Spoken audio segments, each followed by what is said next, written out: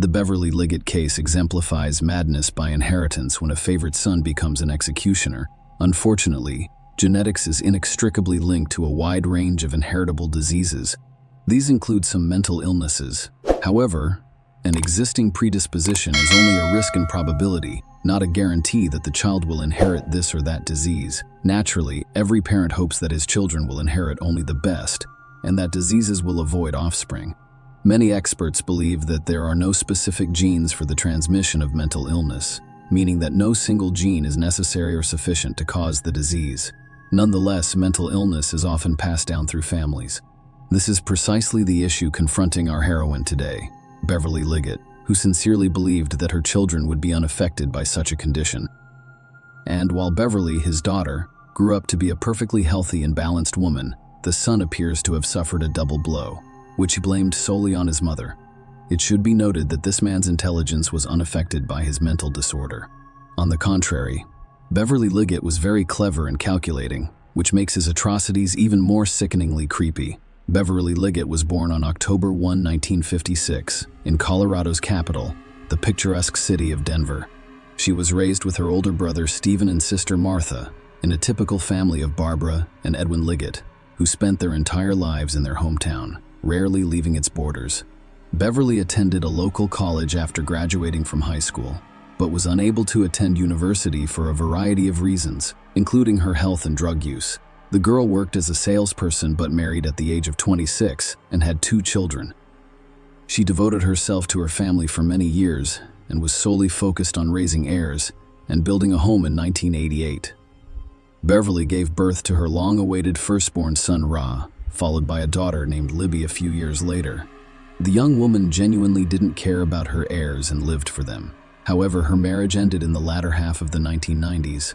The husband abandoned the family and relocated to another state, no longer caring about his ex-wife's fate or participating in the lives of his children. Beverly was forced to work 2 jobs at once. However, thanks to her diligence and determination, the family of 3 did not require anything. She and her children relocated to the suburbs of Denver, a small and relatively new town founded in 2001 for the town's centennial, where they rented a cozy, spacious home. In the mid-2000s, Beverly met a man named Seth Miffy on one of the dating sites and began corresponding with him, which eventually led to a romantic relationship. He inspired her lover to finally pursue her dream of higher education. Liggett chose medical school because he'd had always wanted to help people and felt that helping others was her calling in life. At the time, she was over 50 years old, and she was twice the age of her classmates. However, she quickly found common ground with them and is remembered as a sociable, attentive, and responsible miniature brunette nicknamed Caring Angel. Beverly's incest romance lasted approximately 5 years before the couple decided to officially legalize their relationship. For the 2 of them, the step was serious, but they were prepared. Beverly was overjoyed because she finally had a college degree, a higher-paying job, and was about to marry the man she loved. Her children had reached the age where they could live independently. However, her son's area was a source of genuine concern and apprehension, and there were several good reasons for this. A hereditary disease. The Liggett family had a sensitive issue that they tried to keep hidden from others and never discussed with outsiders. Beverly and her sister Martha were diagnosed with bipolar affective disorder at a young age, which is characterized by frequent mood swings from manic to depressive states. The disorder occasionally worsened. However, Martha experienced minor discomfort associated with this disorder, and the prescribed medication quickly produced positive results. Beverly occasionally required hospitalization because she was on the verge of committing suicide. This was the reason she was unable to attend university at the time, and it was also the reason her marriage with her children's father ended. It's also worth noting that her mother, Barbara, suffered from long-term depression, but she had this problem in her 40s. After that, no one provided qualified assistance to the woman at the time. As a result, she spent almost her entire life fighting her illness alone. Beverly was certain that the mental disorder in their family was passed down exclusively through the female line, because the disease manifested itself in her mother, herself, and her sister, while her brother, Stephen, remained completely normal. In this regard, Beverly feared for the health of her daughter, Libby, but just the daughter of the disease bypassed, hitting with redoubled force on Ra, the special child from early childhood Ari with a rather strange withdrawn boy prone to tantrums at the age of 5. He was diagnosed with autism, and later a whole host of other mental disorders and abnormalities were added. He could withdraw into himself and completely abstract from what was going on around him. But Sue, he was particularly fond of chemistry and physics. The boy solved complex problems quickly, performing the majority of his calculations mentally. His intelligence was above average, but his social and communication skills were virtually non-existent. Flatmates avoided or mocked the strange and unsociable Pierre. Ari had no friends, was uninterested in learning about the world around him, and was aggressive and violent, resulting in animal cruelty and attacks on other children. The boy was repeatedly hospitalized and given medication to treat his condition. However, at home, he frequently stopped taking the prescribed medication and quickly returned to his previous state. His parents attempted to persuade him to take the necessary medications, but as he grew older, it became more difficult for him to ask or speak calmly, and he always got his way with tantrums. The boy could isolate himself and not speak to anyone for weeks, but he could talk for hours to himself or to an imaginary interlocutor. When things get bad, he became dangerous to others, and his relatives occasionally insisted on his mandatory hospitalization as a dangerous teenager. As a teenager, I learned that his mother and grandmother also had mental health issues, and his mother had to be hospitalized on occasion.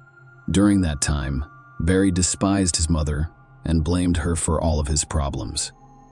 He believed she had given him a disease that was ruining his life. The young man grew increasingly uncontrollable. He threatened his loved ones with violence and was constantly perplexed as to why his own sister's family curse had been ignored. Being with him under the same roof became dangerous, and the first couldn't stand the head of the family. He filed for divorce and literally fled. Despite his diagnosis, Ra was able to enter university with a high passing score. However, he was expelled in his first year after bringing a homemade firearm to campus and threatening a fellow student with death. At the time, he was arrested for the first time, but was only sentenced to an educational talk, the confiscation of the weapon, and expulsion from the university. Beverly contacted the police about a year later and requested that they come to their home right away to apprehend her son, who was threatening to kill her and her daughter, and appeared to be very serious. However, the police handed over the violent young man to psychiatrists, who, after a brief hospitalization, released him home and prescribed medication. Ari, of course, did not accept the hateful stepfather. Ari was 18 years old when Beverly met and started dating Seth. The couple quickly decided to live together, but Ari immediately took his mother's new chosen one in the bayonet. He tried everything he could to get him out of the house, including threats, scandals, and even fights. The appearance of another man in the house, which his mother perceived as a personal insult and betrayal, prompted him to do his best to support his beloved. He looked for a specialist who could assist the young man in paying for his clinic treatments, but the more he tried, the longer he despised him. The thought of this man becoming his stepfather and a member of their family, combined with his fear and depression, makes him aggressive and dangerous. That Missy repeatedly told his wife that her son was old enough to live independently. He could study or work normally if he took his medication correctly. Beverly Leggett was well aware of this, but she loved her son and could not abandon or take him mount, so she continued to endanger her own life through her obsession with guns. The young man's hobbies evolved over time, becoming increasingly bizarre, sophisticated, and dangerous. He had a weakness for weapons, and more specifically, he was obsessed with them. In the basement of his own home, he gathered homemade firearms, literally from improvised materials, on his knees, demonstrating once more that the man was very smart, clever, and enterprising. However, Ari was not limited to a single weapon and came up with the idea of creating an explosive device. He found all of the information he needed on the internet and purchased or ordered the components he required, as well as the substances he couldn't find. He made the decision to synthesize at home himself. Using his extensive knowledge of chemistry, Beverly was suspicious when she found her son in the backyard of the house, and because he refused to answer questions and behaved strangely, she immediately called the police. As it turned out, she did it just in time, because the police discovered an almost ready bomb in the house during their search. In addition, they discovered and seized a modified rifle, several pistols assembled from various model parts, a silencer, and a large number of spare weapon parts. Our computer search history from the previous few months was reviewed and studied. The FBI became seriously interested in the young man because they suspected he was planning a large-scale crime. In Ari's room, there were also numerous jars of poisonous substances on the shelves, such as arsenic and potassium cyanide. He could not explain why he bought them. The young man was arrested the same day, but he was only charged with misdemeanor possession of weapons and careless handling of dangerous chemicals that could result in death or serious injury. However, he pleaded guilty, cooperated with the investigation, and received only a 1-year suspended sentence, after which he returned to his home and resumed terrorizing his mother and sister, citing the threat of reprisal and the medical profession's indifference. Ari became enraged and hateful following his arrest and suspended sentence. Not a day went by without him threatening to kill his family in their sleep or burning down their home after locking everyone inside. He was then hospitalized again, this time for 3 months, in a psychiatric hospital. In addition to previous diagnoses, doctors found signs of schizophrenia and acute psychosis in the young man. Following another course of treatment, the young man became quiet for a while before returning to himself. He didn't talk to anyone, spent most of his time in his room on his computer, and appeared to take his prescribed medication faithfully. However, only a month later, he had another breakdown, triggered by the news of his mother and Seth's impending wedding. Ari also overheard his mother and stepfather discussing their plans to buy a house in another state, relocate, and restart their lives. Libby's sister had already moved out with her boyfriend, leaving Ari on his own. The 25-year-old man was upset about it. The young man went completely crazy. He threw a tantrum at his mother, screamed her, waved a knife in front of her, threatened to kill her, and ensured that the body was never discovered. Beverly immediately called the psychiatric hospital, told them everything, and asked for her son to be forcibly hospitalized again. But the attending physician dismissed her request, believing that there was no reason to do so and that the previous course of treatment had yielded positive results. So he did not believe that Ari posed a threat to others. Beverly had one last conversation with Seth that evening, who was working in another city and couldn't get to her right away. Beverly Hill's mystery disappearance occurred on October 14, 2012, less than 2 weeks after the woman celebrated her 56th birthday. She failed to report for hospital duty that day, which had never happened before. Colleagues were the first to sound the alarm after failing to call his lover and receiving no response to his numerous messages. Sat dialed Libby's number to find out when she last spoke with her mother. As it turned out, Libby had been attempting to call her unsuccessfully since the morning. He called the house phone and was horrified by what he heard. Ari picked up the phone and unsuccessfully attempted to imitate his mother's voice, pretending to be her and claiming that she was fine. Seth immediately called the cops and asked them to send a unit to their house as soon as possible. When the police arrived, they discovered that no one was home and that there was no reason to break in at that time. Therefore, the only attempts made that day were to trace Beverly's phone signal and check her bank card activity. Beverly's car had also gone missing, prompting a statewide manhunt, and it was the vehicle that led to a lead just 2 days later when a patrol officer saw it in a Denver suburb and decided to check the paperwork to see if it was the right car. A creepy discovery in the boot. Even before checking the license plate number to ensure it belonged to the missing woman, the police officer noticed something strange about the car. When the last outs were gone, the police officer approached the driver and requested identification. The driver was a young man whose long hair partially obscured his face. He was visibly nervous, and when asked to show his documents again, he simply pushed the gas pedal to the floor, accelerated, and sped down the road at full speed. The police officer began pursuing the fugitive and radioed for assistance. But only a few minutes later, while attempting to make a sharp turn at high speed, the car skidded, veered off the road, and struck a tree. The driver was wearing a seatbelt, and the airbags deployed, leaving him unharmed as he attempted to flee, but was thrown to the ground by police officers as soon as he exited the car. Upon inspecting the vehicle, the police discovered several large sealed plastic containers in the vehicle's boot, which they opened with shock and horror. Inside were fragments of a dismembered female body covered in a strange-smelling murky liquid, the interrogation, and the carrogation, and the killer's attempts to avoid responsibility.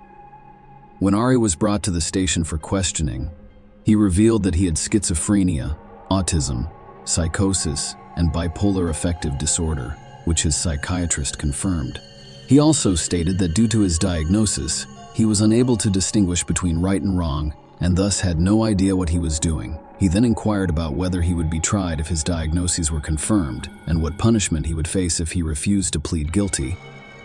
During interrogations, he would refer to himself as a god or claim to be possessed by demons and needed an extra fist. At times, his speech became incoherent, as if he was talking to an invisible interlocutor while completely ignoring the police. The psychiatric examination confirmed that the accused suffers from a variety of mental disorders. However, it has been demonstrated that he is capable of providing an account of his actions. During the interrogations, the psychiatrist who observed the man's behavior concluded that even when he was talking to himself, he listened carefully to what was said to him and what questions were asked. This was evident in his reactions, clarifications, and abrupt mood swings. Ari's main motivation for displaying his insanity in such a vivid and demonstrative manner was to avoid severe punishment and minimize his responsibility before the law. He was clever and intelligent enough to attempt to confuse the investigation and persuade others of his insanity, the investigation, and the unexpected results of the search. Despite the fact that everyone knew he had committed a terrible crime from the start, his guilt had to be proven. This required hard evidence. It was decided to begin with a search of their family home, where, as expected, the murder occurred. The police discovered washed-up traces of blood on the kitchen floor, corridor, and bathroom. A bloody hacksaw was found in the dishwasher, which the young man had apparently used to cut up his mother's body. The bathtub, with its jagged edges, served as the setting for this heinous act. Beverly was poisoned with potassium cyanide, according to the expert examination, and her body was dismembered with a hacksaw before being packed into a container. Vials containing the aforementioned poisonous substance were discovered in the kitchen of Ari's room, as well as in the basement of the house, where the man had a sort of chemical laboratory. In addition, under the bed in his bedroom was the corpse of Beverly's favorite cat, which had also been poisoned. This implied that the perpetrator had practiced on the animal before killing the mother. Remember the strange liquid in which the dismembered body's fragments were placed. As it turned out, it had a special chemical composition that can accelerate the process of tissue decomposition. The killers had already found the recipe on the internet and decided to literally dissolve the corpse and hide the bones in the mountains so that they would never be discovered. Based on all of the evidence found, the following picture of the massacre emerged. On the eve of the tragedy, Ari had a heated conversation with his mother, threatening to kill her again. He was so convincing, but Beverly, terrified for her life, called her son, the psychiatrist, with a request to immediately hospitalize him. However, the specialist ignored the request, believing that his patient posed no threat to others. In the evening, after testing the poison on a cat, the young man poisoned his mother, took her body to the bathroom, and began cutting it up with a hacksaw. It's still unclear how he got his mother to take potassium cyanide. It probably took me all night to finish the gruesome job because when Sass called the house phone in the morning, the perpetrator was still in the house. Aries and carelessly cleaned up the blood stuffed into the saw into the dishwasher and packed the body into several chemical-filled containers. He placed the containers in the boot of his mother's car, which he used to leave the house. The following events are already known to you. When this version was presented to the defendant, backed up by hard evidence, he began to justify himself and change his testimony.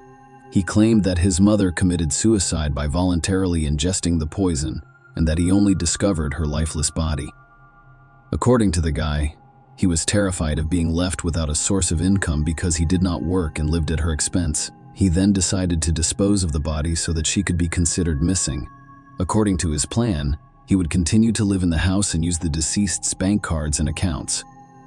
The young man's story sounded crazy, and no one doubted that he was mentally ill, but it was also clear that he had meticulously planned the crime in advance. It was not a temporary insanity, a state of affect, or an outburst of rage. He had carefully planned each step and carried it out. Arias's possession of chemicals that accelerated the decomposition of the body, which he had purchased in advance, was one of the most compelling evidence that the crime was premeditated. Furthermore, according to his search history, he thoroughly researched them months before the crime, trial, and sentence. As I previously stated, the psychiatric examination confirmed our diagnoses. However, experts concluded unequivocally that he was aware of his actions and had carefully planned the massacre of his mother. He continued to insist on his insanity, despite realizing that it was pointless to pretend to be insane. The trial was held in November of that year, a month and a half after the crime that shocked the entire state.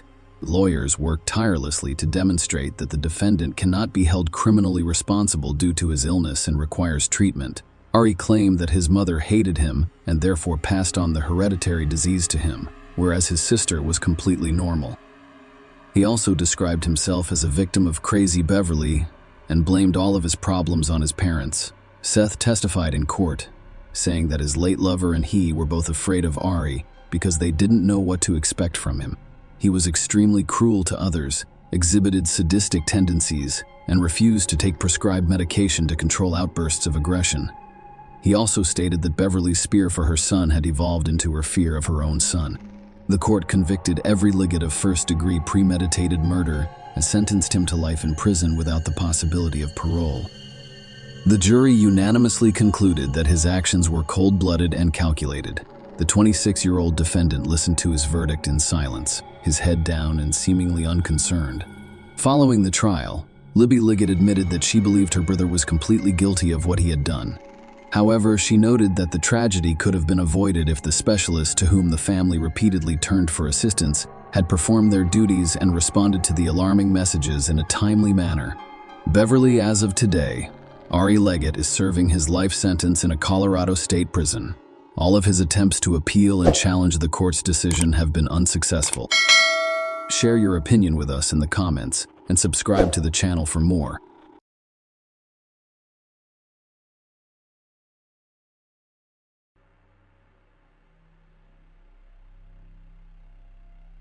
In the tranquil coastal town of St. Augustine, Florida, July 8th, 2010, was a day that those who knew her would never forget.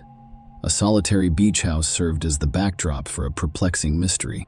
Friends and family struggled to understand the mysterious disappearance of a 45-year-old woman who had been a fixture in their lives.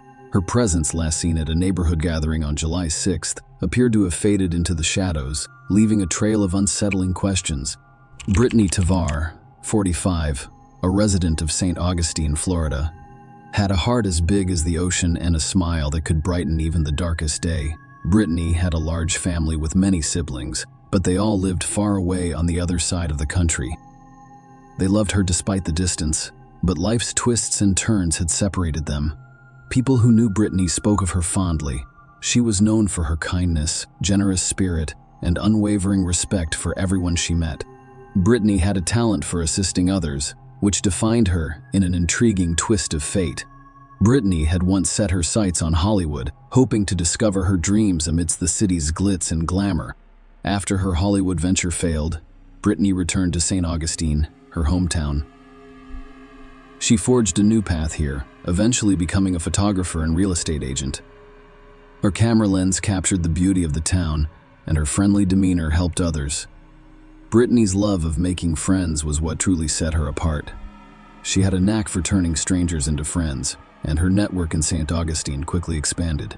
People from all walks of life were drawn to her infectious personality. However, life is unpredictable, and Brittany had no idea what was going to happen next. Brittany's last appearance in the community was on the evening of July 6th, just 2 days before her mysterious disappearance. She was upbeat as she mingled with neighbors and friends at the lively party. Later that evening, around 9 p.m., she made a routine stop at a nearby gas station to fuel her Toyota RAV4. However, after this seemingly routine pit stop, Brittany became an elusive mystery when friends worried about her disappearance went to her house. It appeared normal from the outside. There appeared to be no activity inside the house. Her car was noticeably absent, prompting a few of them to speculate that she had temporarily left her home for a few days. Her family was concerned, however, because they knew it was unusual for her to leave without informing anyone. Police did not launch an investigation right away because nothing seemed out of place, and there was no evidence of foul play or that Brittany had suffered any harm.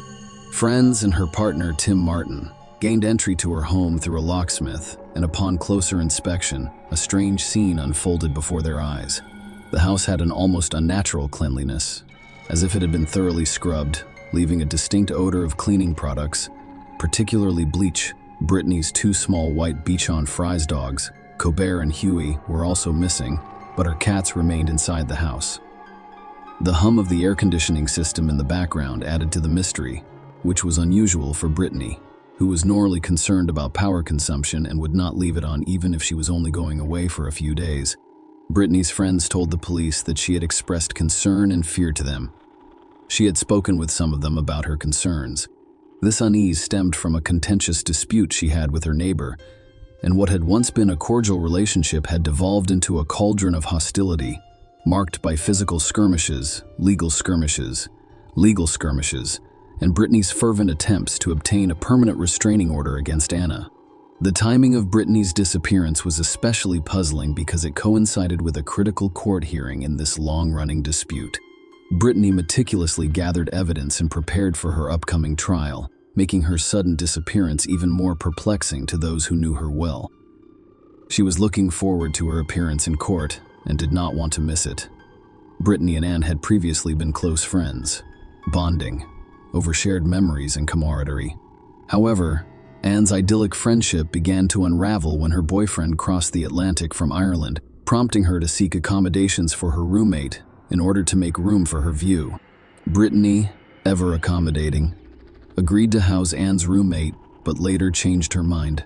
This abrupt reversal heightened tensions between Brittany and Anne, laying the groundwork for a contentious dispute. The conflict escalated to alarming proportions, culminating in a shocking physical altercation that resulted in Brittany's arrest on battery charges. Her once welcoming demeanor had changed to one of resolute determination to seek legal protection against Anne's perceived threats. Brittany carried a video camera with her at all times, documenting every interaction with Anne in order to gather irrefutable evidence for the impending court battle. Among these clashes, the day Brittany disappeared emerged as a watershed moment. She had long anticipated the day she would appear in court for the civil suit seeking a permanent restraining order against Anne. She had worked hard to gather evidence and prepare to present her case to her friends and family.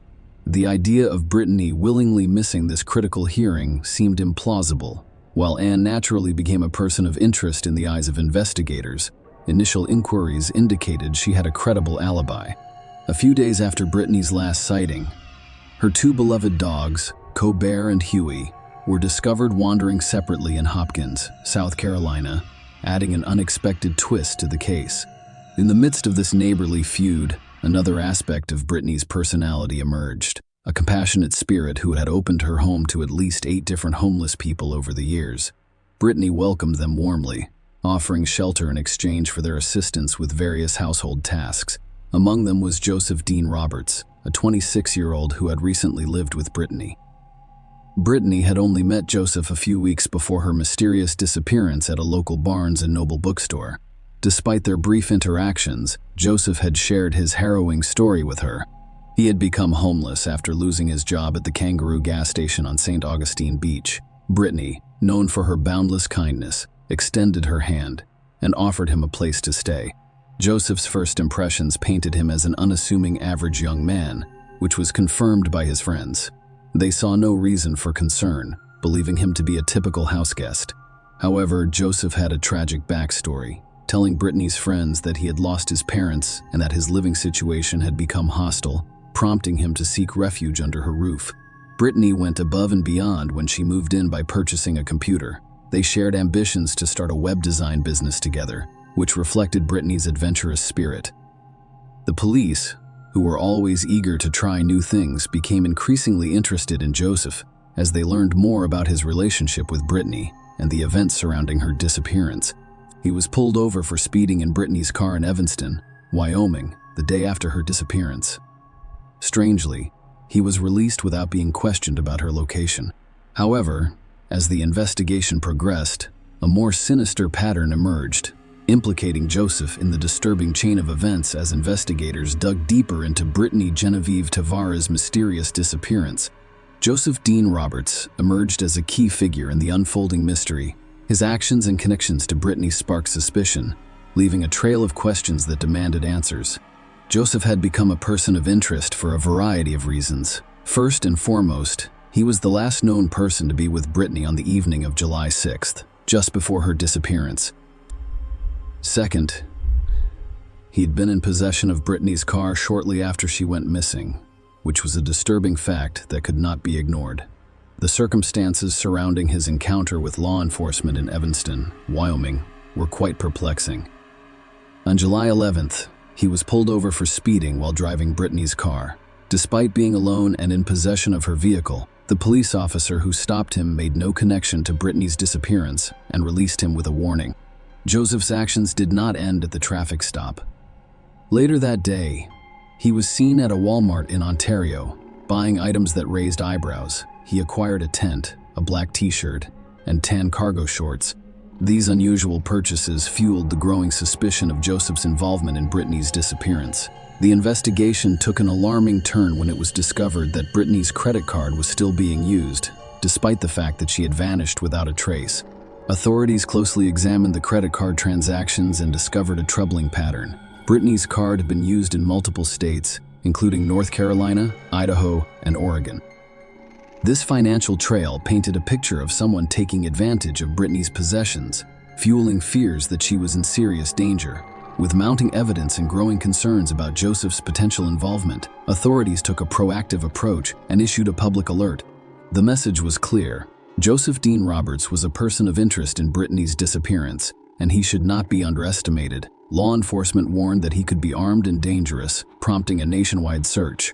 The hope of finding Brittany alive persisted, but the details revealed a chilling and ominous picture. The search for Joseph Dean Roberts intensified, motivated by a desire for answers and justice in this haunting mystery.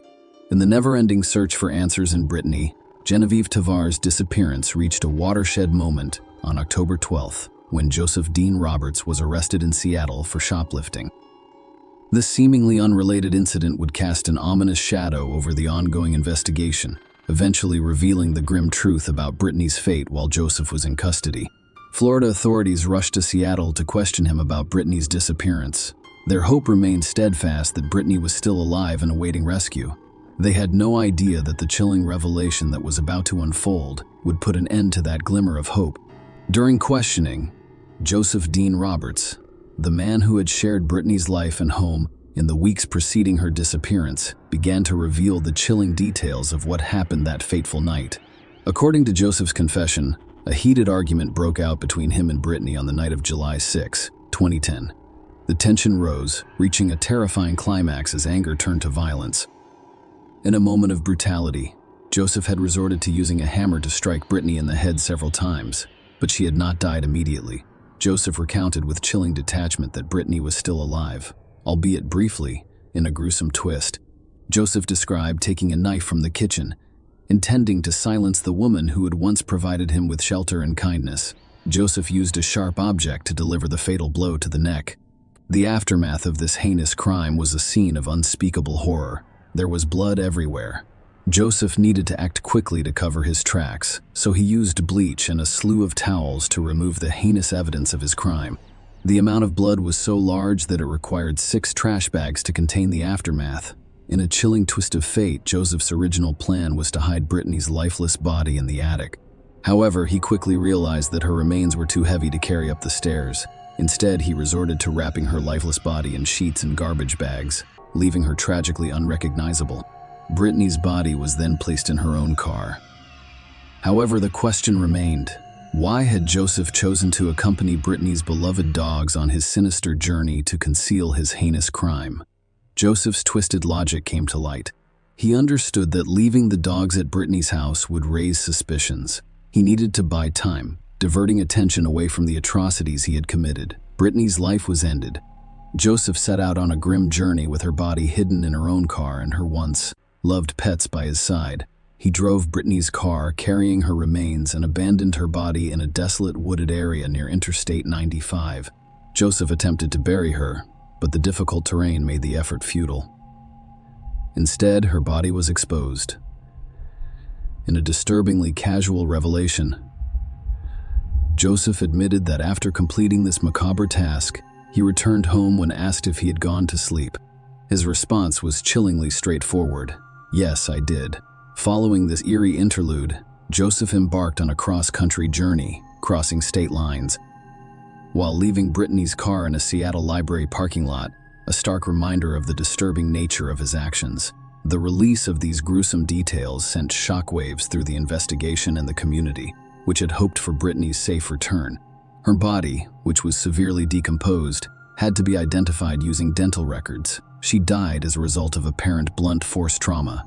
It was a horrifying reminder of the brutality she'd experienced. Joseph Dean Roberts, the man who had shared her home and her trust, had thrown Brittany into a nightmare from which she would never recover. Following Joseph Dean Roberts' chilling confession, the mystery surrounding Brittany and Genevieve Ataver's disappearance begins to unravel. The police discovered that everything Joseph had told Brittany was a lie. He had spent several months living in the woods near the bookstore where they had met. Law enforcement believed Joseph had a habit of wandering along Florida's beaches, attempting to persuade women to give him a place to stay. The strategy had been successful on numerous occasions. Brittany was not the first woman to offer him shelter, and those who had welcomed him into their homes at first thought he was harmless and, in some cases, pitied his situation. However, a troubling shift in his behavior usually occurred soon after moving in. For example, a woman Joseph worked with at the Kangaroo gas station offered him a room to rent in her home. From August 2008 until January 2009, he appeared pleasant and honest at first, despite his inability to afford a motel. He even discussed his mental health issues, such as depression and angry outburst.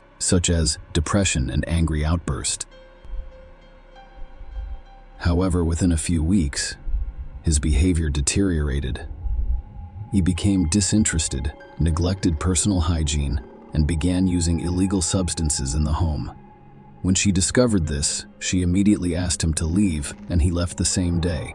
A month later, another gas station employee named Cheryl Davenport offered Joseph a place to stay after he was fired for theft. Cheryl thought of him as a friend, and she was aware that his mental health issues had caused strained relationships with his family. In exchange for housing, she asked him to care for her 3 young children. Unfortunately, the destructive pattern repeated itself. Joseph stopped bathing and resumed his prohibited substance use, prompting Cheryl to ask him to leave. During this time, Joseph moved in with Brittany in tragic circumstances. Before she had the chance to request his departure, he committed a heinous act of violence, brutally killing her. Brittany was unaware of Joseph's history of severe anger issues, which led to this horrific tragedy. Joseph's account of Brittany's brutal murder prompted his immediate arrest. The gravity of the crime he had committed was obvious, and the legal system moved quickly to hold him accountable for his heinous actions. Joseph initially pleaded not guilty to first-degree murder, setting the stage for a trial to prove his guilt beyond a reasonable doubt. However, as the case progressed, legal discussions and arguments became more prominent. Questions about Joseph's state of mind, the circumstances surrounding the crime, and the pursuit of justice led to a watershed moment in the case. Ultimately, the prosecution and defense reached a significant agreement and accepted a guilty plea to a lesser charge. Joseph Dean Roberts, the man who killed Brittany in an unspeakable act of violence, has pleaded guilty to second-degree murder. This plea represented a significant turning point in the case. The court accepted the plea and sentenced him to a 30-year term in a Florida state correctional facility. While this outcome may not have provided the full measure of justice that Brittany's loved ones had hoped for, it did ensure that Joseph was held accountable for his heinous crime. He would spend decades in prison, paying for the life he had taken and the anguish he had caused Brittany's family, friends, and the community that had rallied in her memory. Share your opinion with us in the comments and subscribe to the channel for more.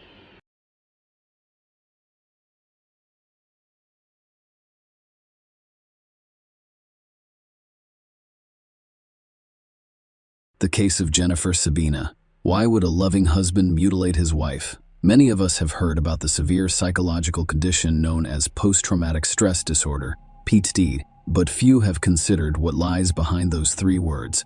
The term refers to mental disorders that develop as a result of a single or repeated exposure to a severe traumatic event, violence, accidents, disasters, wars, and so on. This type of disorder is frequently found in military personnel who have been involved in combat and witnessed the deaths of others over an extended period of time. Even after returning home, they have difficulty adjusting to civilian life.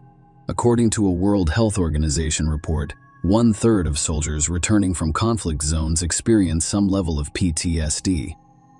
Tragically, Their loved ones suffer as well, desperately attempting to assist them in overcoming the crisis and resuming their normal lives.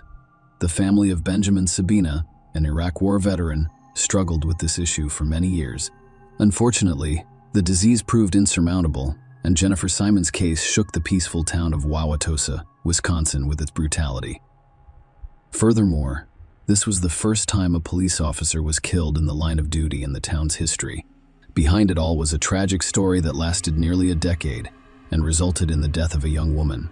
Let's start at the beginning to make sense of the situation and see if there was any way to avoid such a dramatic denemia. Jennifer and Benjamin Sabina, before they met Jennifer Louise Sabina.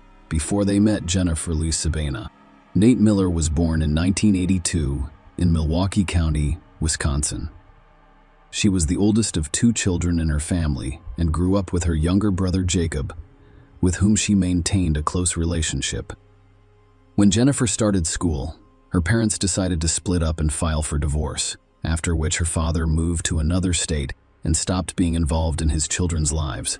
Her mother worked hard to provide for the children, but Jennifer was always her primary helper and supporter. She kept the house in order, cooked meals, and looked after her younger brother, while their mother worked tirelessly.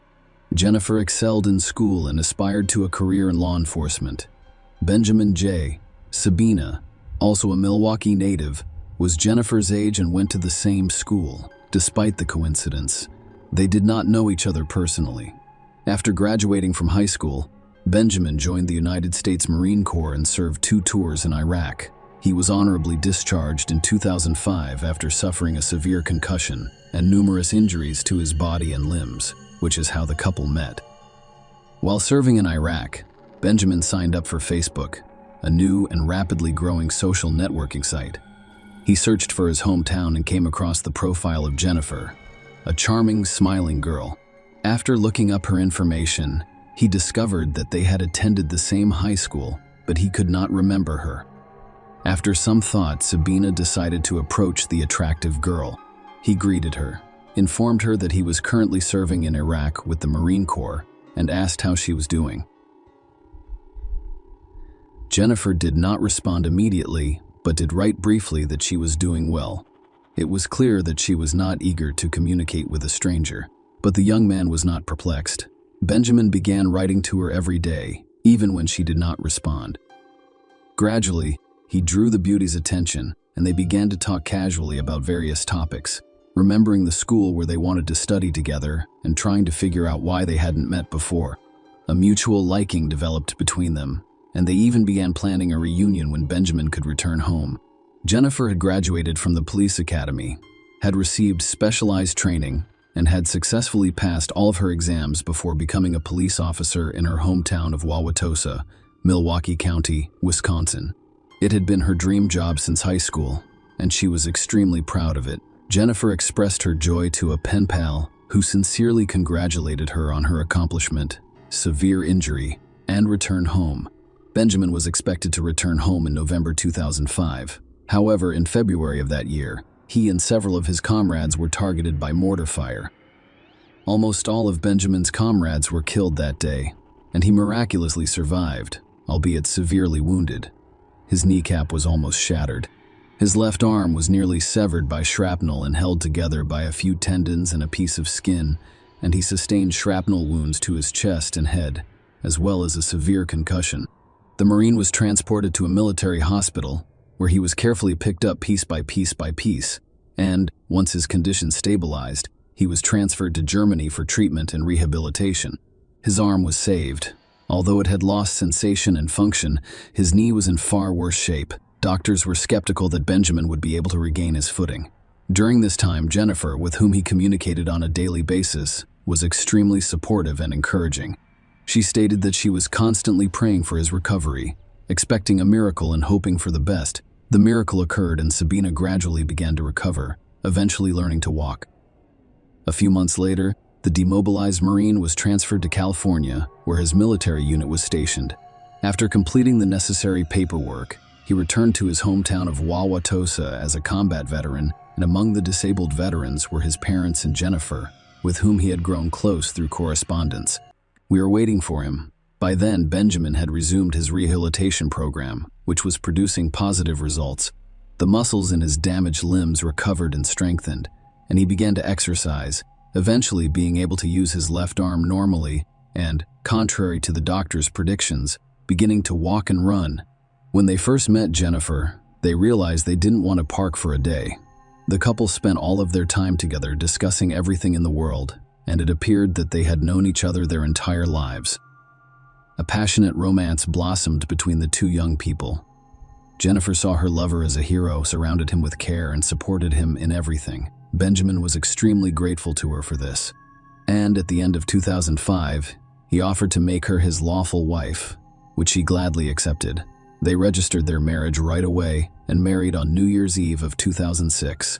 Severe post-traumatic stress disorder. The young man's time spent in war zones left him with not only scars, but also deep psychological trauma.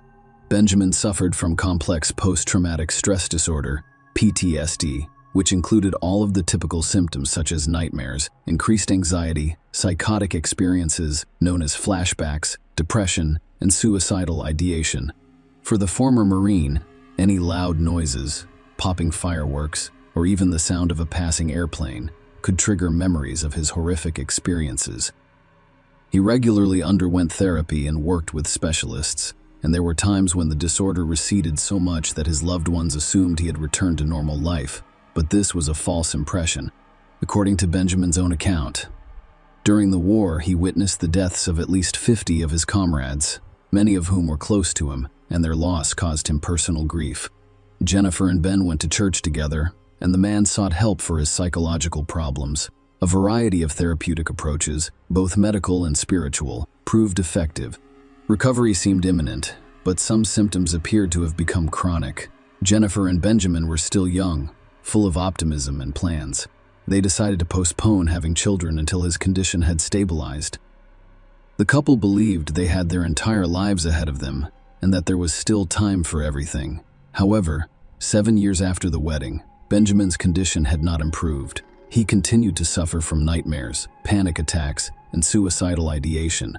Furthermore, due to his injuries and disorders, the former Marine was not only forced to end his military career, but he was also unable to obtain another prestigious and promising position. Warning signs emerged in 2012, 7 years into rehab, when Benjamin's progress began to deteriorate rapidly. Jennifer told her best friend Linda in October that her husband had acquired a gun, which he rarely let go of and even slept with under his pillow. He would frequently wake up at night with nightmares, screaming, grabbing the gun, unable to recognize his surroundings, and feeling as if he was still at war, surrounded by enemies. At times like this, his wife would do her best to calm him down and return him to reality. These nightmares became regular, and the doctor's sedatives did little to help. Furthermore, Benjamin began to have thoughts about voluntarily ending his life, which he discussed with his wife. In an effort to reassure him, she told him that he couldn't live without him and that she would accompany him in his care. By then, both spouses were in their 30s. Jennifer had a promising job, was well regarded at work, had many friends, and was adored by those around her. Benjamin received only a government-appointed disability pension. He only socialized with close relatives and parishioners as the couple went to church on a regular basis. He had almost no friends because people avoided and feared him due to his strange behavior and occasional bouts of aggression. Benjamin was most likely dealing with PTSD and depression, as well as an impending midlife crisis. Everyone around him seemed to be moving forward, striving for and achieving something, except himself. Even his wife's care and support began to appear as a mockery to him, and he was plagued by feelings of guilt and shame for his own inferiority. Jennifer was transferred to the night shift in early December 2012, and she now patrols Wauwatosa's streets from dusk to dawn, keeping order. She was very concerned because her husband would be alone at night, and if he had another nightmare or memory, there would be no one to help him, as the 7th wedding anniversary approached. Jennifer was considering taking a vacation, possibly to the ocean for a change of scenery and relaxation. On December 17, she shared her plans with a colleague, but they were not meant to be realized. Because a week later, there was a terrible tragedy that claimed the life of a young woman in a peaceful town. On the evening of December 23, 2012, Jennifer began working the night shift shortly before Christmas. Throughout her shift, she texted her husband, concerned about his condition. Jennifer's messages stopped around dawn, though her husband continued to text her, asking if everything was okay. At 5 a.m., the dispatcher attempted to contact Jennifer several times. However, when the patrolman did not respond, he decided to locate Jennifer's squad car, which was discovered at the city's fire station, only 5 minutes away from the police department. Patrol officers frequently stopped by here to eat or write a report at the end of their shifts. However, the officer remained unresponsive, which raised serious concerns because it had never happened before. Another officer was dispatched from the station to the fire station, where he made a horrifying discovery. Jennifer's squad car was parked at the back door of the building, just a few feet away, right near the exit. Jennifer lay dead on the snow-covered pavement in a pool of blood. She had multiple gunshot wounds to the head from close range, and her face was almost unrecognizable. The officer immediately reported the incident to the station, which dispatched an investigation team and a medical team to the scene. Thus, on the night before Christmas, Officer Jennifer Sabina became the first police officer in the quiet town's history to be killed in the line of duty. Around 6:30 a.m., a suspicious widower named Benjamin called the police station to inquire about his wife's well-being and why her phone was not answering. He was told that there had been an incident with Jennifer, but was not given any details, and he was instructed to report to the station immediately. He showed up less than half an hour later, looking anxious. Strangely, no questions were asked. Benjamin did not attempt to find out what had happened to his wife, whether she was hurt or still alive.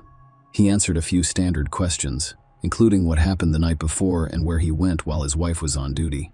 According to Benjamin, after his wife left, he went to the store briefly before spending the remainder of the evening and night at home playing video games and texting Jennifer until she stopped responding.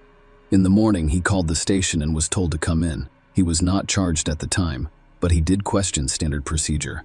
However, the police discovered fresh abrasions and dried blood on his hands. In response, Benjamin stated that he suffers from post-traumatic stress disorder and that pain frequently helps him regain consciousness. When the former Marine learned that his wife had been fatally wounded, he had a serious breakdown.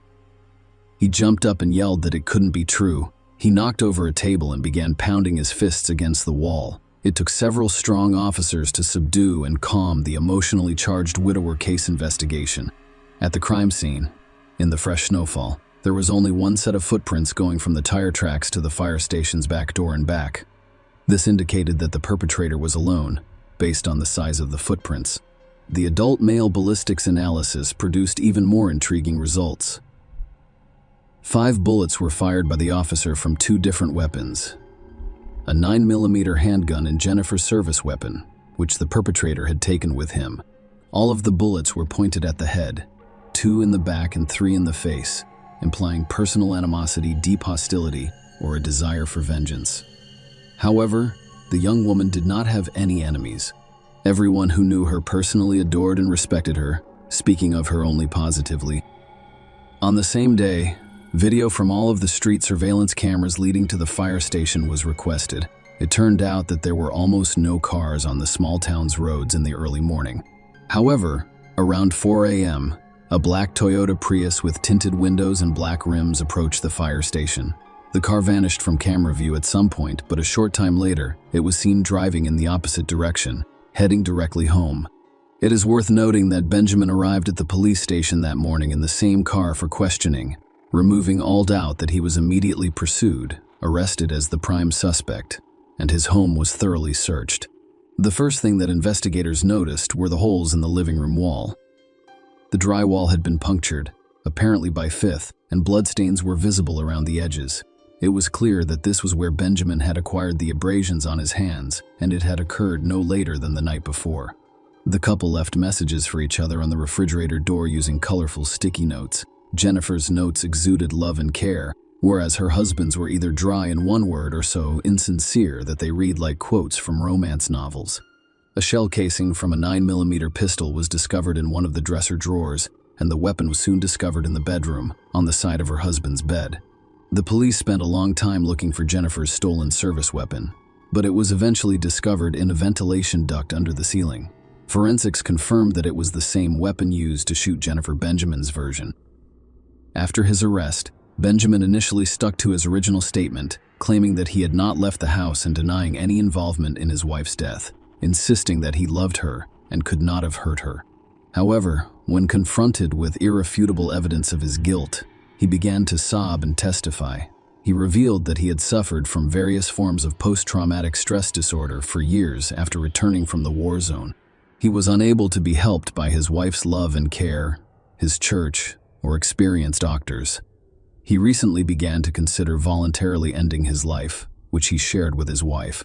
She continued to discourage him, claiming that she couldn't live without him and would follow him. It is claimed that Ben chose to dispose of his lover out of mercy. He reasoned that they were both religious individuals, and if Jennifer committed suicide, it would be a serious sin, condemning her soul to eternal punishment. So he decided to spare his beloved from eternal agony and bear the entire burden by ending her life and then his own. Benjamin knew that his wife, like her co-workers, came to the firehouse at the end of her shift to write a report. He watched her for days to make sure he knew exactly when and where she parked her car. That fateful evening, he arrived on time, about 15 minutes before his wife emerged.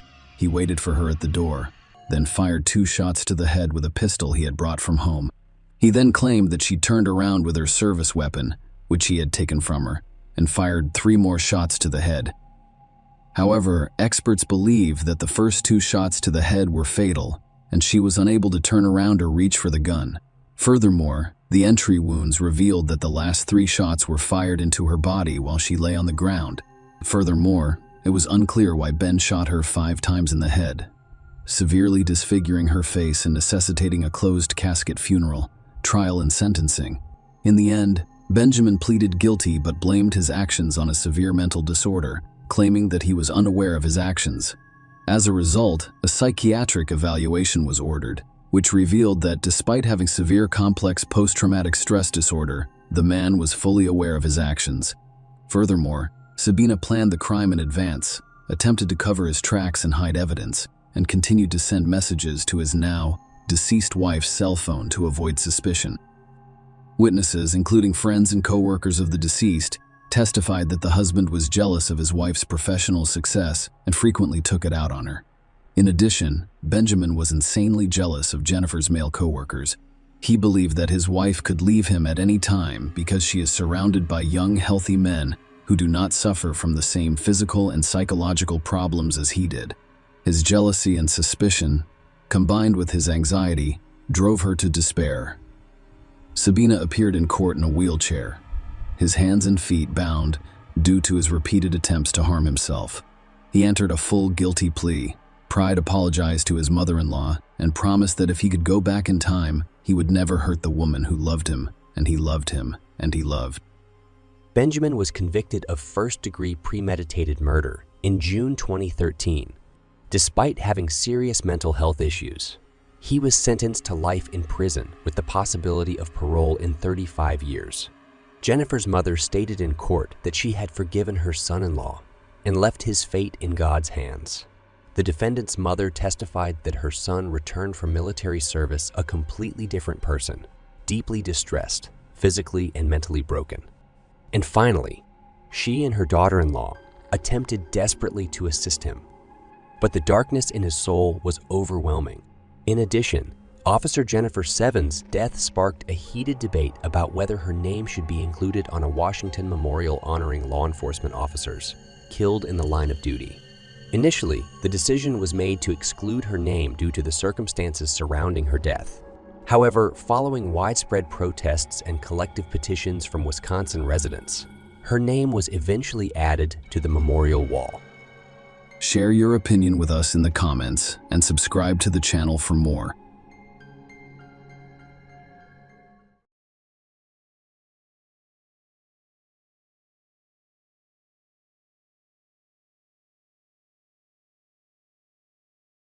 The mysterious disappearance of Maya Millety. In January 2021, the city of Chula Vista, California, had not been quiet for days. During lunch, office workers discussed city news. By late afternoon, they had consolidated what they'd heard over a family meal. Have you heard that? They stated that a young woman, a mother of 3, had mysteriously vanished, and each of them gave their own version of what had happened, but none of them wanted to be in her shoes personally. Maya Militi, a 40-year-old Filipino-American woman, disappeared from her own home on January 7, 2021. Outdoor surveillance cameras captured my return home. Outdoor surveillance cameras captured my return home around 5 p.m. Following that, the woman was not seen again. The relatives of the missing woman, who were knocked down, stunned by grief, distributed leaflets with Maya's photos and hung posters throughout the city. Their concerns were understandable. My eldest daughter's birthday was on January 10, and she would never, ever miss out on this holiday. According to the woman's relatives, they all spoke in the same voice. She last contacted him on January 7 at 8:15 p.m. Dozens of volunteers and police officers searched for Maya Militi. They searched the wooded area, nearby neighborhoods, the creek, and an abandoned golf course, but found nothing. Larry Militi, the missing woman's husband, never participated in the search for her.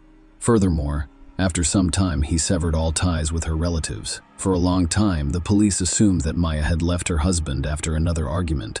However, when she left the house, she may have been caught on the neighbor's CCTV camera, so she either stayed in the house, climbed out the window, or left in another way. What could be the reason for such strange behavior on the part of a man? Maya, who stood out from the crowd due to her unusual beauty, most likely had a lot of admirers and possibly more than one affair. It is possible that she lost her feelings for her husband without informing anyone. She ran away from him, but not alone. Perhaps this is why he was angry and did not take action. Larry claimed that I believed she was still alive because she voluntarily left our home at least twice in 2020. Without saying goodbye to myself or our 3 children, we prayed for her safety and well-being. God blessed Amadabel Alonzo with 6 children. Maya was born 5th. The girl was born in May. Her parents gave her the name May. She was successful everywhere. The girl's determined nature aided her in this endeavor. Thus, it is an elementary school. Following her family's immigration, she was among the top 5 students in her class. In March 1995, the girl enrolled in Redford High School in Honolulu, Hawaii, and began to express herself. She actively participated in a variety of school and extracurricular activities, with a particular emphasis on drama club and dance lessons. After graduating from high school with honors at the age of 17, Maya got a job at McDonald's, where she met her future husband Larry Millet, and they developed a relationship. When Maya turned 19, they married. At the same time, the girl enrolled at the University of Hawaii at Manila, a land-grant state research university. Life was boiling for the youth. While Maya was attending university, her husband Larry was training in the Navy in Virginia. The couple eventually decided to relocate to Chula Vista, California. Maya continued her studies at the University of San Diego because she did not want to stop. After graduating with honors, she became a civilian contract specialist for the United States Navy. Where are the strange noises coming from? What are my thoughts? Am I already going crazy? And are they unreal? The phrases "I love you," "love me" echoed slightly throughout the house. They kept the young woman awake all day and night, haunting her in various locations throughout the house. My family did not stop looking. They immediately hired a private investigator to focus the attention of those who cared. The family repeatedly asked the public to assist them in their search for her. On February 5, 2021, the Chula Vista Police Department and the Millet family held a briefing to encourage as many people as possible to search for her. Soon after, skeletal remains of Maya Militi were discovered in Orange County. However, this was not the case. It was later claimed that the remains belonged to a man. It was later discovered that the remains were actually animal bones. Good Morning America covered Maya's disappearance on April 6, 2021. The missing person case sparked national attention in April 2021. My sister appeared on Dr. Phil's talk show to discuss the situation, and Maya took everything very seriously. Despite coming from a large family, she had a strong attachment to children. She was in no hurry to get them. She did not want to give birth until she and Mary had a consistent, stable, and high income. That is the American dream, After all, they had to give their children the best possible future in order to make it happen. They had to work extremely hard and diligently. The right moment arrived in 2010. Then my son Larry had a daughter, Laura. A year later, Milani, her second daughter, was born. In 2016, Maya was an excellent mother to her heir son Lazarus, Tristan. She dedicated all of her free time to her children, giving them her all. She attended all of their school events and accompanied them in her SUV. Some women's children become the center of their universe, intelligent, indulgent, and caring. Maya was one of these women. By the end of 2020, the couple's relationship was strained. Larry assumed Maya had a lover. Her husband's jealousy knew no bounds, and while she could previously tolerate these attacks, she could no longer. Later, the DA's office reported that Maya had warned Larry about his anger. Police say Maya texted a friend just 2 days before his disappearance to end their marriage. I informed him that I was filing for divorce, whether he liked it or not. She claimed that I was no longer trying to make peace for the sake of the children. Larry frantically controlled his wife's every move. The jealousy was turning into complete paranoia. Larry could visit her office at any time to ensure that Maya was not alone with another man. Larry was also irritated by the fact that there were so many men on his wife's team. Larry once had the audacity to email my former boss, Derek Soft, and request that a male colleague be transferred to another division. He followed her around the clock and even got the kids involved in their arguments. Larry once hid a child's cell phone in his wife's car to track her movements. Larry became increasingly violent. He nearly strangled Maya after the couple separated, but not for long. Maya moved in with her brother in early 2020, but she and Larry rekindled their relationship after about 6 weeks. On August 12, 2020, Maya texted her brother, "Junior, he never left me alone. He checks all of my emails, messages, messengers, and Facebook updates. He even checks my Venmo app. And then what happens? He simply tightens the reins harder." Larry was not initially a suspect, but police are now very interested in discovering his identity. Investigators contacted my relatives, who stated that shortly before the disappearance, the couple had gone camping and spent the entire time fighting. Maya returned from her camping trip and informed her family that if anything happened to her, Larry would be notified. According to the case file, my friend informed police that Maya had made a different statement in December 2020. "I don't think he would hurt me, but I believe he would hurt the kids to get back at me." Prosecutors say the mother of 3 did not elaborate on what she meant at the time. When we fall in love, for better or worse, we only see the object of our adoration in rosy light. Frequently, we project our personality traits and outlook on life onto our partner without noticing the red flags, as they are known in psychology, that may indicate the presence of an underlying problem or a potential threat to the well-being of the relationship. We justify abusers, manipulators, narcissists, and aggressors by citing deficiencies in upbringing and stress, but we should look deeper. Apparently, nature is so laid down that families were created mostly in youth when the whole world is presented in rose-colored glasses, so to speak, for a great, sometimes blind love, so that the human race did not stop. And after a while, having gained the necessary life experience, we see in a partner what was so carefully hidden from us at first glance, and we consider re-educating, smoothing out all the sharp edges in order to reconcile. But you can't change an adult man. It only remains to prevent him from expressing his negative traits. This is the case for jealousy. If a person experiences certain traumatic events, paranoia is not far behind. Returning to the sound Maya heard, it's possible that the woman had developed hallucinations as a result of her family's problems. But this was not the case. The situation took an unexpected turn. Maya remained sane, which is not the case with Larry. A police detective named Lorenzo Ruiz told the public the story of Larry's internet search, releasing screenshots of queries such as subconscious wife training and subconsciously training your wife to give pleasure. Larry began to exert influence over my subconscious mind after we were unable to reach an amicable agreement. By installing various devices throughout the house that produce this sound, Maya discovered Larry's cutting ruse. According to Matthew Grindley, an investigator for the San Diego County District Attorney's Office in late 2020, Maya sent Larry messages demanding that he stop playing audio messages that harm people's mental health. This is a type of influence that causes a person to take specific actions. Maya heard the sounds every day. My sister-in-law, Genesis Tab Alonzo, later told investigators that Larry had independently recorded all of these words and confessed to Genesis about it. Who could have motivated Larry to do such a thing? Perhaps the job specifics and the training he received while serving gave him the idea. The answer will astound many. The investigation discovered that Larry sent over 1,000 messages to various spellcasters and psychics between September 2020 and Maya's disappearance. He spent more than $1,000 with them on approximately 70 spell charms. During a home search, police discovered a book titled Magical Love Spells. Larry sent messages to similar witches and warlocks at least once a day. He requested a spell to cause Maya to suffer some kind of physical injury that would render her unable to move around on her own, possibly becoming disabled in general and completely dependent on her husband. Larry hoped that Maya would appreciate his concern at such a difficult time, as well as the fact that he had not abandoned her in her hour of need. After all, he is a very good man. This is what he wrote in his messages. I'd like a powerful spell to bind my wife, Maya Milite, to me forever, causing her to love me unconditionally as I love her.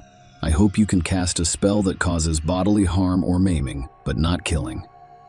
Maya was finally convinced of her intentions after witnessing everything that was going on, including Larry's gradual mental breakdown. Maya and her husband decided to divorce in December of 2020. Every life event, including actions, has an initial mechanism known as a trigger.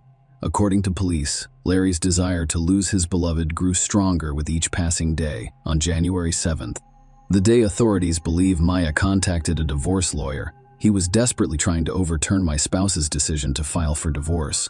I'm shaking inside, ready to snap, he wrote to one of the spellers earlier in the day. Maya contacted a divorce lawyer. By the way, attorneys reported that Maya planned how she would serve Larry with divorce papers because she was concerned about his reactions. She considered moving elsewhere, then suing him, and even made a backup plan to stay in a friend's vacant apartment. However, Maya did not want to leave her children behind. When the defendant learned she was seeking a divorce, she did not want the children with him, according to prosecutors. Larry's extreme behavior, triggered by jealousy of his spouse, could also be attributed to the man's mental health issues, which had been dormant for some time. Perhaps he always behaved differently than others. Larry, on my end, did not put out the trash. Larry's behavior was increasingly reminiscent of a psychopath. Larry has an absolutely horrible temper. Maya sent a text message in June, according to the case file. In his own home, he built a small altar in the center of which he placed a joint photo with his wife. Larry smeared his own blood on the photograph and surrounded it with 4 candles. On January 23, police officers obtained a search warrant for the Millet family's home. They discovered 16 firearms in Larry's home, 2 of which were illegally possessed. Larry's 4 licensed guns were missing. When police officers asked where the weapons had gone, the man explained that he had loaned them to his friend and uncle. Larry received a restraining order for the weapons in May 2021, and he was required to surrender them to the authorities. This was justified by the fact that police discovered peace chairs and Larry's young son surrounded by guns in his home. It was possible that the children had access to it, so the court issued the order the day after my disappearance, around 6:45 a.m., out of fear that they would harm themselves. A neighbor's surveillance camera captured the Millet family's black Lexus GX 460 SUV. Larry drove the man home at around 6 p.m. Where he had been all that time is unknown. Another suspicious moment, the car was originally parked in such a way that the back of it was not visible to the neighbor's security cameras. As we mentioned at the beginning of this story, my family was planning a birthday party for her oldest daughter on January 10, 2021. So when Maya stopped answering calls and texts, one of her siblings went to Chula Vista to make sure everything was fine. When my brother met with Larry, the latter informed him that the night before, following their argument, his wife went to one of her rooms, locked herself in, and was not speaking to anyone. Larry took his son to Solana Beach, a coastal town in San Diego County. When he returned, Maya remained in the locked bedroom on the 2nd floor. On January 9, Larry repeated the story about the locked room to my relatives, but no one believed him. The relatives demanded that Larry give them access. My family entered the room, and it was empty. Maya was nowhere to be found inside the house. However, her car was parked outside the house. Only her credit card and driver's license were missing. Following that, Around midnight, Maya's older sister Chris filed a missing person report with the police. Larry Miller expressed concern about his wife's fate on January 15 after she missed his oldest daughter's 11th birthday.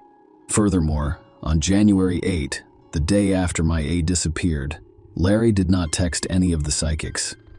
According to prosecutors, on January 9, he requested that all spells on Maya be lifted and spells be cast on a man with whom Maya was allegedly having an affair. Maya was unlikely to have left her home. Otherwise, the security cameras would have captured it. On the unfortunate day, another strange thing occurred. Larry and Maya's children were playing in the yard around 10 p.m., which was noticed by the Millett family's neighbor. He was surprised because it was late and cold outside at 9:57 p.m. The neighbor's surveillance camera caught the sound of 9 loud bangs. Police speculated that they could have been gunshots. Police were unable to determine the nature of the sounds based on audio analysis of the video. Larry had a large gun collection, including a .40 caliber Smith & Wesson pistol, which police were unable to find in the house. According to court records, Billy Liddell, a junior attorney working with my family to investigate the case, discovered one incident from 15 years ago, specifically on the evening of April 30, 1997. In San Diego's Bay Terrace neighborhood, Maya met Larry Millett in high school after he relocated to Hawaii from San Diego with his family. Larry's arrest in 1997 for a juvenile gang-related assault may have prompted the move. I have reason to believe Larry was involved in a gang, the attorney argued as a juvenile. Larry was arrested following a stabbing. The victim of the attack received multiple stab wounds and was transported to Mercy Hospital, where he eventually recovered. Criminal records, on the whole, tend to resurface in later life. Larry admitted in a January 2021 interview that he and Maya had an argument in 2020. Larry's cooperation with the police ended on February 3, 2020. On July 22, Larry was officially identified as a suspect. Investigators assumed that the 41-year-old man murdered his wife on the night of January 7 and then disposed of her body. Larry told the same story during interviews that my relatives had heard about the argument in the room his wife had locked herself in. By strange coincidence, his phone was turned off for approximately 11 hours on January 8. Larry did not show up for work that day, and no one was sure what he was doing. It was impossible to track his movements. Unfortunately, the neighbor's video surveillance camera is a silent witness to the events that occurred and is unable to communicate. The camera captures Larry driving his car up to the garage in such a way that the rear of the vehicle is not in view. Larry may have known which part of the scene the camera was capturing and positioned the car accordingly. During this time, he was able to safely carry his body through the garage before loading it into the trunk and driving away to dispose of it. Following his arrest, the man was kept in custody and denied bail. Larry Millett was arrested on October 19, 2021, for the murder of his wife Maya based on circumstantial evidence, and his parents were granted legal custody of the children. The court barred Larry from having contact with his children in order to prevent further emotional trauma. However, the man violated the injunction more than once. He called his relatives, who allowed him to speak on the phone with his children. He made over 100 phone calls and spoke with his children for more than 9 hours, according to prosecutors. During some of the calls, Larry made disparaging remarks about my family or requested that news headlines be read to him. He asked an 11-year-old girl and her 10-year-old sister to watch a movie called Shot Caller, which is R-rated and contains a warning, according to Deputy District Attorney Christy Bowles. Essentially, it's the story of a businessman who goes to jail. Larry suggested that children watch it to determine the type of environment he was in. Result of the court: Larry was prohibited from making any phone calls other than those to his attorney. However, Larry was granted permission to communicate in writing with his children as early as October 2022. He was still prohibited from communicating with them via personal visits or the telephone. To ensure that the children continued to attend their current Chula Vista schools, they were given custody to their paternal grandparents on October 19, 2021. My sister also sought custody of her nephew but was denied. My family was allowed to visit the children, but they still wanted to seek full custody of them in court. The judge directed Larry Millett's parents to facilitate maternal visitation with the family and work to obtain mental health services for the minors. When visiting the children, relatives are not permitted to discuss any details of ongoing criminal or probate cases with them. In fairness, the children were left in the care of the parents of their mother's alleged killer, in a town where everything reminds them of the tragedy. Perhaps the court should have sided with my sister and granted her custody. Larry's lawyer filed an appeal in June 2022, claiming the man lacked the mental capacity to stand trial. However, after a psychiatric evaluation, Larry Millett was found competent. It is unlikely that an insane man would have been aware of his actions in cleaning up his tracks. When Larry's seized cell phone was examined, all of the text messages he sent to his wife were found to have been deleted. When asked where the correspondence had gone, Larry explained that he just wanted to free up space on his phone. That's an unusual response, because the messages don't take up much space on the device. During trial, it was discovered that Larry had taken a large sum of money from his bank account. Larry may have been planning his escape with the money in hand. Perhaps he simply wanted to relocate to another city and begin a new life with his children after being charged with murdering his wife and possessing illegal weapons. Larry Millett's trial is set to take place in 2024. However, the trial has been postponed and rescheduled several times. Could it be a case of so-called circumstantial evidence? After all, circumstantial evidence is evidence based on inference linking it to a fact. For example, fingerprints found at a crime scene. Direct evidence supports the truth of a statement directly. That is, without the need for additional evidence or inference, it is easy to become perplexed without the necessary legal knowledge and experience. In any case, the situation is unfolding before our eyes and picking up speed. One thing remains constant and tragic. The seemingly prosperous family is destroyed. The mother has vanished and is presumed dead. The father is in prison and appears to be the perpetrator of the atrocity. The 3 kids are left without parental love. 3 innocent souls permanently traumatized, left to live in a society that will repeatedly remind them of what happened, whether in reproach or out of pity, breathing the wound. Share your opinion with us in the comments and subscribe to the channel for more.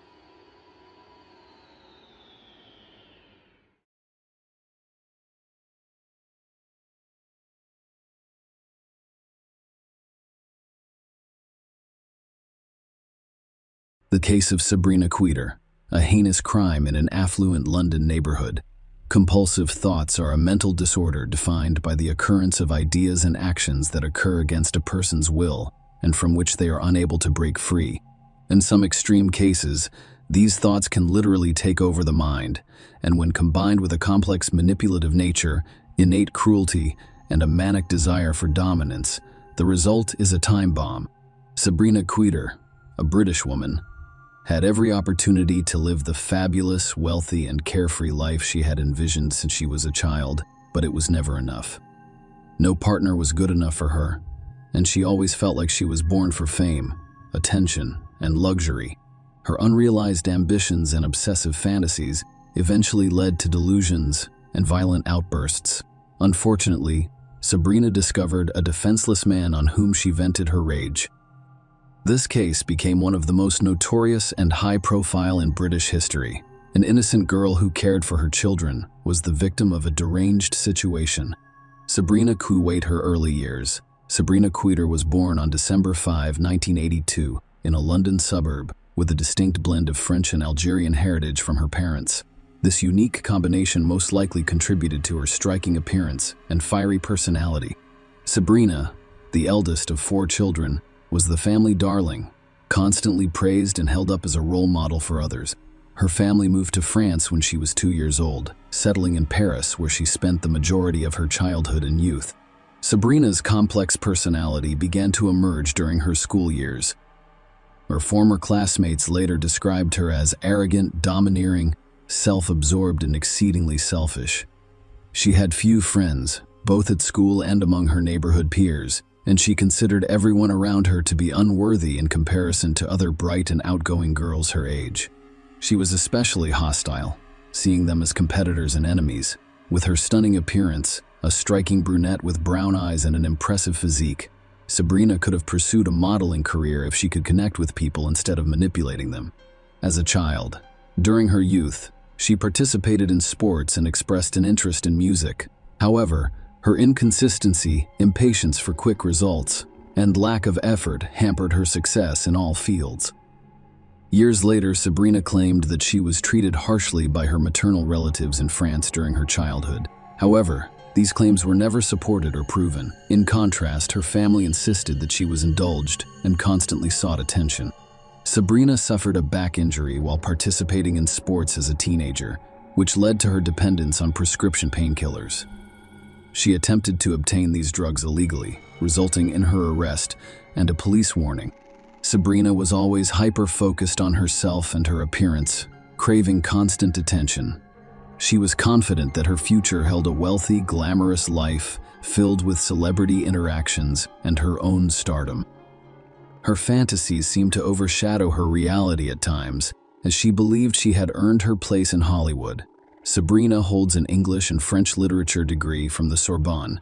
However, since 2006, she has claimed various fashion industry professions such as stylist, makeup artist, fashion designer, and designer, despite her lack of actual expertise in these areas. Complex relationship with Wissam Madouni. Sabrina Queeter is known for her stunning appearance and a penchant for captivating men and exploiting their affection, but she never considered any of her suitors to be worthy of a serious relationship.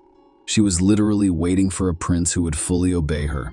Sabrina was still unsure of her life goals after graduating from school, believing she was entitled to everything without effort. Nonetheless, she enrolled at the prestigious Sorbonne University while also working at a sweet shop for financial support. At the age of 18, she met Wissam Madouni, who was 6 years her senior, worked as a manager at the headquarters of a major French company, and attended one of Paris's most prestigious universities. Despite not being particularly attractive, he wished to pursue a master's degree in order to advance his career in the celebrity world. He fell deeply in love with Sabrina and was willing to satisfy all of her desires and fantasies.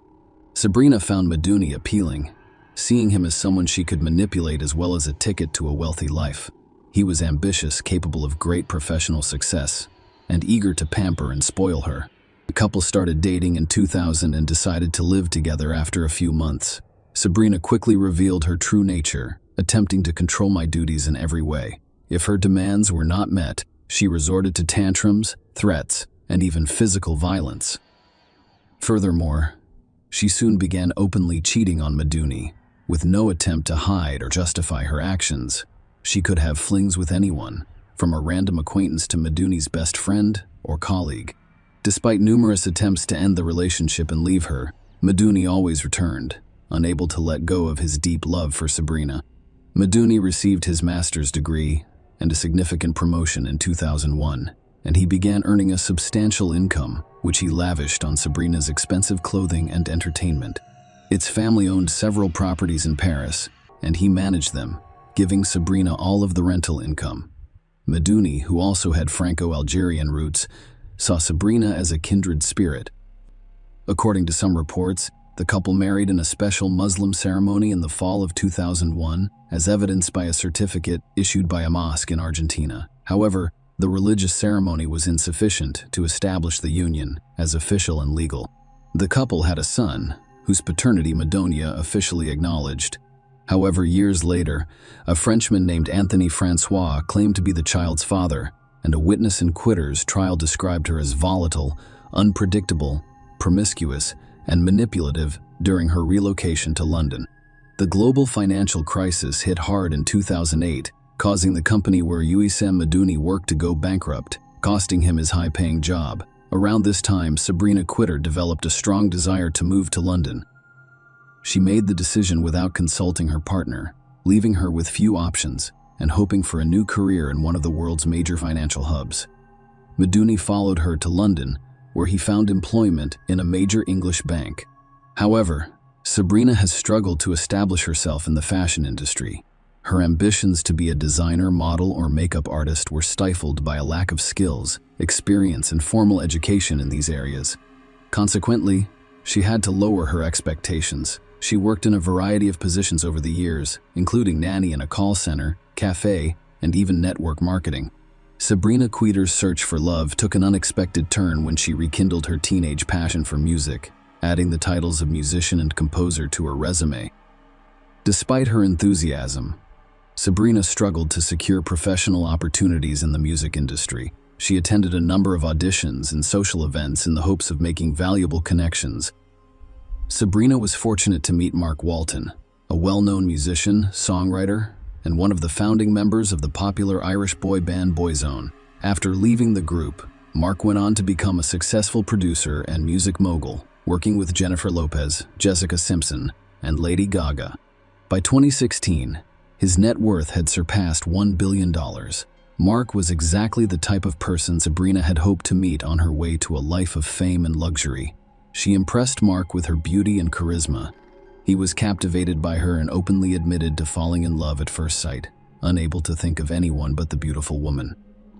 Their relationship grew quickly, and Sabrina worked hard to remain pleasant and endearing, eventually ending her relationship with modernity because she saw a bright future with Mark.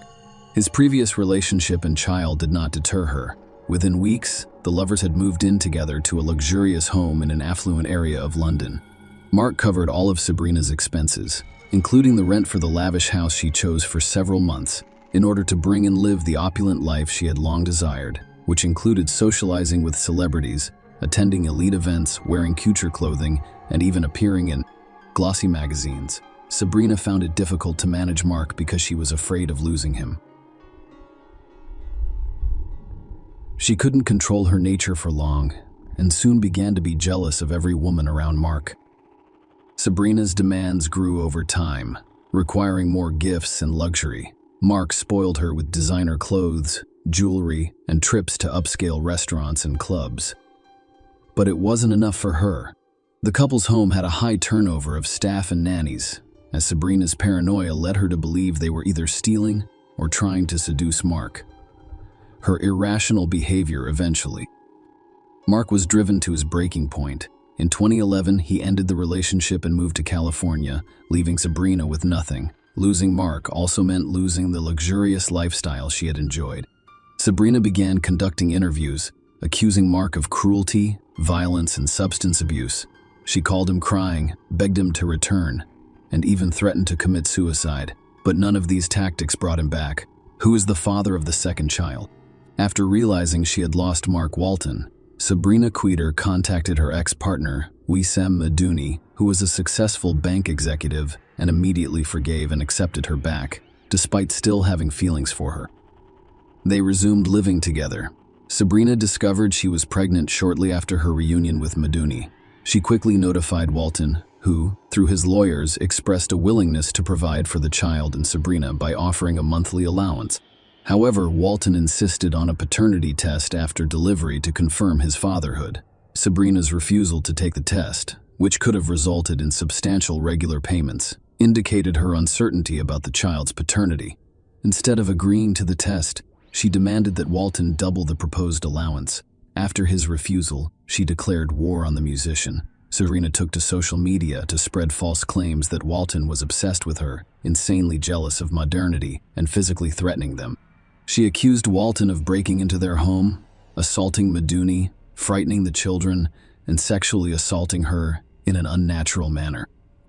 However, she was unable to back up her claims because Walton had a solid alibi and had been in the United States since their breakup. Sabrina temporarily stopped accusing her ex-boyfriend after Walton filed a defamation lawsuit and the police threatened her with legal action.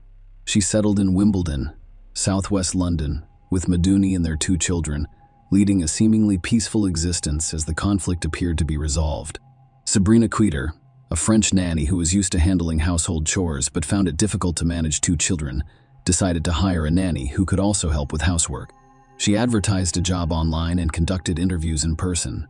The majority of candidates failed to meet her expectations, and those who did not last long in her household. Sophie Leonette, a young French woman, responded to the advertisement.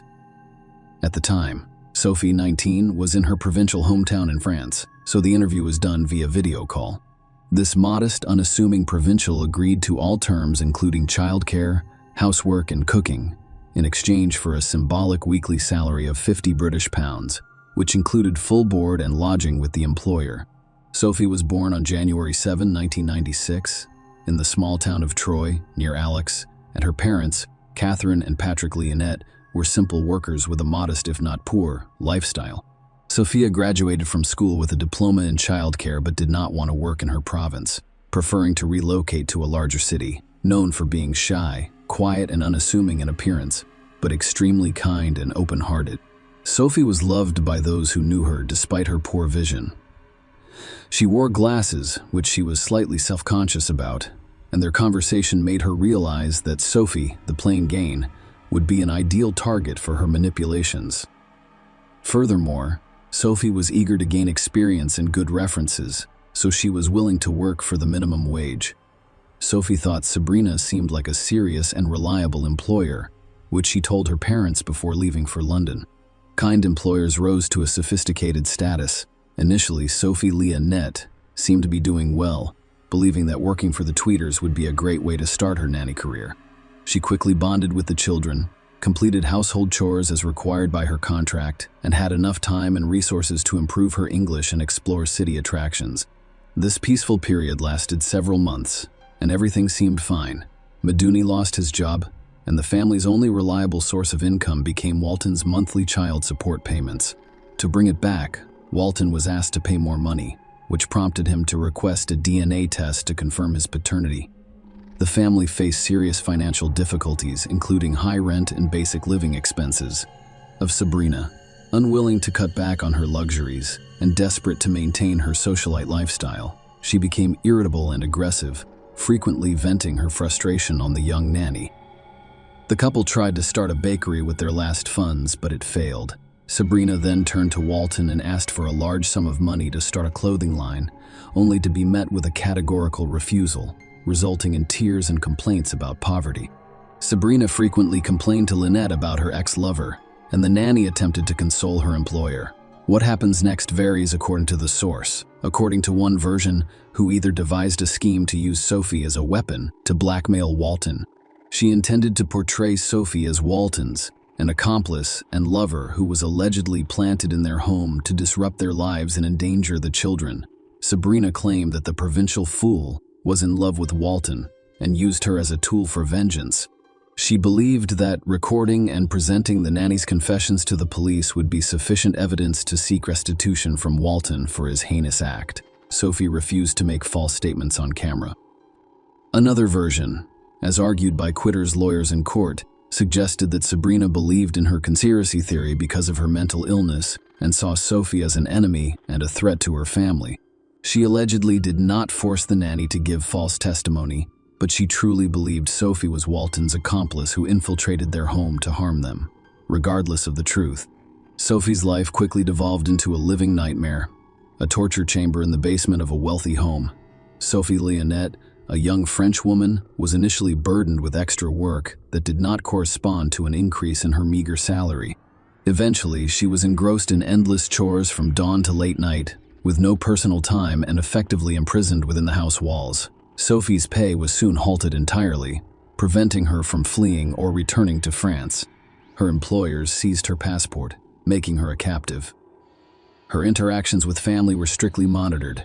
The situation worsened. Sophie was barely fed and constantly pressured to make false statements about Walton, whom she had never met or known. She was only communicated with through screams, insults, and threats, and was accused of stealing money and valuables.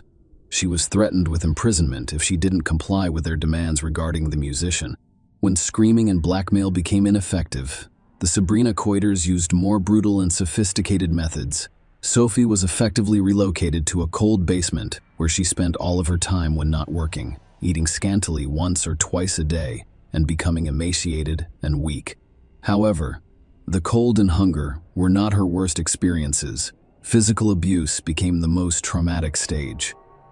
It began with slabs and hair pulling, but quickly escalated to Sabrina breaking Sophie's nose and a violent assault. The sight of blood seemed to enrage Sabrina, making beatings a daily occurrence for Sophie.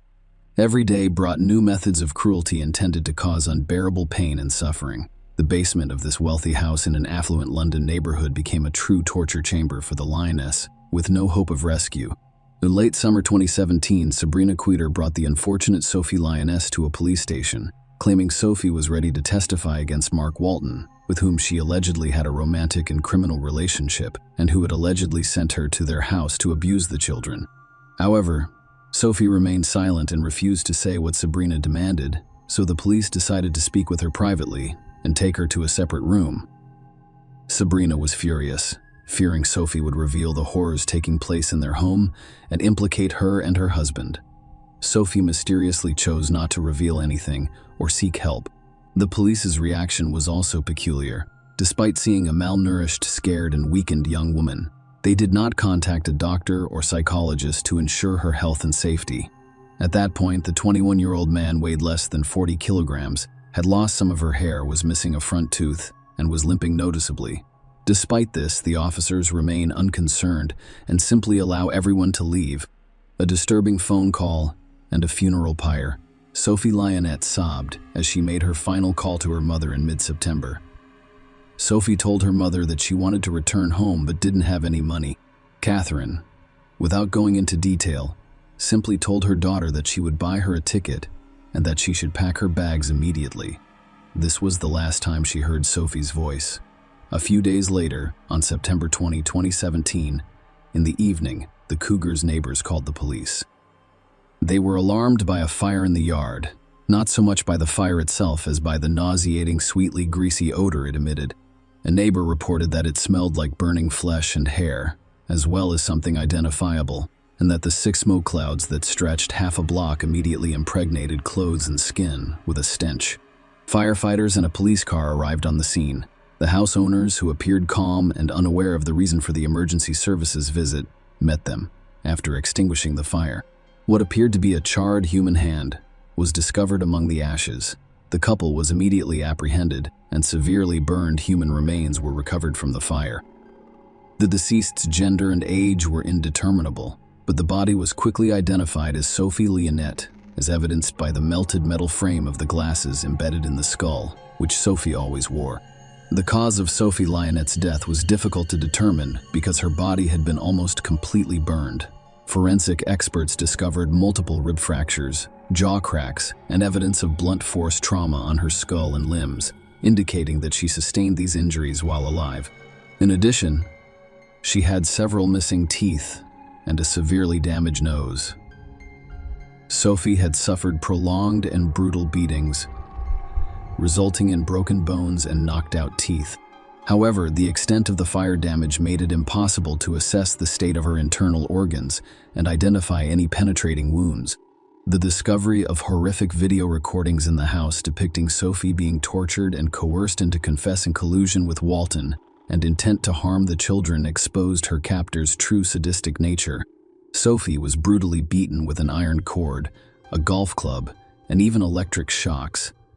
She also faced humiliations, such as being forced to submerge her head in the toilet until she suffocated. Experts believe Sophie died of asphyxiation before being burned on the pyre, sparing her the agony of being alive during the burning trial and sentence. Sabrina Quider and Ouissem Madouni denied guilt and expressed no remorse for their heinous crime. Following the murder, Madouni calmly went to a nearby supermarket to purchase firelighter fluid for burning the body and dinner for his family, as if nothing had happened. The first court hearings against the sadistic couple started in March 2018. Sabrina attempted to portray herself as a victim, blaming Mark Walton for driving her to a pathological state with his constant torment. Sabrina was diagnosed with mental disorders, but she was not insane and could understand her actions. We were physically healthy but psychologically dependent on Sabrina and blindly obedient to her. Sabrina's former lover, who testified in court, described her as a cunning manipulator rather than a madwoman because she planned her moves so carefully. Another witness stated that she always made up enemies, but did so rationally and for selfish reasons. On June 26, 2018, the court found the couple guilty of torturing, humiliating, and murdering their nanny in aggravated circumstances. They were sentenced to life in prison, with the possibility of parole after 30 years, and neither admitted guilt despite ongoing appeals to reduce their sentence. Sabrina attempted to feign insanity, hoping to be transferred from prison to a hospital, but was unsuccessful. Mark Walton testified at the trial that he felt guilty about his ex-lover's actions because he committed these atrocities to gain his attention and financial compensation. He expressed his heartfelt condolences to the victim's parents and voluntarily issued a large check to assist the bereaved families who had lost their beloved daughter. Share your opinion with us in the comments and subscribe to the channel for more.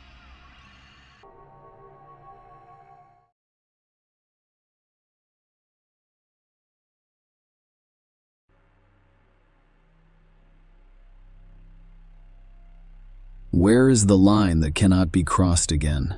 How does an ordinary woman go from being a loving wife and mother to a cruel murderer capable of dividing a country into two opposing groups? And how did her name become a hot topic among locals and make newspaper headlines for years? Roxana Valdez could respond to this question. Murderers do not stand out in a crowd, are unrecognizable at dinner, and may even live under the same roof without revealing their true identity. They are indistinguishable from those who have never crossed the line. Thus, no one could have predicted what Roxana did on the spring evening of April 5, 2014. And when they found out, they couldn't believe it. But let us start at the beginning. Roxanne died, and little is known about her. Despite the efforts of numerous Chilean reporters who competed to tell her story, they were unable to find much information about her. Her criminal record provided little information beyond the fact that she was born in 1957 in a small village in Chile's Punta Arenas province. That was it. Perhaps the lack of information was due to journalistic ethics, as the locals, known for their fiery tempers and unique customs, may have retaliated against Roxana and his relatives for her crime, potentially turning their lives into a living hell. Valdez married a man whose name, for unknown reasons, is either unknown to the press or not disclosed. She had a son with him, but it's clear that her marriage was not the dream every girl hopes for, as the couple split up in 2011. As a single mother in a small village with few jobs, Roxana faced significant challenges. In such communities, the primary occupation was growing and selling fruits and vegetables, and even local educational institutions emphasized agriculture. Roxana found work at the Don Gregorio boarding school, where students were trained to become agricultural technicians. She worked as a night supervisor at the school, ensuring that students slept and did not engage in disruptive activities. Her responsibilities did not include the actual care of the children. Roxana's son also attended this boarding school because she worked in the fields during the day and was unable to give him the attention he required. Claudio Munoz Ramirez, who worked at the same boarding school as Roxana, was the head of grounds maintenance. His duties often required him to work at night, which is how he met Roxana. Despite being 14 years younger than her, they had a lot to talk about. Roxana would spend entire nights discussing school issues and her own failed marriage to Claudio. They also shared similar experiences in their personal lives. Claudio had 2 daughters that he adored, but he felt disconnected from their mother and considered divorce several times. However, he stayed in the marriage because of a promise he made to her late father. Claudio appears to have forgotten his promise and began spending his free time with Roxana, away from his family. Finally, he made a decisive move. He did not explain himself to his wife. Claudio gathered his belongings and left the house. He clearly went to Roxana, who gladly accepted him into her life. Their relationship developed quickly and effectively. Roxana invited a man she barely knew into her home, with whom she had only shared nighttime conversations. She seemed to overlook the fact that there were children nearby who required constant attention. Amid these enjoyable and heartfelt conversations, Roxana failed to notice his true personality. He was actually quite temperamental and sometimes even cruel. However, it was probably too early to say who was more cruel of the two. Claudio's first serious outburst of aggression occurred inside the boarding school. On a scheduled community cleanup day, students were given different areas to clean up. Brooms, buckets, dustpans, and rags were distributed to ensure a thorough cleaning. As is often the case, some students protested and refused to participate. Claudio, who was in charge of cleanliness but had no teaching experience, became enraged by these students and threatened to beat anyone who refused to participate in the absence of teachers at night. It is unclear whether he would have carried out this threat, but the students eventually began cleaning and later complained to the principal about Claudio's threats of physical violence. The principal was displeased and requested Claudio's voluntary resignation. It's worth noting that the Don Gregorio boarding school was practically the only place in the area that provided stable and reasonably paid employment. Claudio spent some time looking for work, fields, and fruit, but it became clear that his efforts had been in vain. He and Roxana decided to seek a better life elsewhere, leaving her son at the boarding school to complete his education. They thought it was too risky to go on this adventure with him. To avoid relying on employers after being burned once, the couple decided to start their own small business, a fruit kiosk, and relocated to a favorable location, the commune of Molina, a few hours' drive from Chile's capital. This region is well known for its vineyards, which produce renowned wine brands that are exported around the world. Roxana and Claudio bought a kiosk near their new home, found suppliers for vegetables and fruits, and began their small family business. Claudio oversaw the purchase and transportation of products from suppliers to the kiosk, while Roxana was in charge of sales throughout the day. Hiring an employee was not feasible due to the additional costs. Furthermore, they feared that an employee would fail to closely monitor the perishable goods, resulting in additional losses. Claudio was visibly upset and even angry when he learned that Roxana was expecting their first child together. Perhaps it was a moment for serious thought. But Roxana, perhaps blinded by her new relationship and their thriving business, did not oppose her husband's viewpoint.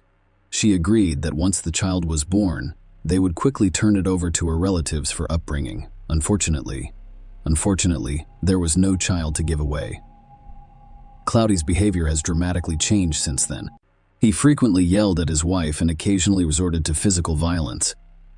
Neighbors from nearby houses, irritated by their noisy new neighbors, frequently called the Chilean police, the Carabineros, to intervene and settle domestic disputes. When the Carabineros arrived in response to a call, they saw Roxana in tears and nearly half-naked running out of the house, followed by Claudio. Roxana confessed to the officers that she had been the victim of systematic domestic violence, which had resulted in a miscarriage. She even required psychological assistance following the incident. However, as time passed, the grievances faded and the troubled couple resumed their normal lives together. Following the incident, Claudio should have faced criminal charges, but a compassionate Roxana decided to give him another chance after obtaining a promise that it would be a one-time occurrence. Claudio promised never to repeat such behavior. His previous actions with his ex-wife, however, suggested that his words may not be taken seriously. Unfortunately, history repeats itself. Claudio temporarily stopped physically abusing Roxana, but he developed the habit of leaving the house at night to binge drink in local bars. He spent a significant portion of their family budget not only on alcohol but also on local women of questionable character. Roxana tolerated her husband's behavior, believing that Claudio would calm down once they had a child together. In a sense, she was correct. After Roxana gave birth to a healthy child in 2013, Claudio stopped carousing and fully immersed himself in their business, which needed to expand. They purchased another kiosk in the surrounding area, as well as a vehicle for product transportation. Roxana also invested in firearms for protection because they lived and worked in dangerous areas. The family's wealth rose dramatically, but only on paper. Claudio reverted to his old ways, squandering money on drinking and committing domestic violence against Roxana. In her testimony, Roxanne described the escalating abuse in her relationship with Claudio. Claudio's drinking was infrequent at first, but it quickly became more frequent. He would return home and accuse Roxana of imagined infidelities, resulting in physical and sexual abuse. Despite her pregnancy, Claudio's actions appeared deliberate, culminating in a miscarriage in August 2012 that sent Roxana into a deep depression. Claudio went out to a local bar one night and did not return home until the following morning, as is his usual routine. Roxana was used to his behavior but still worried about him. Claudio had stolen 5 million Chilean pesos, approximately $6,000, from Roxana's sale of her mother's house to spend on alcohol and brothels. This betrayal shocked Roxana because the money was for their joint business and was hidden in their daughter's room. Claudio eventually returned home late that evening. Roxana confronted him over the missing money. Claudio, uninterested in discussing the matter, hit her and admitted to squandering all of the money. This was the final straw for Roxana. Without saying anything, she went into their bedroom, retrieved a revolver meant for protection against local criminals, and shot Claudio in the chest. He died instantly, stunned by her drastic action. Roxana, equally shocked by her own actions, attempted to stop the bleeding from the fatal gunshot wound, but it was too late. The close-range shot with a .38 caliber bullet was fatal. Roxanne's desperate act was a tragic culmination of ongoing domestic turmoil. Roxanne's testimony reveals her deep regret and awareness of the immorality of her actions. She admits that when she reached for the revolver, her intention was not to intimidate Claudio, but to kill him. She recalls Claudio abusing and assaulting her numerous times, as well as her failure to report him to authorities or retract her complaint due to fear. She dreaded being alone even before they had a child together. After shooting Claudio, Roxana's immediate concern was the potential impact on their daughter, particularly if Roxana was imprisoned and the child was placed in an institution. That night, Roxana determined that the best way to handle the situation was to dispose of the body and report Claudio missing. He was aware that the police knew about his frequent disappearances during drinking binges. Disposing of the body was a difficult task for Roxana, a delicate woman who decided to remove it piece by piece. She began by severing the limbs and head with kitchen knives designed for cutting meat. This process required 5 knives because they kept doubling. Then she boiled the dismembered parts in the largest pots she had, all while playing with her young daughter, who was completely unaware of her mother's actions and her father's fate. Roxana's calculated approach to disposing of the body while maintaining a sense of normalcy for her daughter exemplifies the complexities and desperation of her situation. The day following cooking and cooling of the body parts, Roxana organized them into plastic containers by hand, leg, head, and torso. The containers were then placed in garbage bags. She loaded the bags into her car and drove to St. Lucia, where she scattered them on a vacant lot. Before leaving, she thoroughly cleaned her home with bleach. Despite finding a suitable location, she lacked the courage to dispose of the bags from her car once she arrived in St. Lucia. Roxana's testimony revealed her internal conflict. "It's strange that I had the courage to commit such a heinous crime and dismember a human body like it was a piglet. But I couldn't bring myself to get rid of the evidence. I was nervous the entire drive, fearing that police would stop and search my car at any turn. This fear caused panic, despite the fact that I had a backup plan in place, which involved my daughter pretending to rush her to the hospital if she was stopped. I even considered pinching her to make her cry more loudly." Unable to discard the remains, Roxana returned home with them and hid the bags in the garage. She cleaned the interior of her car with bleach again and went to see Claudia's relatives, claiming that he had stolen a large sum of money and hadn't been home in days. They simply shrugged in response. She then went to see her mother and brother. Her mother was extremely concerned about Roxana's behavior. She was not eating, had a glassy-eyed expression, and kept asking the same questions. The only question she promptly answered was about Claudio's absence, stating that he had gone to buy goods for their store, but was delayed due to a flat tire. Returning home, alone with her thoughts and the hidden evidence, Roxana broke down and called her brother for assistance. When he arrived, she confessed all and showed him the containers. Her brother was understandably shocked. Roxana called her brother to vent and share the nightmare years she had with Claudio, but most importantly, she needed his assistance in disposing of the containers containing the body. However, her brother refused, fearing police involvement and being charged as an accomplice. He urged her to confess to the Caribou Narrows, with Chilean police insisting he would do it if she refused. She was disappointed but realized she had no other option. Roxana complied. That night, Roxana went to the 4th police station and announced her intention to make a significant statement. Officers who knew her assumed she wanted to report her troublesome husband. However, they were taken aback by her confession. Roxana was immediately arrested. The news quickly spread throughout the area, attracting a large number of journalists to the station. They waited eagerly to photograph Roxana as she lay down, hoping to capture a few images, and, if they were lucky, ask her some questions in front of the officers.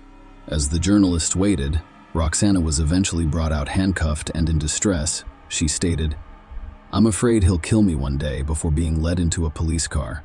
The case appeared straightforward. Roxana had confessed, provided evidence, and voluntarily surrendered. However, prosecutor Monica Ballesteros requested a more thorough investigation. She was skeptical of Roxana's easy confession and requested an extended arrest to conduct a forensic examination.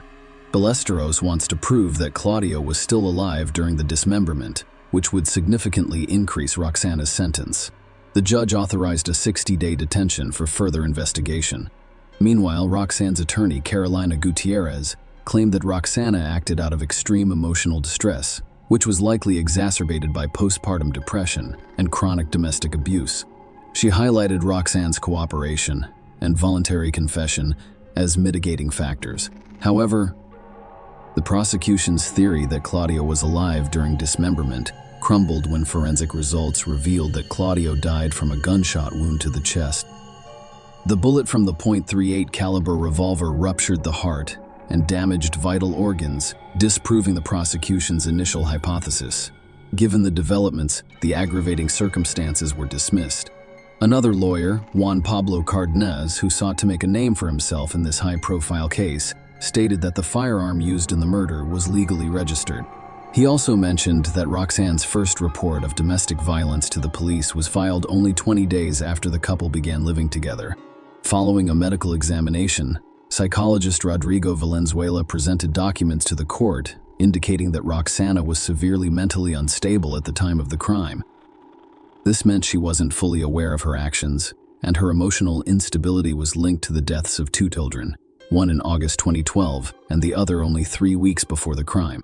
Furthermore, a forensic examination requested by the prosecutor revealed that Claudio had a high blood alcohol level of 3 grams per liter at the time of his death on April 17, 2015. Following a year of various examinations, investigations, and evidence gathering, Roxanne's trial began. The media frequently sensationalizes tragedies and dubbed the case the Molina Cooks case, alluding to Roxanne's dismemberment and boiling of her former husband. Some unscrupulous journalists, seeking to draw attention to their publications, even made up stories that Roxana had eaten a portion of the remains, despite the fact that this was purely a product of their imaginations. Roxana refused to make any statements during the trial, citing her awareness of the media portrayal and her deep distress over it. The prosecutors attempted to persuade the judge that Roxana committed a serious crime under Chilean law and patricide standards. However, they were unable to prove that the murder was premeditated. The defense attorney argued that his client acted in self-defense, protecting herself from a brute who had brutally mistreated her for years. The court hearing lasted several weeks, and the entire Chilean population followed the case closely. Prosecutor Monica sought a 15-year prison sentence for the accused. However, after carefully listening to the defense and the jury's opinions, the judge sentenced Roxana to 6 years in a lenient correctional facility. Claudia's relatives, who had already protested when they heard the prosecutor's request for only 15 years, were utterly disappointed by the final court decision. They attempted to deny any family violence and claimed that Claudio, as a businessman and financially independent, could not have stolen $6,000 from Roxana. They also claimed that Claudio had admitted to them that Roxana frequently took out the revolver from the closet and told her husband that she would kill him someday. In an interview with the press, Claudio's sister attempted to blame Chile as a state, claiming that there is no justice and that the judicial system is completely corrupt, given that such brutal criminals receive such short sentences, equivalent to minor robberies. Even Giselle Claudio, his first wife, defended her ex-husband, assuring everyone that there could not have been any violence on Claudio's part. She had lived with him for years, and he had never dared to touch her. Meanwhile, Roxana frequently instigates arguments out of jealousy and possessiveness. Regarding Roxanne's subsequent imprisonment, she served only 2/3 of her sentence in the colony before being transferred to a semi-open education center in Tulsa due to good behavior. Roxana was able to communicate with her daughter and was eventually released early. The press, of course, became interested in this case again, and the public was outraged that the cook from Molina was released so early. However, there were those who, while considering Roxana a murderer, justified her actions by viewing her as a victim in the overall situation. The case is still being debated in the country today. Overall, this story highlights the serious consequences that can occur if domestic violence is not addressed early on. Share your opinion with us in the comments, and subscribe to the channel for more.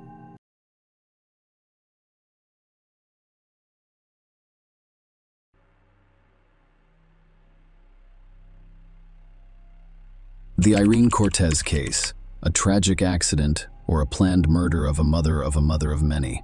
A scorned woman is said to be capable of unpredictable and desperate acts, the most fearsome of which is cold and cruel revenge. But what about the scorned man? Many people believe that an offended man will either resort to physical violence, drown his sorrows in alcohol, or combine the two. Men, on the other hand, tend to hold fewer grudges and can be more inventive when it comes to vengeance. The case of Irene Cortez, a Spanish citizen who died mysteriously during a trip to Colombia, is complex and ambiguous. While her assailants were apprehended, convicted, and are currently serving lengthy sentences, The deceased woman's family claims the true perpetrator is still at large and portraying himself as a victim. Let us begin by delving into this complex story and determining whether a third party was involved or if the murder was unintentional. It's worth noting that each party is still attempting to prove their version of the truth. Who was Irene Cortez? Irene Cortez, born Lucas, was born in 1980 in the sunny city of Granada, Spain, which is the capital of the same province. She grew up in a wealthy family with a brother and sister. Her parents operated a small but profitable business. According to some reports, her father died young, but her mother, Maria Lucas, took over the business, expanded it, and made sure her children had everything they needed. Maria's older brother, Uncle Pedro Lucas, was also very helpful. Irene was the oldest of the 3 children. A beautiful and sociable girl, she enjoyed being the center of attention and was drawn to boys from a young age. She married shortly after finishing school and was already pregnant. She gave birth to her first child at the age of 17, and 2 years later, she had her second. Despite being a young mother, her mother and uncle provided her with significant support, allowing her to continue her education. Irene relocated to Malaga, a resort city, with her husband and 2 children in early 2000. She opened an entertainment venue, which quickly became popular and profitable. Originally a small disco bar, it grew into a full-fledged nightclub in Malaga. The couple had their 3rd child, and life appeared prosperous and stable. At the age of 25, Irene's husband was arrested and sentenced to 5 years in prison for trafficking illegal substances. Tragically, he died in prison under mysterious circumstances. Irene was solely responsible for raising her children. Irene was determined to persevere after witnessing her mother raising 3 children on her own. She ran her business successfully, made good money, and had big plans for the future. Relationship with Farid Linus Ariza. Farid Linus Ariza, a native of Barranquilla, Colombia, was born in 1976. He grew up in a large, impoverished family as the youngest of 6 siblings. His parents divorced in the early 1990s when he was still a teenager. His older siblings had become self-sufficient by then, so Farid remained with his mother. Farid moved to Spain with his elderly mother in 2001 at the age of 25 in search of a better life. They settled in Malaga, and Farid worked any job he could to support himself and his mother. In 2005, he began working as a waiter at a nightclub owned by Irene. Irene immediately recognized Farid's dedication and dependability. She was also attracted to him, and Farid did his best to please her. Irene's husband was incarcerated at the time, and she had planned to file for divorce, but was unable to do so before his untimely death. Irene and Farid's employee relationship quickly developed into romance. Farid was not put off by Irene's 3 children from previous relationships, nor was Irene concerned about Farid's humble background as a waiter whose salary she paid. Within months of starting their relationship, the couple decided to live together. They moved into Irene's spacious apartment, and soon after, Irene became pregnant with Farid's child. They had 2 children together. It's unclear whether they were legally married, but Irene retained her first husband's surname, while Farid's children took the surname Linus Ariza. Surname: imprisonment and infidelity. In 2009, Irene's past appeared to repeat itself. Farid, like her first husband, was arrested for distributing illegal substances and sentenced to prison. Irene was once again left alone, but this time with 5 children. Farid was sentenced to 3 years, but served only 1.5, being released early due to good behavior and cooperation with the investigation.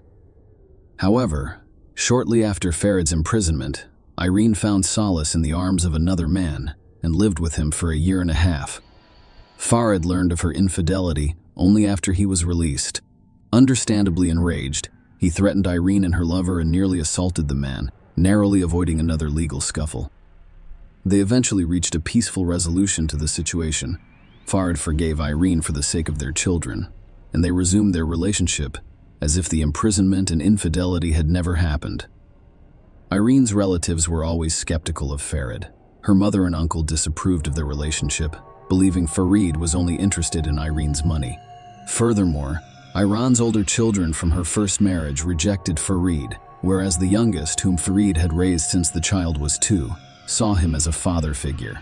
A fateful trip to Colombia. Farid, Irene's husband, expressed a desire to return to Colombia due to his father's serious illness in early 2011. According to reports, Farid's estranged father has been diagnosed with advanced cancer, and his sister in Barranquilla informed him of the dire situation. Irene, who had long wanted to visit Farid's homeland, agreed to accompany him. She was excited to meet Farid's father, whom she had never met before, as well as participate in the legendary Barranquilla Carnival, which takes place in late February. Furthermore, Irene, who had not taken a vacation in years, due to her commitment to her job and raising her 5 children, saw this trip as an opportunity for a much-needed break. The couple planned a 10-day trip across the ocean, with Irene's mother and younger sister agreeing to look after her children during this time. Despite her mother Maria Lucas's attempts to dissuade her from the journey due to a bad omen, Irene ignored her fears. At the same time, the family was experiencing financial difficulties due to a seasonal downturn in their business. Despite this, Irene had personal savings of $3,000 in cash hidden at home, but on the eve of their trip, she discovered the money had mysteriously vanished, nearly derailing their plans. Irene quickly borrowed the money from her uncle and close friends. She also reserved their flight tickets in a hotel in the city center, thoroughly preparing for what would tragically be her final journey. Mysterious murder. On February 27th of 2011, the couple arrived in Colombia. The flight was uneventful, and they immediately checked into their hotel. Irene called home to reassure her mom. However, 2 days later, Farid informed Irene's eldest son, 14, that his mother had died. Farid initially claimed an accident, but it was later discovered that Irene was murdered during a robbery at a Barranquilla entertainment venue. The case quickly became a major headline in Colombia. The story was that Irene, a Spanish tourist, was murdered by robbers who fled the scene, sparking a citywide police manhunt. However, the circumstances surrounding the robbery and murder appeared unusual and suspicious. The attackers did not appear to be attempting to steal anything. Instead, they shot Irene in the heart and fled quickly. Police and local media representatives arrived quickly. Despite the fact that Farid witnessed his partner's shooting during an interview with journalists, he appeared calm, not like a grieving widower. The Spanish embassy in Bogotá confirmed the murder and stated that Irene's remains would be repatriated following the necessary investigations. Investigators are still determining the exact events of the night of March 2nd. In the meantime, authorities are actively pursuing the perpetrators of this senseless crime. Surveillance footage. The case of Irene Cortez's mysterious death appeared to be gaining clarity. After reviewing surveillance footage from cameras installed at the murder scene on March 1st, Irene and her partner, Farid Alinas Ariza, had arranged to meet Farid's brother, sister, and their spouses. The 6-person group attended the carnival, walked around town, and then went to a local bar for dinner and entertainment, as suggested by Farid. By 1 a.m., Irene, Farid, and his relatives were the only customers at the bar, according to surveillance footage.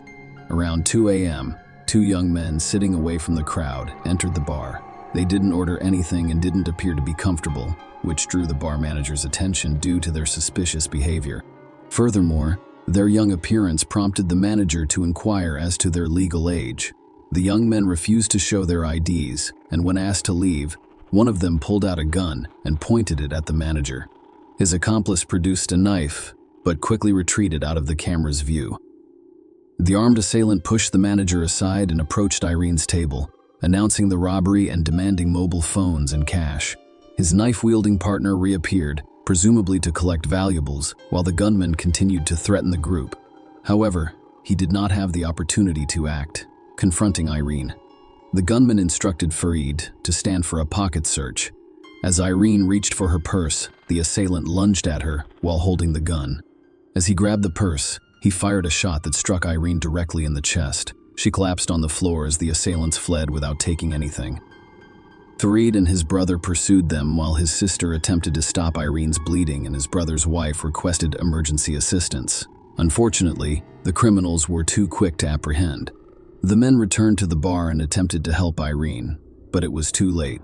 Emergency personnel arrived quickly, but Irene died from her injuries en route to the hospital, leaving behind a perplexing case and a bereaved family. The manhunt for the perpetrators, arrest and trial. Following the robbery and homicide that claimed Irene Cortez's life, law enforcement deployed all available resources. The city was teeming with tourists for the carnival, so ensuring their safety was critical. A reward of $10 million, or approximately $3,500, was announced for information leading to the culprits. The first suspect, gunman Brian Dario, was apprehended the following day. He promptly implicated his accomplice, Juan Carlos. Juan, 18, surrendered to authorities, hoping for leniency. During interrogation, Dario claimed that dire financial straits, debts, and a sick child in need of costly treatment drove him to commit the crime, which his relatives later confirmed. He insisted that Irene's shooting was unintentional, occurring while attempting to steal her purse. Juan Carlos claimed he was an unwitting participant. He claimed Brian did not reveal his plans, but rather requested backup in a job for which he claimed to have only a small knife for intimidation, not harm, and fled the scene when he realized Brian's intentions.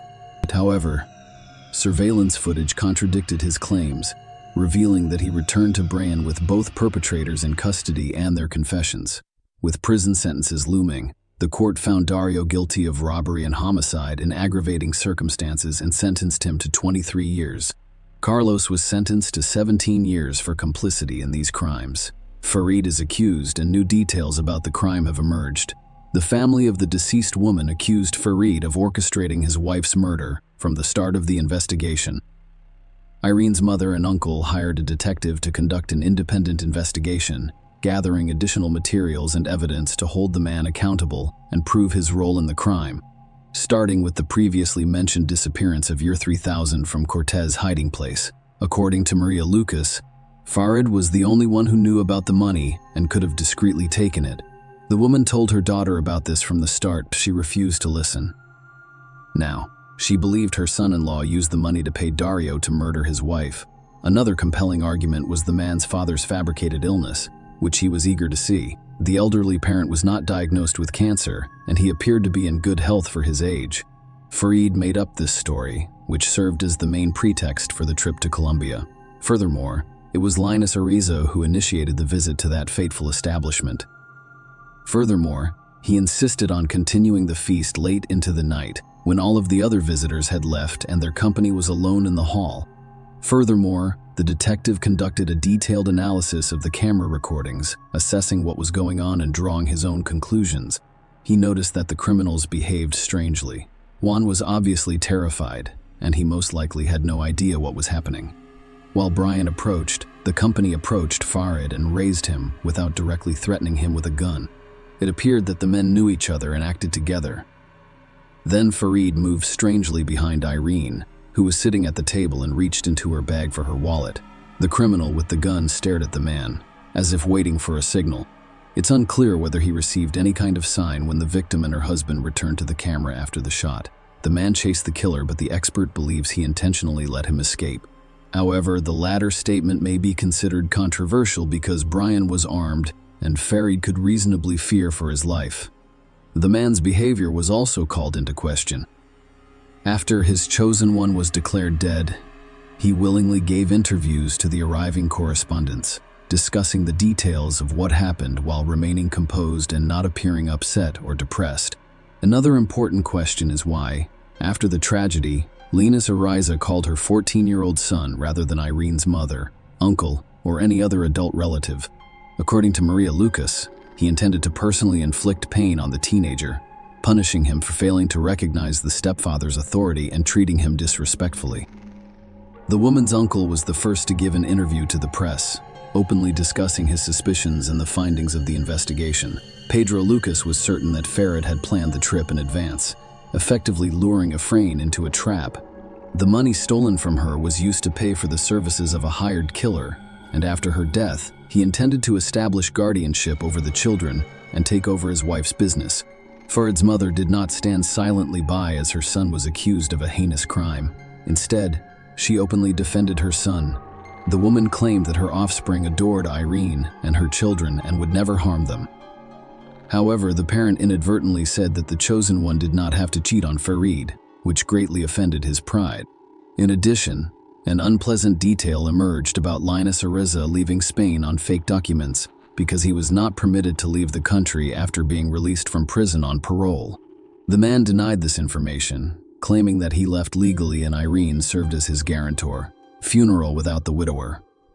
Irene's body was returned to her native Spain 12 days after the tragedy occurred. The funeral was held with a closed casket because the remains had begun to decompose after such a long time. Hundreds attended the funeral. Family, friends, neighbors, and even those who didn't know Cortez but had heard the moving story wanted to send their condolences to the family. Farid was the only person who did not attend the farewell ceremony because he was afraid of retribution if he returned from Colombia. Farid claimed that his late wife's relatives had repeatedly threatened both him and his elderly mother. As a result, before flying back to Spain, he planned to appeal to the authorities to ensure his safety. He sought a protective order so that he could attend the funeral, but his request was denied, and Linus Ariza decided not to take the risk. In response, Farid filed a court complaint against his deceased wife's relatives, alleging that they obstructed his return home. Maria and Pedro Lucas, on the other hand, denied his claims, stating that their primary concern was his return to Spain to face trial. Additional court proceedings, with new circumstances and accusations against Farid, further investigation and court proceedings were launched. Dario and Carlos, who were already serving their sentences in a Colombian prison, were questioned about their relationship with Elena Ariza and a possible premeditated conspiracy. However, Brian categorically rejected this assumption. He insisted that the murder was an accident caused by a failed robbery attempt. He claimed he had never met Farid before, let alone hired him as a hitman for his wife. The accusations appeared to be grasping at straws, with no conclusive evidence of premeditation or a contract killing, only assumptions and interpretations of the events on the recording. Dario also admitted to being under the influence of alcohol and prohibited substances that evening, which explains his poor recollection of the events. Carlos insisted that his friend had not included him in his plans, and that everything that happened in the bar was as shocking to him as it was to those they assaulted. Juan appeared to be telling the truth, but Brian's statement about who fired the fatal shot raised some doubts. Consider this: he failed to commit the robbery, was imprisoned, and his sick child received the necessary expensive treatment. Brian claimed that when kind-hearted people discovered his motivation, they helped him. However, the Lucas family's lawyers attempted to show that the Euro 3000 stolen from Irene, which Farid paid for her murder, was spent on treatment. Brian allegedly agreed to sacrifice himself and go to prison to save his child while secretly passing the money to his wife. This version, however, was never verified. Returned to Spain. Linus Ariza only decided to return to Spain after obtaining a court order guaranteeing his safety. A few months had passed since the tragedy, and the media frenzy had subsided. When he returned, Linus Ariza claimed to have brought investigation materials that proved his innocence in his wife's murder. He stated that his main reason for returning was to care for the children he shared with Irene, who had been cared for by the deceased's relatives while he was away. 6 months later, Farid decided to give a major interview, in which he revealed that he had lost almost everything. He was unemployed, and his passport had been revoked, preventing him from leaving the country. To make matters worse, his friends abandoned him, and his late wife's mother and uncle forbade him from seeing his children. Linus Ariza confronted Maria and Pedro Lucas in court several times. He claimed they threatened him while trying to prove his involvement in Irene's murder. However, neither side could back up their claims. Finally, the children remained in the care of their grandmother and uncle, and the widower was unable to claim any of his late wife's belongings. Share your opinion with us in the comments, and subscribe to the channel for more.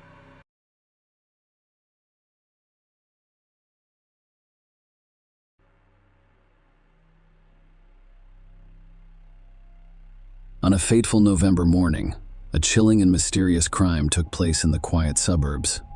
An apartment complex was on fire, and a 911 call would set off a terrifying chain of events. Today was a tragic day. Nobody suspected that this fire was anything more than an unfortunate accident. It concealed a sinister story of murder, betrayal, and meticulously planned cruelty. The tragic events of November 28, 2014, in Fort Worth, Texas, provide a chilling picture of a heinous crime. Ashley Ann Harris, a 31-year-old apartment complex resident, was the target of a brutal and deliberate attack. The sequence of events on that fateful day raised disturbing questions about the motivation behind this heinous act. The incident began with a 911 call from a concerned resident of the same apartment complex. They reported a fire in one of the units, which prompted emergency personnel to rush to the scene. They had no idea that this would escalate into a murder investigation. Ashley and Harris were the tenants of the apartment that caught fire. At first, no one could tell whether Ashley was inside the burning apartment or not. Firefighters bravely battled the blaze and eventually brought it under control. Only after the fire was extinguished did the horrifying truth become apparent. Ashley Harris had been inside her apartment the entire time, and her body led police to believe that the fire was not an accident. Ashley's lifeless body was covered in a pool of blood, indicating that she had been brutally beaten. Her hands and ankles were bound with duct tape, leaving her defenseless. The signs of violence did not end there. Her body was covered in burn marks, and she had gone through the agony of strangulation. To make matters even worse, there were knife wounds in the throat. As investigators dug deeper into the case, it became clear that this was no ordinary tragic accident or random act of violence. It was a meticulously planned and horrifically carried out murder. The evidence indicated that someone intentionally set fire to the apartment after committing this heinous crime. The perpetrator had poured rubbing alcohol throughout Ashley's apartment, including her bed, in an attempt to erase any evidence of their actions. The fire, however, had failed to conceal the gruesome truth. One perplexing aspect of this case was the apparent lack of any motivation. Ashley's keys were the only thing missing from her apartment, leaving investigators perplexed. What could motivate someone to commit such a heinous and merciless attack on an innocent woman? The investigation into Ashley and Harrison murders would undoubtedly be difficult and heartbreaking, as law enforcement sought answers, justice, and closure for her bereaved family members. The police went on a search for answers. Their journey started with interviews with Ashley's neighbors. Among them was Stephen Lee, a man who lived in the next apartment. He described a peculiar sighting at around 6:30 a.m. the fateful morning. While having a cigarette on his balcony, he noticed an unfamiliar car parked nearby. The vehicle in question was a sleek black Infiniti Gay 35, a rarity in their quiet neighborhood. This observation would prove to be a critical clue in the ongoing mystery. However, Stephen Lee's account was not the only piece of the puzzle. Another neighbor, Patrick Sweet, lived directly below Ashley's apartment. He made a chilling revelation to the police. At around 7:30 a.m., Patrick was startled out of his morning routine by a blood-curdling scream from above. Alarmed and disturbed, he heard a series of unsettling noises, including what appeared to be a heavy thud and frantic gasping breaths. Fear gripped him, but the blaring alarm of his carbon monoxide detector jolted him into action. He realized there was a fire going on, so he called 911 right away to solve the mystery surrounding Ashley's death. The police meticulously tracked her movements on the day in question. Ashley worked as an assistant manager at an American Eagle store inside the Hulan Mall. Their investigation revealed that on Thanksgiving Day, she dined with her close friend Alexis Torres and a group of acquaintances in one of their complex's apartments. Ashley left for work after finishing his meal. The Black Friday sales frenzy made for a long and demanding night. During Ashley's work shift, Alexis graciously took on the responsibility of caring for his beloved dog, Null Ashley. Ashley returned home in the early hours of the morning. Around 3:15 a.m., Alexis paid a brief visit before leaving after 4 a.m. It was at this point that the timeline became crucial to the investigation. Ashley's untimely death was believed to have occurred between 4:15 a.m. and 7:30 a.m. Given the urgency of the situation, authorities were eager to find and speak with the owner of the mysterious black Infiniti D35. I hope to shed light on what occurred during those fateful hours. The search for answers had only just begun, and the peace of the small towns was at stake. When the police learned about the black Infiniti D35, they decided to question Alexis Ashley's friend, who claimed she didn't know who owned the vehicle. However, a tip from Ashley's boss, Christopher Chris Gravy, piqued their curiosity. He told the cops he knew someone who drove such a car, a woman named Carter Carol Cervantes. Carter had previously worked at the same American Eagle store as Ashley, but was let go in August. With this lead in hand, the police began surveillance on Carter's home. Their patience paid off the following Saturday at 8 a.m. when they saw Carter leave her apartment and get into her Infinite 35, accompanied by a man. The man then drove her to Hulen Mall, where he dropped her off at the entrance before parking. The police approached him for questioning and discovered that he was Clarence David Mallory Carter's boyfriend and a former employee of the same American Eagle store. Clarence was arrested after failing to produce his driver's license upon request. Officers at the police station noticed unusual details about him. He was wearing a brand new ski mask with no visible wear, and the plastic price tag fastener was still attached. Furthermore, there appeared to be a recent injury to his lower lip, which was visibly swollen. Despite their arrest, Clarence and Carter were not found inside the mall. Despite being seen entering, she was later located at her apartment complex, where she appeared to be doing laundry. Taken in for questioning, she initially claimed not to have left the apartment complex that day. Surveillance footage, however, contradicted her statement by clearly showing her leaving the mall and heading home.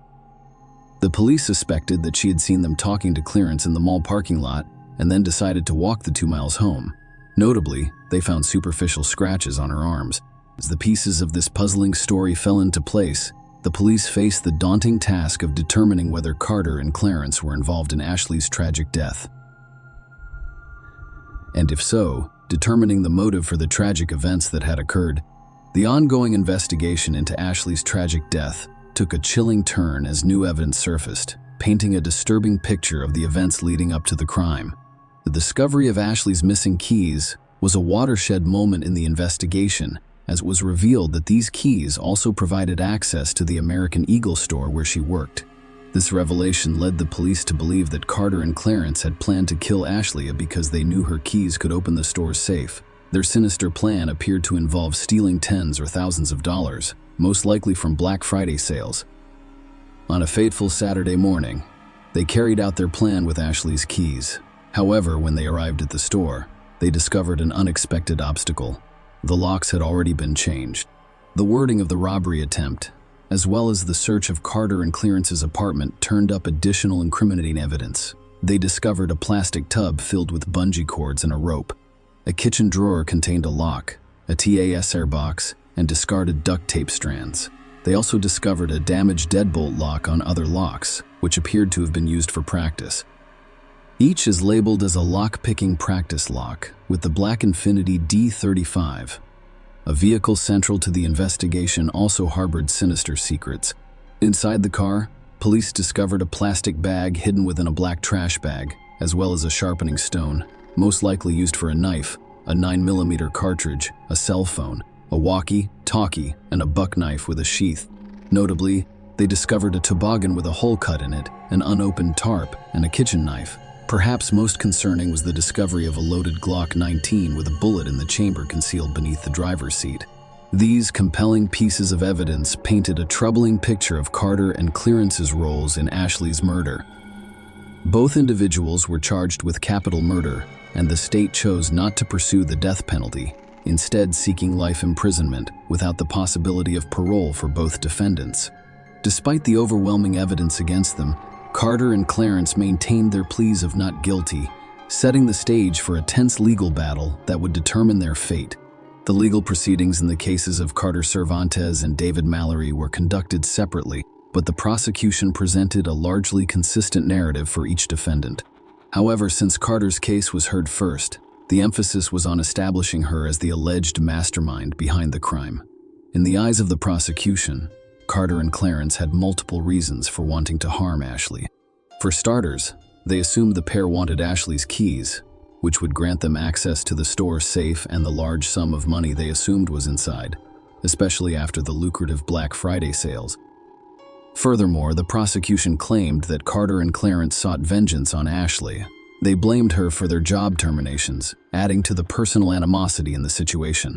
The court proceedings delved into the backgrounds of the parties involved. In June 2014, Ashley had been appointed to manage the store temporarily while Chris was on medical leave. Her supervisor, Carter, and the store's assistant manager had all played important roles in the operation. Significantly, she had also hired her boyfriend to work with her at the same establishment. On August 24, 2014, a sum of $18,000 mysteriously vanished from the safe at the American Eagle store. Carter became suspicious when Ashley, who was in charge of locking up the store that night, discovered that the back door had been left unlocked. Clarence was identified as the person who accessed the safe and stole the money, according to surveillance footage. This discovery sparked a series of events that would eventually lead to a tragic outcome. Chris Ashley's supervisor found out after the theft that Carter had hired Clarence. Surprisingly, Clarence had previous experience with the American Eagle brand, having worked at an Amarillo location. However, his record in the American Eagle system was marked as non-rehirable, indicating that he should not be employed at any of the brand's locations. Chris made a startling discovery. Carter had manipulated the clearance personnel file by changing his social security number and name in the system to avoid detection and red flags. This revelation indicated a disturbing level of collusion between Carter and Clarence. As tensions rose, it became clear that Carter and Clarence had planned to kidnap Ashley and take her keys. Their cell phones held incriminating evidence, including photos of Ashley's apartment door, and vehicle. Furthermore, police found latitude and longitude coordinates on their cell phones. Detective Cedillo's testimony added to the chilling story. He revealed that one of the clearance text messages contained coordinates that, when entered into Google Earth, led to a location near Louders, Texas. Detective Cedillo made a chilling discovery at this location: a 6-foot-long, 2.5-foot-wide, 3-foot-deep hole. The prosecution claimed that the initial plan was to kidnap Ashley, threaten her with a pistol, and then kill her in a different location. However, their intentions changed when Ashley refused to allow them into her apartment, resulting in her tragic death on the premises. More unsettling evidence emerged. When police searched Clarence's in Cadillac, they discovered 2 shovels, a box of plastic sheeting, and a box of Craftsman sockets, indicating a sinister and premeditated intent. These revelations painted a disturbing picture of a well-planned crime, with Carter and Clarence allegedly motivated by both financial gain and vengeance.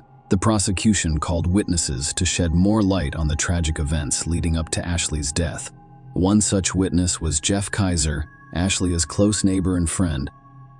Jeff described the terrifying morning when he was jolted awake by the blaring sound of fire alarms. When he realized Ashley's apartment was in danger and saw her car still parked outside, he sprang into action. He rushed upstairs without hesitation and bravely kicked down Ashley's apartment door. When Jeff entered, he was met with a scene of chaos. The apartment was filled with smoke, and water poured from the sprinkler system, creating a dangerous and disorienting environment. Despite the perilous conditions, Jeff attempted to crawl toward the kitchen to reach Ashley. However, the thick smoke quickly overwhelmed him, forcing him to retreat for some fresh air. Undeterred, he made 2 more valiant attempts, but the smoke was too dense to navigate. Fortunately, firefighters had arrived on the scene to take over the rescue efforts, and an arson investigator provided crucial information about the cause of the fire. He testified that he identified several points of origin for the fire, including the bed, Ashley's body, and the closet. A particularly disturbing discovery was that the smoke detector had been purposefully removed and was hidden beneath the mattress. These findings suggested a sinister and deliberate act aimed at concealing the fire and complicating Ashley's chances of survival. The courtroom drama continues with a string of compelling events and testimonies. The prosecution presented surveillance footage from the front of the American Eagle store, which showed a mysterious figure attempting to manipulate the gate lock around 2 a.m. On November 29, the person's face was concealed, but the prosecution claimed it was Carter.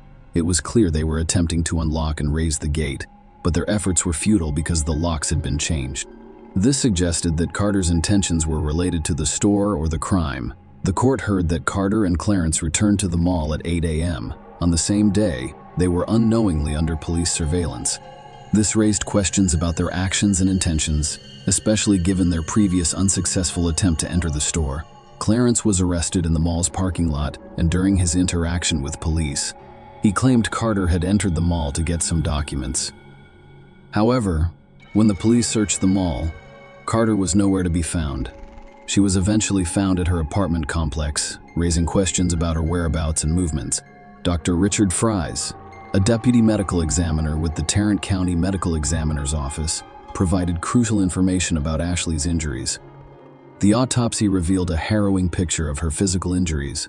Ashley suffered numerous injuries, including lacerations to her scalp, cheeks, and the left side of her face. Her right side was marked by a patterned bruise, and there were other bruises between her eyes and around her left eye. She had scrapes and laceration marks on her lip, as well as a chin scrape. Perhaps most disturbingly, there was a star-shaped laceration with a bruise behind her left ear, which the medical examiner determined was caused by a pistol blow. The testimony painted a bleak picture of Ashley's ordeal, implying that she had been brutally beaten. Ashley sustained several injuries, including a knife wound to her neck, as well as bruises and abrasions on her neck, chest, and right arm. Dr. Fries, a witness in the case, testified that Ashley's facial injuries were caused by multiple blows. He also mentioned the presence of Paddock A in Ashley's eyes, implying asphyxia or strangulation. He concluded that Ashley died from asphyxiation and blunt force trauma to the head and neck, ruling her death a homicide. The courtroom drama surrounding Carter's trial was both captivating and heartbreaking. Her defense strategy was based on the claim that she had no role in Ashley's tragic death. In a courageous move, she took the stand to testify in her own defense, revealing the layers of fear and manipulation that had shrouded her life. Carter's testimony painted a disturbing picture of her relationship with Clarence, describing him as controlling and menacing. She revealed that he had chilling control over her daily life, even dictating when she could eat and drink. The courtroom hung on her every word, as she admitted to attempting to rob the American Eagle store, but she insisted that the crime was coerced by clearances and menacing threats. She described a terrifying moment in which he brandished a gun and ordered her to commit the theft. To add to her anguish, he claimed that there was a lurking danger outside her parents' house, threatening their lives if she refused to steal the money. Carter's story became darker when she described a horrific incident in which she claimed to have been raped by two unknown men. Clarence, she claimed, allowed these assailants into her apartment, and she was subjected to unspeakable brutality. Carter maintained her innocence on the night Ashley was murdered. She testified that she was in her bed, sound asleep, and had no knowledge of Clarence's whereabouts at the time. She vehemently denied any involvement in Ashley's death and insisted that she had no role in the tragic event. Despite Carter's compelling testimony, the jury remained skeptical in a remarkably swift decision. They arrived at a guilty verdict after only 2 hours. Carter was sentenced to life without parole. The case did not end there. Clarence will appear in court, maintaining his innocence in Ashley's murder. His claims, however, were met with similar silence. The jury, clearly unconvinced by his claims, found him guilty as charged. Like Carter, he was sentenced to life in prison with no possibility of parole. Share your opinion with us in the comments and subscribe to the channel for more.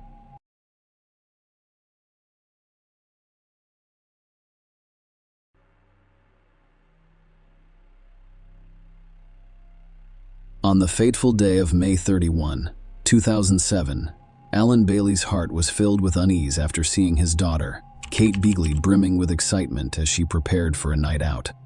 Little did he know that this ordinary evening would turn into a terrifying mystery. Their last encounter occurred on May 30. Kate's excitement about her plans became contagious around 6:30 p.m. Alan smiled as he left her, unaware that it would be his last time seeing her. But on May 31, as the day progressed without Kate's presence, concern began to grow. Kate was a dedicated and driven woman who was 32 years old at the time.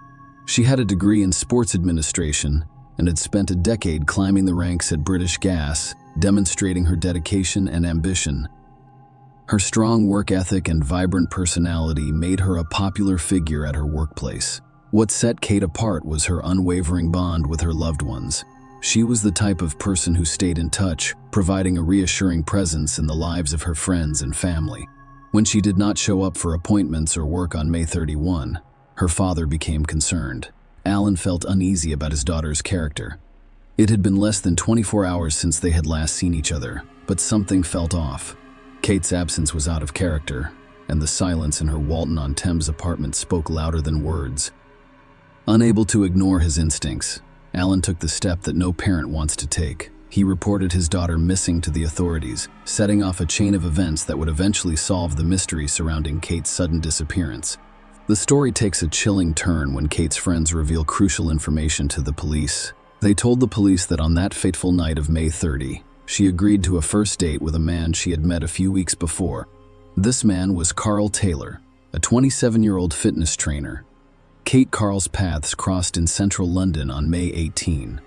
When they met at a club, Carl approached her with charm and charisma, and Kate gave him her contact information.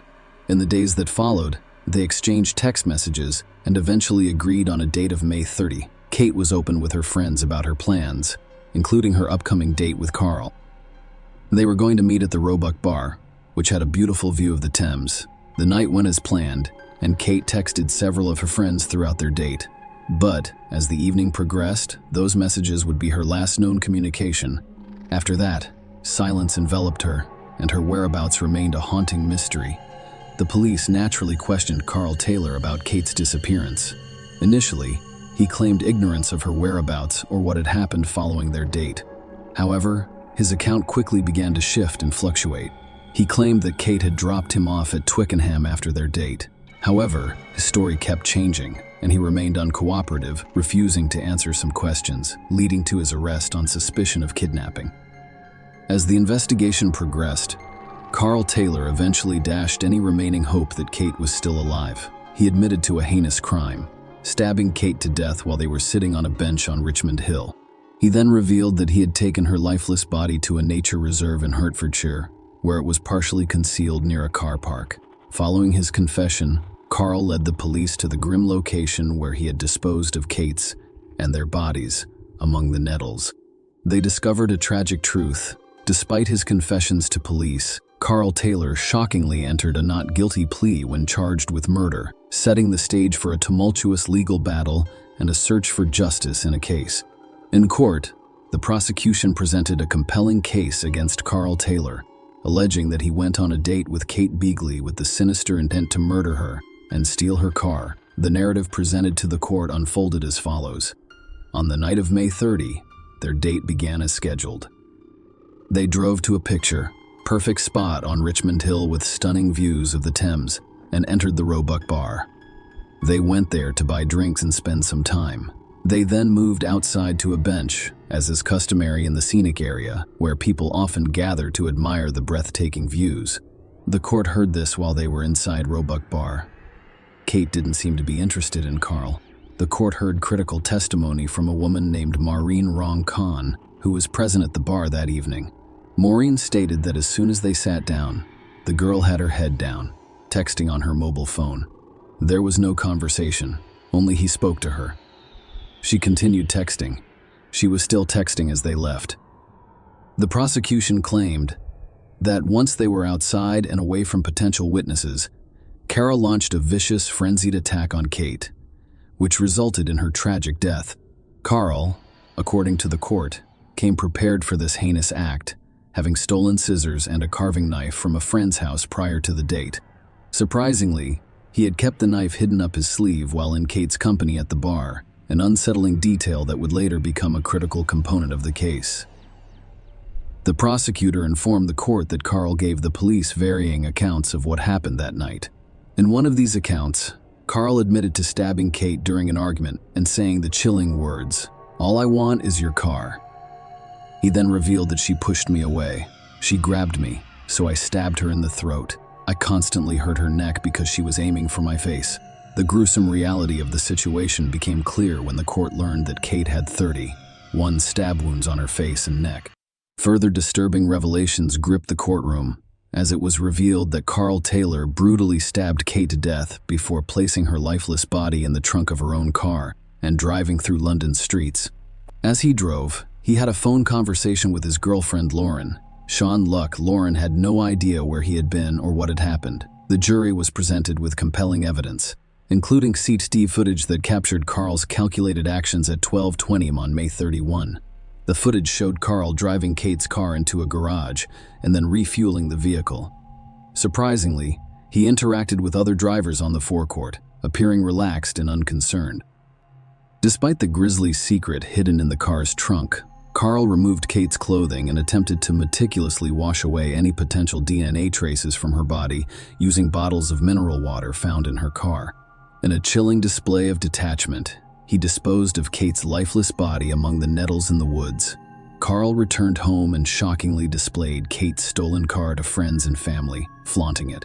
He also sold Kate's phone to an acquaintance and generously distributed Marks and Spencer gift cards found in Kate's car's glove box to friends. During the subsequent investigation, police were able to locate Kate's car and recover the knife used as the murder weapon.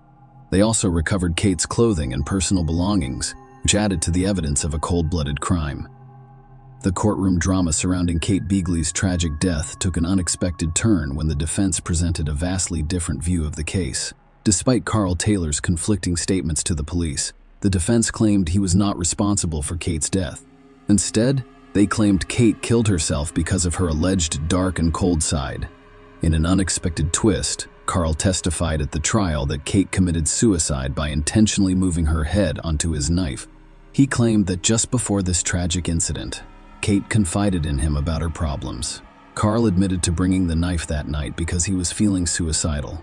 According to his account, when the knife fell from his sleeve, Kate grabbed it and started prodding herself in the neck.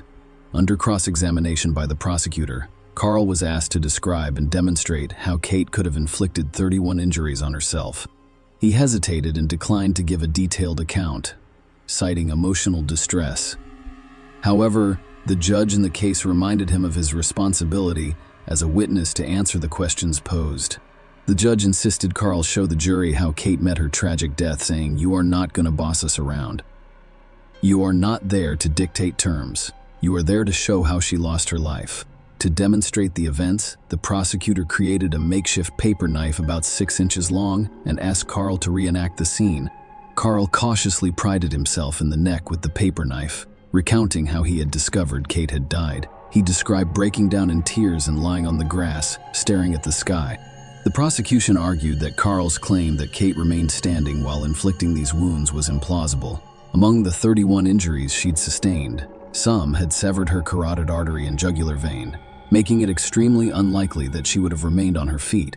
The prosecutor also questioned Carl about his background as a fitness instructor with martial arts training, asking why he didn't intervene to assist Kate. Carl's response was simple: it was an awkward situation. The jury deliberated for only 2 hours before reaching a guilty verdict. They found Carl Taylor's latest account of events that night unconvincing, and he was sentenced to life in prison with a minimum of 30 years behind bars. Alan Beagley's moving words following Carl's life sentence revealed the deep pain and sorrow that his family has experienced. On Wednesday, May 30, 2007, I left my only daughter, Kate, looking forward to an evening out. She was brutally murdered by the man she had gone to meet, and we never saw her again. Since then, our lives have been turned upside down. Kate was a loving, thoughtful daughter, sister, and friend who cared about us all just as much as we did her. She was a lot of fun to be around, and everyone who knew her will miss her greatly. She had a gung-ho attitude toward life and lived it to the full. We cherish and are grateful. We cherish and are grateful for all of the memories of our wonderful time together. Kate's family and friends have been devastated by her tragic and unexpected death, and I speak for everyone when I say that our lives will never be the same again. Our family has been devastated, and life without Kate feels empty and meaningless.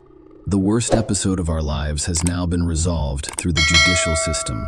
However, we must now rebuild our lives around the void left by Kate's tragic death, recalling the positive impact she had on all of us. Share your opinion with us in the comments and subscribe to the channel for more.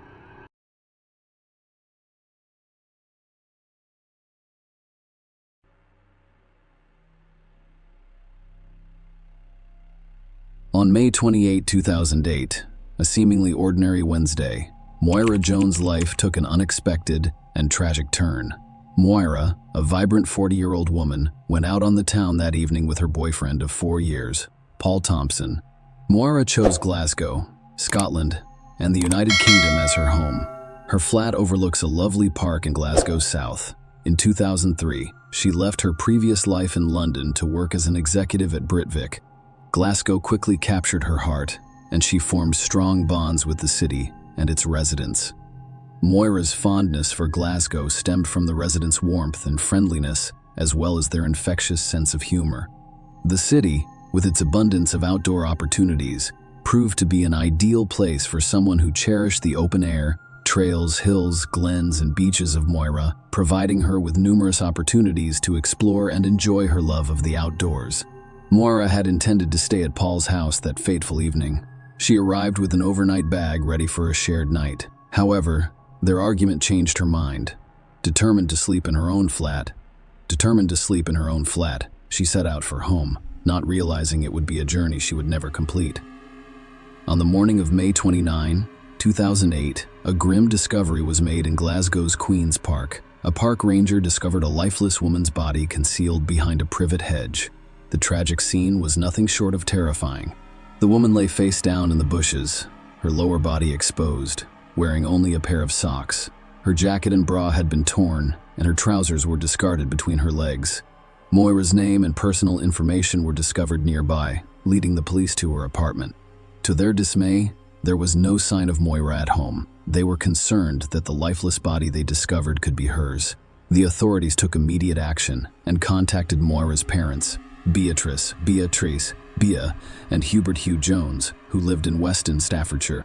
The agonizing message they delivered was that they believed Moira's body had been discovered, but they couldn't be certain. They needed the bereaved parents to identify their daughter with heavy hearts and unfathomable grief. Beatrice Bea and Hubert Hugh Jones made the somber trip to Glasgow. Their worst fears were confirmed when they saw the lifeless body. It was Moira, their beloved daughter. The unimaginable had become a harsh and cruel reality. Moira not only died tragically, but she also suffered the most horrifying fate. She was raped and beaten to death. Moira's younger brother, Grant, who lives all the way in Perth, Australia, received heartbreaking news of his sister's tragic death. He boarded the next available flight back to the United Kingdom, driven by a desire to be with his family during this extremely difficult time. As the investigation into Moira Jones's murder continued, the police faced a perplexing challenge. They had positively identified Moira, but her assailant remained unknown, elusive and unidentified. DNA evidence found on the lawyer's body had definitively ruled out her boyfriend, Paul, as a suspect. Nonetheless, the DNA profile obtained from the crime scene did not match anyone in the United Kingdom's extensive database. In their search for answers, the police cast a wide net, investigating the activities of 22 registered sex offenders living in the area and conducting interviews. They also spoke with people who had committed crimes near the park and underage drinkers who were known to frequent the area. Unfortunately, none of these conversations resulted in significant progress in the case. However, the investigators were able to piece together a timeline of events and obtain crucial CCTV footage showing a man in Moira's company. This unidentified man became the focus of the investigation, and police were eager to find and question him. The investigation's turning point occurred during door-to-door inquiries. When the police spoke with a woman named Lucy Pechlova, her information would prove to be the key to unraveling the mystery surrounding Moira Jones' tragic death. Lucy's account to the police revealed the presence of a man named Marek Harkar, a 6'3" old former Slovakian soldier. Lucy and Marek previously worked together in Liverpool in 2007. Marek arrived in Glasgow on May 18, 2008. When he needed a place to stay, Lucy offered him her bed on Queen's Drive. Marek's visit to Lucy's house, however, was not productive. Although he was supposed to be job hunting, he instead drank heavily and watched explicit videos. Marek left the bedside around 10 p.m. On May 28, allegedly drunk, and informed Lucy that he was going out to find a lady of easy virtue.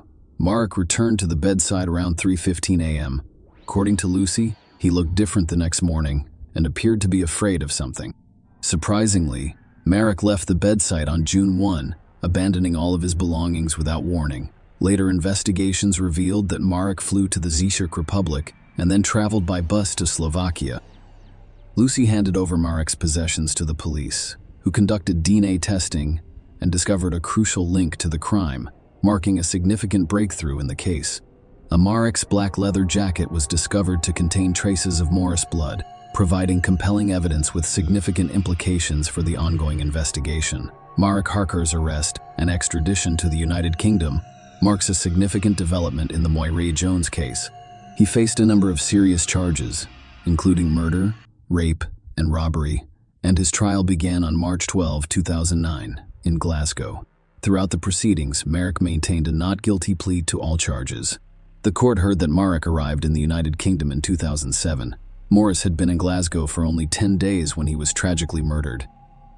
The prosecution's case centered on Marek as the perpetrator.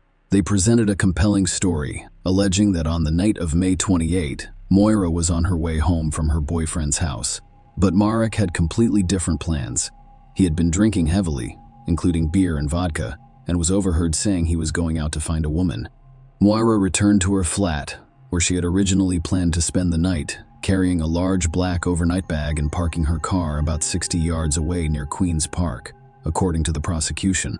It was approximately 11:30 p.m. The prosecution claimed that at this point, Marek approached Moira and forced her to walk along a path with him.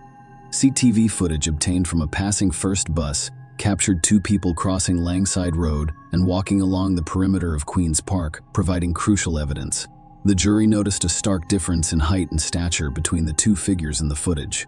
Moira, who stood only 5 feet, 4 inches tall and weighed less than 9 stone, appeared much smaller than the man accompanying her. The prosecution claimed that the towering figure was Marek, who, at 6 feet 3 inches and a kickboxing enthusiast, had a significant physical advantage over Moira. The prosecution also outlined the written Marek allegedly forced Moirato to accompany a witness who reported seeing a man and a woman near a holly bush near the tennis courts, where 6 buttons from the wire top and a cigarette buttock bearing Marek's DNA were found. Furthermore, CCTV footage captured a man exiting the park near Queen's Park Baptist Church on Ballvicker Drive at 2:15 a.m. The prosecution claimed that this individual was Marek, who had been alone at the time. The prosecution's case painted a bleak and distressing picture of the events at Queen's Park. According to their account, Mark Harker forced Moira into the park, assaulted her violently and sexually, and stole some of her belongings. The autopsy findings revealed the horrific extent of Moira's injuries and shed light on the harrowing attack she had to endure. Moira's autopsy results indicated that she did not die from her injuries before 2 a.m., implying that she may have survived her ordeal for about 2.5 hours. Moira had sustained 65 distinct blunt force trauma injuries as a result of punches, kicks, and stomps, according to the examination. These injuries were the result of severe and sustained blunt force trauma. A forensic pathologist identified 65 external injuries, including a broken nose and 2 black eyes. Moira suffered brain damage, fractures to her right cheekbone and larynx, and bruised ribs. She had extensive bruising on her head and face, and one of her front teeth had been knocked out. Bruising spread to her chest, back, legs, and buttocks. Dr. Black's compelling testimony, which revealed the tragic details surrounding Moira Jones' death, captivated the courtroom. Dr. Black, an expert witness, revealed that Moira's head and neck injuries were the primary factors contributing to her tragic death. In a chilling revelation, she suggested that small hemorrhages in Moira's eyes indicated a possible asphyxiation factor in her death. The presence of bruises on the backs of her hands and arms raised additional concerns, which Dr. Black described as common defensive injuries. Dr. Black's expert testimony also highlighted the distressing aspect of the case. There was no evidence of a weapon being used in the attack. Instead, she believed the injuries were caused by physical blows to the fists or feet. Moira speculated that the extensive bruising on her neck was caused by an arm, leg, or knee compressing more of his neck while she was on the ground. As Dr. Black described additional distressing findings, the courtroom atmosphere became increasingly somber. Moira's brain was bleeding between layers, and there was a moderate amount of blood in her windpipe, indicating the gruesome ordeal she had been through. It was later discovered that she had swallowed some of the blood during the attack. Dr. Black also revealed that Moira had consumed other items during the assault, including bark fragments, grassy fragments, plant cuticle fragments, and leaf skeleton fragments. The implications were chilling, implying that Moira had been forced to consume these items while alive. The final damning piece of evidence was the DNA discovery. A vaginal swab yielded a semen sample from the boy's body, and DNA found on more of his clothes and body matched Marek's DNA, with the jury being told that there was 1 billion to 1 chance that it belonged to someone other than Marek. The courtroom was packed with witnesses, each contributing their own piece to the chilling puzzle of Moira Jones' murder. Several residents near Queen's Park reported hearing disturbing noises on the night of May 28. One woman who lives in a flat overlooking the park recalled a chilling incident in which a loud scream pierced the night, only to be abruptly silenced. Other couples strolling through the park reported hearing Moira's obvious distress. Even a cab driver turned to his partner and said, "If there was a murder, we just heard about it." It was a shocking revelation that, despite the busy street and the large number of people who heard a woman screaming and in distress, no one intervened or called the police, allowing the tragic events to unfold in silence. In addition, a neighbor who lived near the bedside where Merrick stayed provided compelling testimony. He described how Mara approached him on the night of May 28th, frantically saying, "I'm looking for a woman." In her closing statements, the prosecutor urged the jury to convict her based on the evidence presented. The prosecutor painted a chilling picture of the heinous murder witnessed by Moira Jones, pleading with the jury to base their decision on evidence, rather than the overwhelming emotional horror of the event. On the other side of the courtroom, the defense vehemently claimed that the police had charged the wrong man. They claimed that 3 other men were involved in the murder, despite Merrick's innocence, and that one of these men, Jason Mulrin, a convicted sex offender, was at Lucy's bedside during the crime. They pointed out similarities between his previous criminal acts and Moira's attack, emphasizing his lack of an alibi on the night Moira was killed. The defense also claimed that Jason confessed to the murder to his ex-girlfriend, who became so concerned that she reported it to the police. However, when Jason testified in court, he categorically denied any involvement in Moira's rape or death, contradicting the defense's allegations. The defense urged the jury to find Marek not guilty and to consider the possibility that another man was responsible for the murder. They also emphasized the importance of skepticism when evaluating the prosecution's DNA evidence, reminding the jury that scientists can only provide probabilities and that DNA should be viewed as one piece of evidence among many. Marek Harkar's fate now lay in the hands of the jury, which had the difficult task of determining the truth in this complex and chilling case. The trial lasted 20 days and kept the courtroom in suspense. However, the jury delivered its verdict quickly, finding Marek guilty of all charges in less than 2 hours. The judge imposed a harsh sentence, sentencing Marek to life in prison with a minimum of 25 years. In the aftermath of Moira's tragic murder, her family turned their grief into a noble cause. They founded the Moira Fund, a charity that helps families in the United Kingdom who have been bereaved by murder. The charity provides grants to cover a variety of expenses, including funeral costs and transportation to court, assisting those in need during their darkest hours. Moira's memory continues to provide comfort and support to others who have experienced similar tragedies. Share your opinion with us in the comments and subscribe to the channel for more.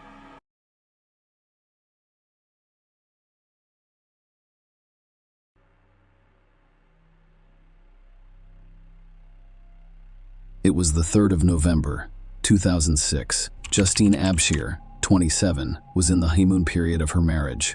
As a newlywed, she had much to look forward to. Justine wanted to have children.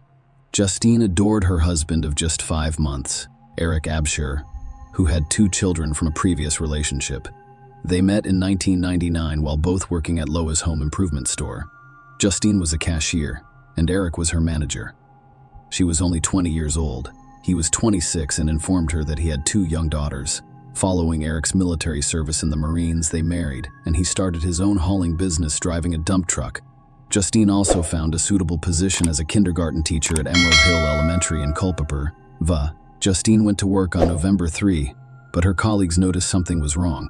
They noticed her seemingly swollen eyes and assumed she was crying. Justine, on the other hand, assured them that her condition was the result of allergies. Later that day, while pursuing her master's degree at UVA, she ran into her classmates again. She arrived 30 minutes late and wore sunglasses inside. When the class ended at 7 p.m., Justine left immediately. Her co-workers had no idea that it would be the last time they saw her. A distressing 911 call was received at 1:57 a.m. from Taylorsville Road in Barboursville, Virginia, reporting a hit and run. When the police arrived, they found Eric in a state of hysteria, cradling his lifeless wife, Justine, in the middle of the road. Unfortunately, Justine had died as a result of a car accident. Eric told the police that Justine called him at 1:19 a.m. to report a car breakdown and request assistance. She was approximately 5 miles from their home. Eric jumped on his motorcycle and rushed to the location she specified, only to find her lying on the road. Eric sat with Justine, covering her with his jacket, before setting out to find help. He approached several nearby houses and knocked on doors, hoping to find help. At 1:57 a.m., one of the homeowners called 911. Eric later admitted to the police that he had his cell phone in his pocket, but he hadn't realized it at the time, while on paper. Initially, the scene appeared to be a hit-and-run case. That viewpoint shifted very quickly. The police investigation revealed a lack of typical evidence related to a hidden run on Taylorsville Road in Barboursville, Virginia. Despite her severe injuries, Justine and her clothing showed no broken glass, skid marks, tire marks, debris, or blood. This absence led authorities to suspect that her death was not the result of a random collision, but rather of a deliberate act. The situation becomes even more complicated. Despite Eric's claims of mechanical problems, the police discovered that Justine's car was in good working order with no defects. This inconsistency raised questions about the veracity of Eric's account. Justine was very close to her parents, Heidi and Stephen Swartz, as well as her sister, Lauren Swartz, and they were devastated when Eric's brother called to tell them that Justine had died. Their shock and devastation turned into confusion. They knew Justine well. She was afraid of the darkness. She was even described as afraid of her own shadow, so they couldn't understand why she would choose to drive alone at night. The perplexity grew when her body was discovered 600 feet away from her car, which contained her purse, coat, and keys. This raised questions about why she would leave these belongings and walk away from the vehicle, especially after calling Eric to come and pick her up. Only 2 days after Justine's memorial service, an important revelation occurred. Heidi, Justine's mother, entered a restaurant and burst into tears. Sensing Heidi's distress, a compassionate restaurant employee offered to help, prompting Heidi to tell the heartbreaking story of Justine, the kindergarten teacher who was killed by a car. To Heidi's surprise, the woman revealed an astonishing fact. Justine had not died in a hit-and-run. She had been murdered, and her husband, Eric, was the primary suspect. It turned out that some people believe Eric was involved in Justine's death. When questioned by the police, Eric gave a detailed account of the evening, claiming that everything was normal. According to him, Justine returned home after 7 p.m., and he arrived shortly thereafter. He mentioned being with Justine for a while before getting a call from Martha Jefferson Hospital, where his ailing mother was. The call brought the distressing news of his mother's deteriorating health. Eric told the police that he returned to the hospital and remained there until 11:30 p.m. He did not return home immediately. Instead, he went to their storage unit on Route 33 in Rockfordville and stored his motorcycle.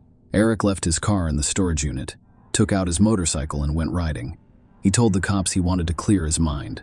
According to Eric's account, he returned home around 12:30 a.m. when Justine was awake and ready to talk. However, an argument arose between them when Justine wanted to discuss his mother's health, which Eric was hesitant to discuss. He informed the cops that he felt the need for solitude. In response, Justine allegedly said, "Well, maybe I need to be alone too." According to Eric, Justine left and drove away in her 2002 Ford Mustang. Eric told the cops he was unconcerned because he expected Justine to return and was casually watching television. His next contact with Justine came at 1:19 a.m. when she called him and was angry. She explained that her car had broken down and asked him to pick her up, specifying the exact location. He stated that it took him approximately 10-15 minutes to leave the house after receiving Justine's call, as he needed to put on his shoes, grab his jacket, keys, and helmet. Eric stated that he found her between 1:39 a.m. 1:44 a.m. The police found Eric's account suspicious, especially given the crime scene and Justine's injuries. This prompted them to conduct a thorough investigation into the events surrounding Justine's death. It will take 4 years, but the police will eventually have enough evidence to charge Eric. He was charged with first-degree murder of his wife. The prosecution claimed that Eric committed the murder with the intent to end his marriage and for financial gain. The court was informed that Justine had undergone a significant transformation in the months preceding the November incident. She stopped meeting with friends, ignored calls, and even turned down a friend's housewarming gift of flowers, citing Eric's ban on accepting gifts. The prosecution claimed Justine was killed somewhere else and then dumped on the road where she was discovered as part of Eric's hit and run scheme. Their argument was that this was done to secure a $1.05 million insurance payout. According to the prosecution, Justine's injuries contradicted the theory of a vehicular collision. She suffered 113 blunt trauma injuries, including several broken bones, lacerated organs, and 23 head wounds. Surprisingly, there was little blood at the scene. The prosecution presented testimony from 2 medical examiners that called into question the notion that Justine died as a result of being hit by a car while standing on the road. Instead, they claimed that she was brutally assaulted, strangled, and then run over after death. Dr. Todd Loka-Civic, who conducted Justine's autopsy, testified that his findings were consistent with manual strangulation. He discovered deep tissue bruising in the neck muscles and hemorrhages in the eye and lip.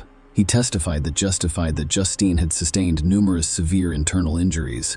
Some wounds did not bleed, indicating that they occurred after Justine's death. He reported finding less than half of the blood he expected in her chest and abdominal cavities. The second medical examiner pointed out that the average female body contains 5 liters of blood, but Justine had less than 1 liter. This inconsistency, according to the prosecution, contradicted the scarcity of blood found on the road, supporting their claim that she was killed somewhere else. Alla Susan Crawford, Eric's high school girlfriend and mother of his 2 children, testified that less than 2 hours before he discovered Justine on the road, he inquired about their future together. They exchanged 43 calls that day, during which Eric expressed his feelings for Allison. In court, Allison stated that he asked if there was any hope for our relationship, revealing Eric's admission of regret for marrying Justine. Another witness testified for the prosecution. Cecil Roebuck stated that he was on Greene County's side roads late that night looking for a school bus.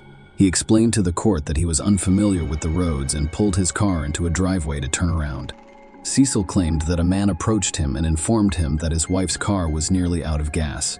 He asked Cecil to follow him to a gas station, but before they arrived, the man pulled over and informed Cecil that his car had run out of gas. He asked Cecil for a lift back to his house, and he agreed. Cecil stated that he did not associate the incident with Justine's case until 2 years later, when he saw a program about her death. He told the court that he thought the man was Eric and that he had helped him stage the hit and run, albeit unbeknownst to him at the time.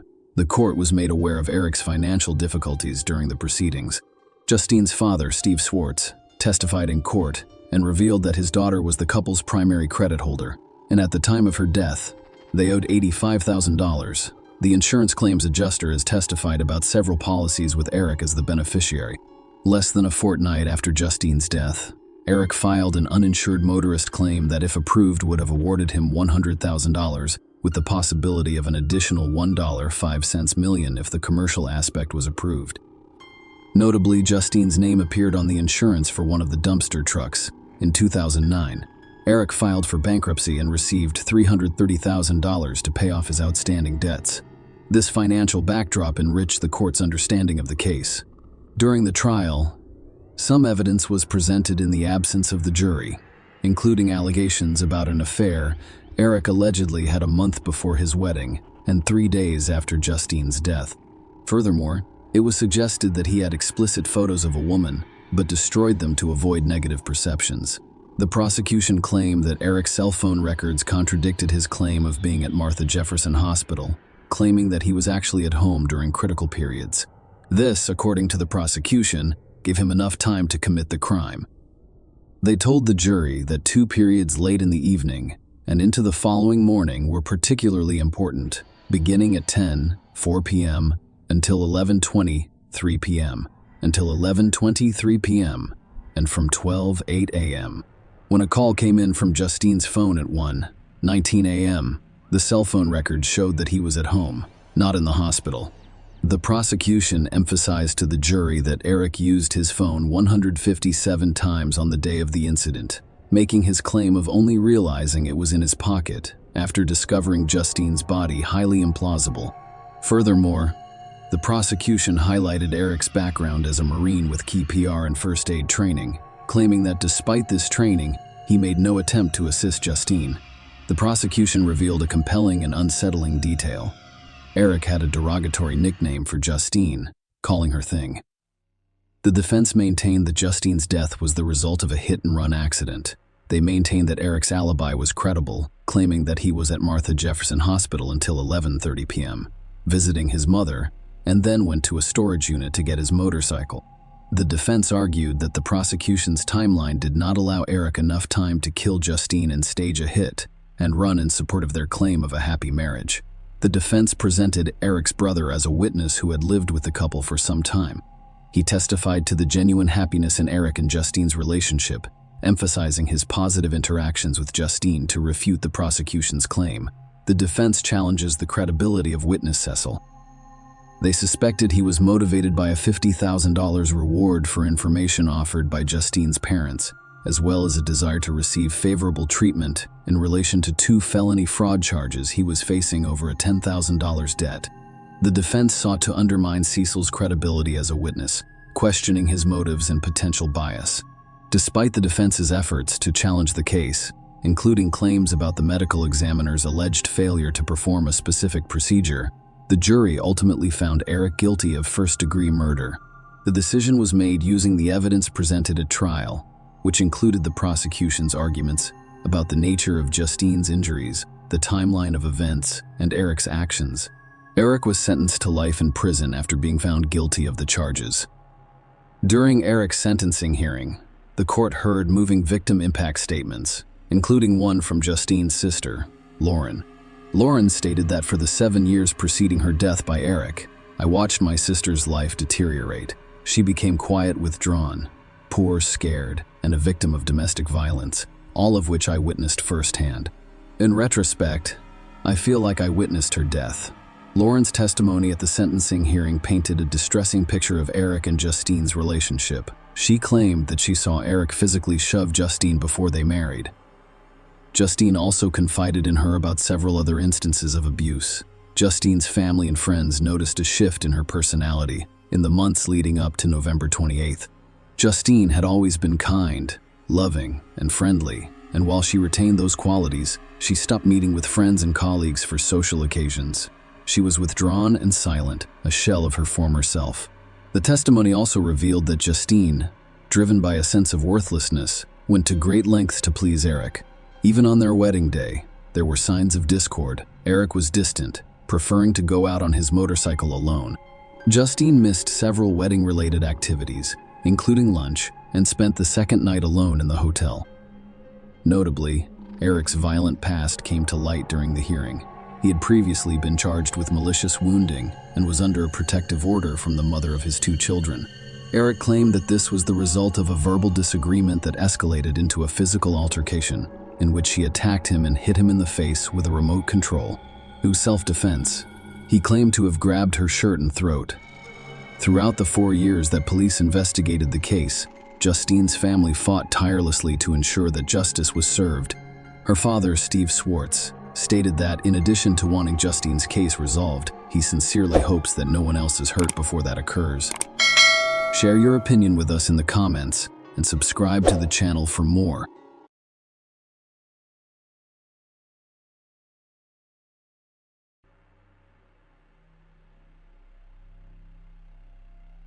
On Saturday, June 28, 2014, Erin Corwin, 19, informed her husband Jonathan John Corwin that she planned to hike some trails in Joshua Tree National Park. Her mother, Laura Evelyn, was due to visit the following week, and Erin expressed a desire to go on some walks together. Erin and John had been married for over a year and had known each other since 5th grade when they met in Oak Ridge, Tennessee. When Erin turned 16, John asked her parents and Bill for permission to date her, and they agreed. John appeared to be a good match for their daughter, with gentlemanly characteristics. The couple married in November 2012 and moved to California in September 2013. John lives at the 29 Palms Marine Base, where he served as a Marine.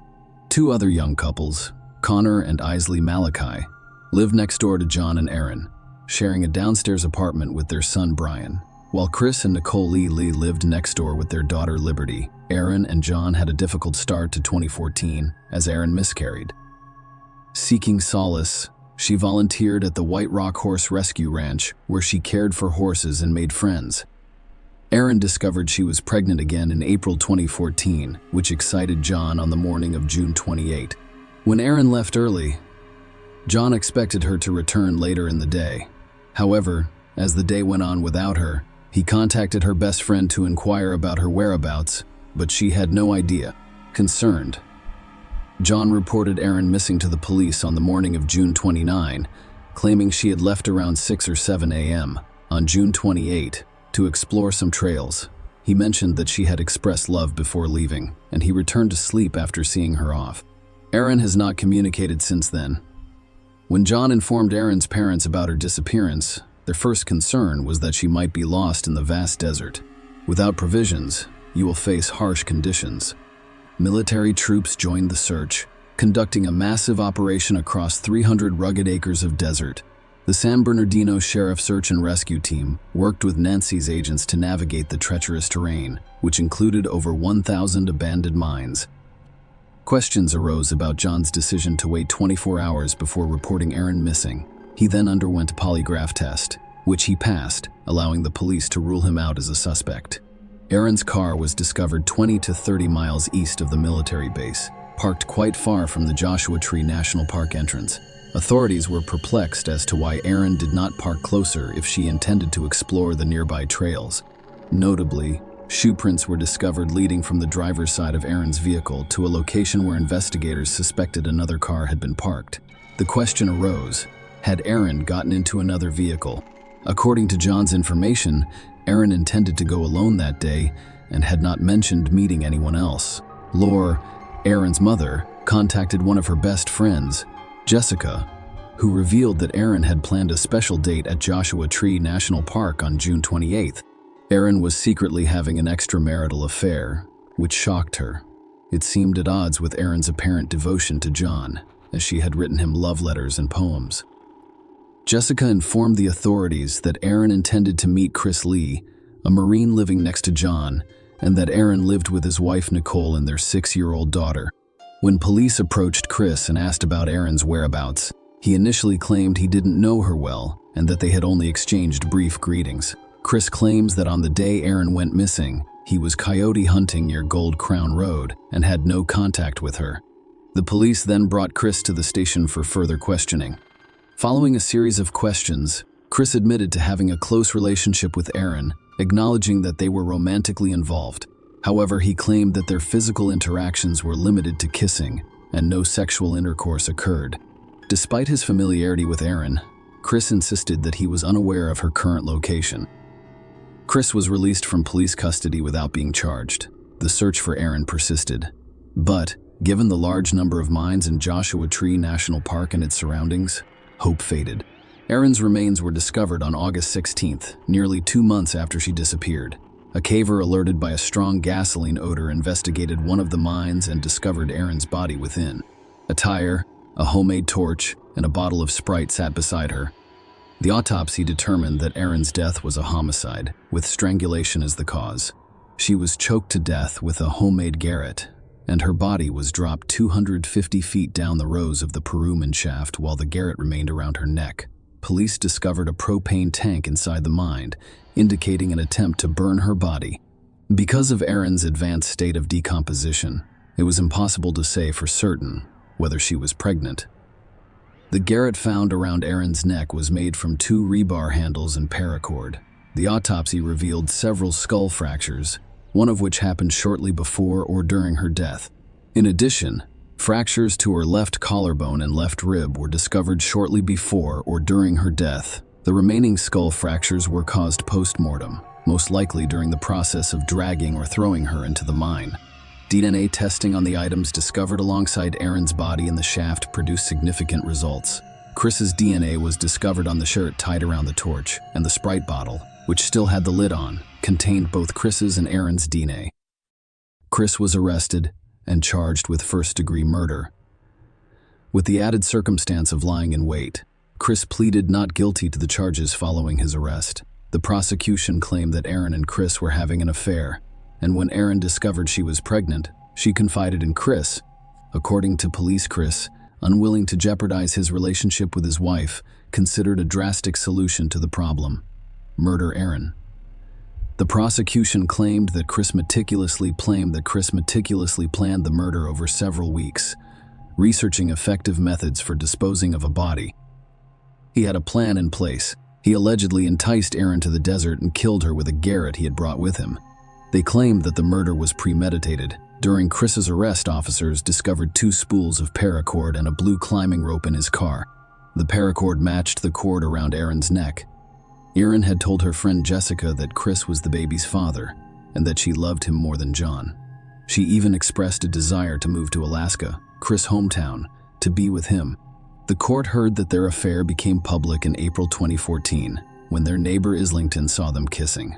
Nicole informed John, who confronted Chris, explicitly stating that he did not want to see him near Erin again. During the trial, Islington testified for the prosecution, stating that Chris frequently discussed murder, mentioning it more than I can count. She remembered him talking about hiding a body in the desert corner. Ling's husband also testified that Chris had discussed murder with him. Just a few weeks before Erin disappeared, Chris allegedly told Connor that if you put a body in a fire with tires, it will disintegrate and that they would be unable to find anything. Another Marine, Andrew Johnson, testified about his conversation with Chris in June 2014. Chris reportedly inquired about nearby chloride plants, specifically how a body could be destroyed using chemicals found there.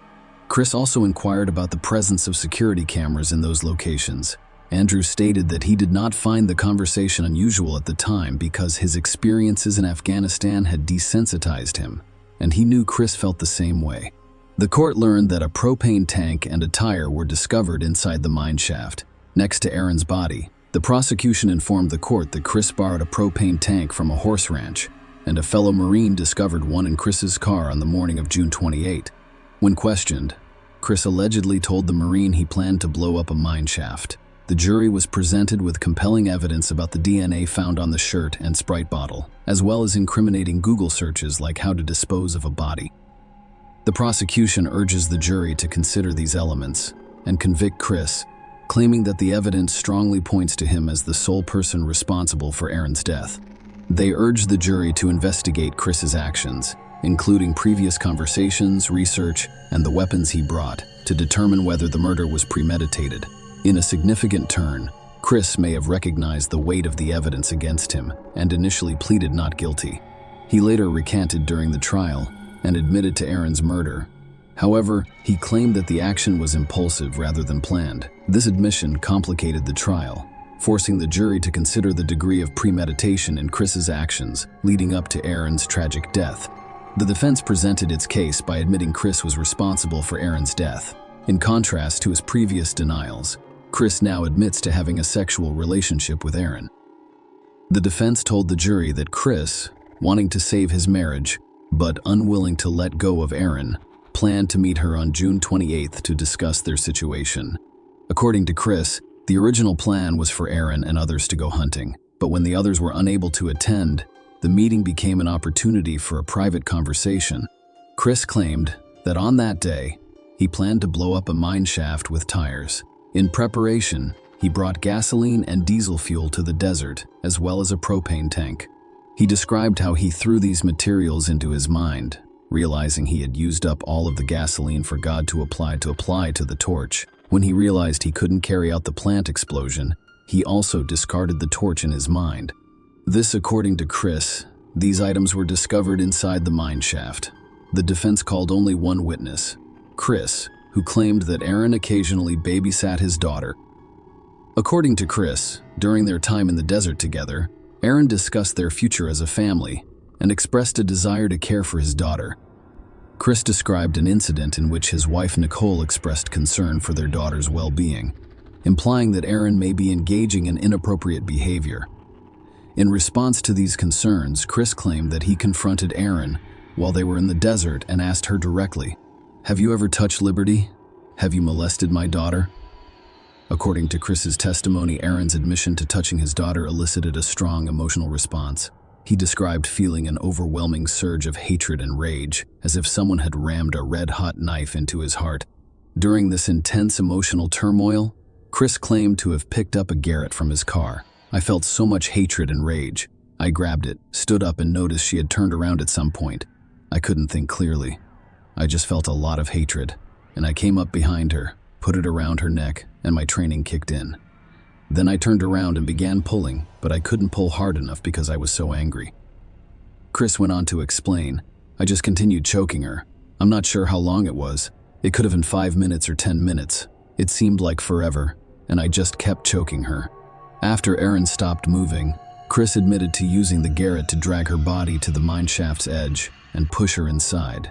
The defense asks the jury to find him not guilty of first-degree murder based on his claim that he did not intend to kill Erin and only killed her in the heat of the moment.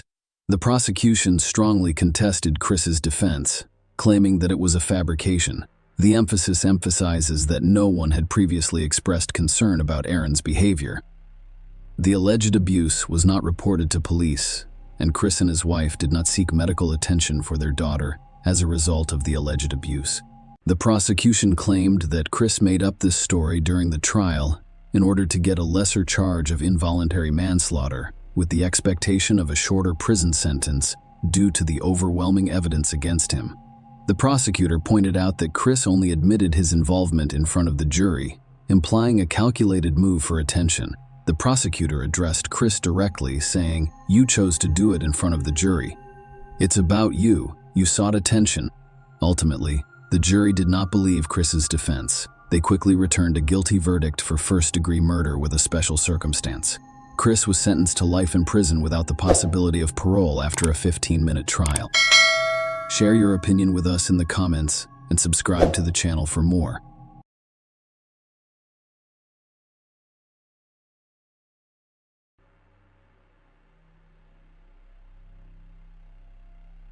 On Wednesday, September 14, 2016, a fire broke out early in the morning at Acorn Woods near Grapevine Lake in Texas, United States.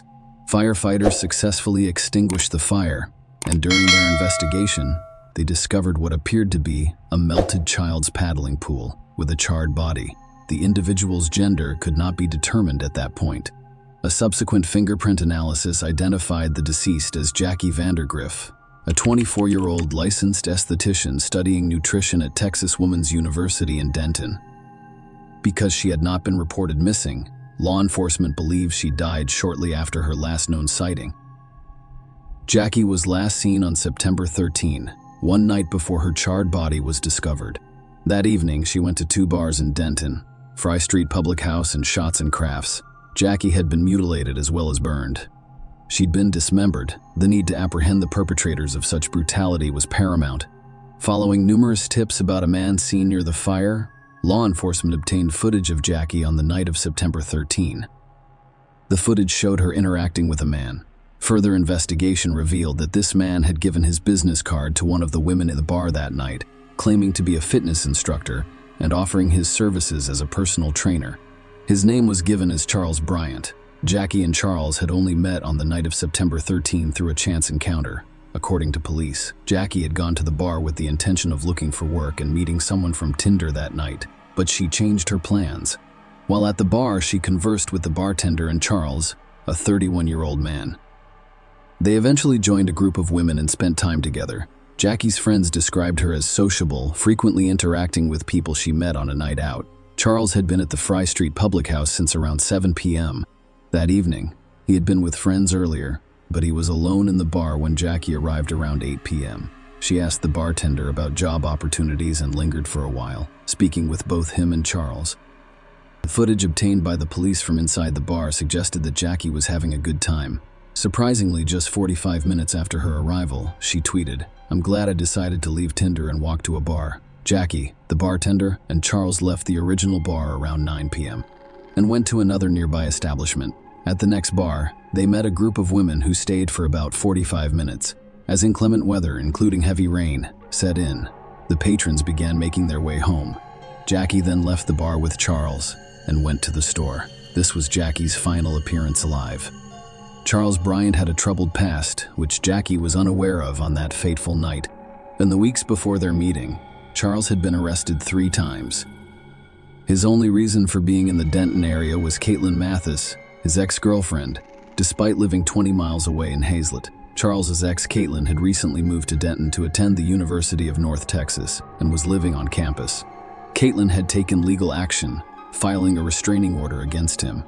Caitlin ended the toxic relationship in August 2016, just a few months before the tragic events unfolded, citing Charles' manipulative behavior and narcissism.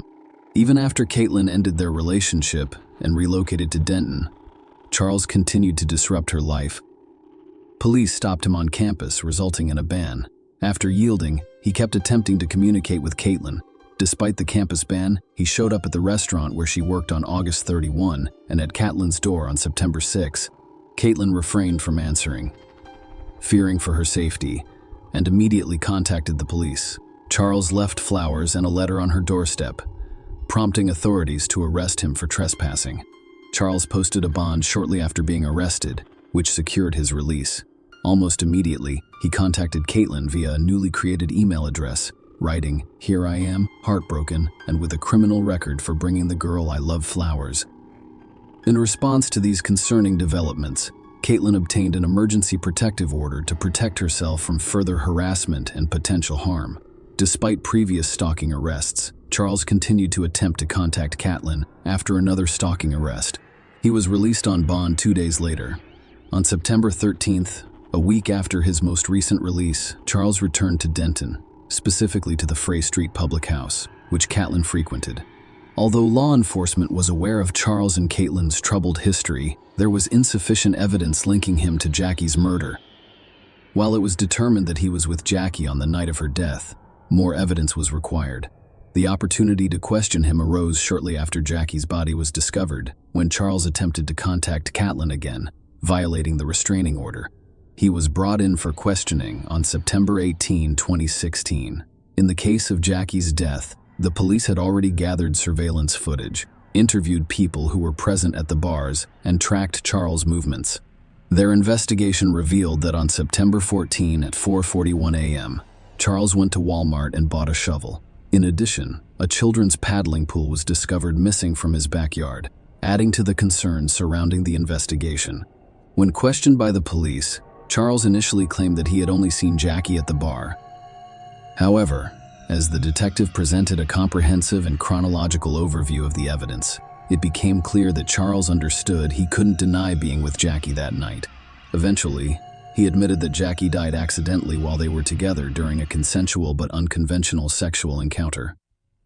Charles told the detective that after they left the bar, Jackie asked him to choke his car with a zip tie. Despite having a zip tie in his vehicle, the police questioned his story, leading to charges of murder and tampering with or fabricating physical evidence against him. The prosecution claimed that Charles and Jackie met that night, went to a second bar, and then returned to his home. During the trial, the medical examiner informed the jury that tests on Jackie's remains found no evidence of sexual assault. The prosecution claimed Jackie's death was not the result of a sexual encounter, but rather of a brutal assault that included strangulation with a zip tie, dismemberment with a knife, and subsequent incineration. According to the prosecution's narrative presented to the jury, the evidence would show that Charles and Jackie met at a bar on September 13th and left together in his car with no one else present. The prosecution emphasized that various pieces of evidence, such as items discovered and DNA testing, would confirm Jackie's presence inside Charles' home. The jury was shown surveillance footage from the bars, and testimonies from bar patrons and employees corroborated the claim that Charles and Jackie were together. The footage showed them leaving the bar at 9:46 p.m., getting into Charles' car and remaining in the parking lot for another 30 minutes before leaving. Subsequent surveillance footage from a dented gas station showed Jackie inside Charles' car at 10:30 p.m., the last confirmed sighting of her alive. Furthermore, Jackie's phone activity indicated a connection to a cell tower in Hazlet, Texas, at approximately 1:30 a.m. on September 14th, as well as the area surrounding Charles' residence. The jury learned that Jackie was carrying a Texas Woman's University bag at the bar, and a matching bag was discovered at Charles' home. A hair-covered zip tie was also discovered in the trash can outside his home. Notably, in Charles' backyard, there was a blue children's paddling pool similar to the one found burned. A circular barren spot near the pool hinted at the presence of another pool. Police discovered a knife inside Charles' home, which they believe was used in Jackie's stabbing and dismemberment, as well as a stun gun in his car. Both items were officially recorded as evidence. During the court proceedings, the medical examiner stated that Jackie died as a result of homicidal violence. It was noted that there was no soot in her airways, indicating that she had died, ceased before her body was set ablaze. The medical examiner also testified that Jackie's hyoid bone had fractures as a result of upper neck force. A forensic anthropologist explained to the court that the hyoid bone is a U-shaped bone deep in the throat that acts as an anchor for the tongue. The forensic anthropologist testified that Jackie had a broken hyoid bone and fractured ribs. The injuries were found to be more likely to occur near the time of death and were not related to dismemberment. The anthropologist determined that the hyoid bone injury was consistent with strangulation, as it required direct pressure, which is typically caused by manual strangulation or the use of ligatures. However, because Jackie's soft tissue burned during the fire, it was impossible to say definitively whether the fracture was caused manually or by a ligature. The expert agreed that a zip tie could result in such an injury. Furthermore, Jackie sustained a head injury from blunt force trauma that was ruled unlikely to be post-mortem due to significant hemorrhaging stab wounds on her body that appeared unrelated to the dismemberment procedure. And the state's expert claimed that the wounds appeared to have been inflicted while Jackie was still alive, the expert explained. The fact that there was some bleeding around those stab wounds indicates that she was alive when they were received, so they could have bled. The jury discovered that Jackie's body sustained injuries after her death, including the opening of her chest and the removal of her heart, as well as multiple rib fractures. A DNA profile extracted from the zip tie, stun gun, and knife made it nearly impossible that the sample came from anyone other than Jackie. The DNA analyst testified that DNA was found on the stun gun, recovered from his car, and Jackie could not be ruled out as a major contributor. The defense presented its case, arguing that there was no evidence to support the claim that Jackie's death was caused by Charles' violent actions. Instead, they claimed Jackie died during a consensual sexual act. According to the defense, Charles, in a panic, attempted to dispose of Jackie's body. During the trial, defense witnesses discussed the concept of erotica asphyxiation, claiming that those who engage in such activities derive pleasure from depriving their brains of oxygen. The defense argued that a zip tie was used around Jackie's throat as part of a consensual sexual act, which led to her death. According to their account, Jackie's body went limp, which caused Charles to freak out.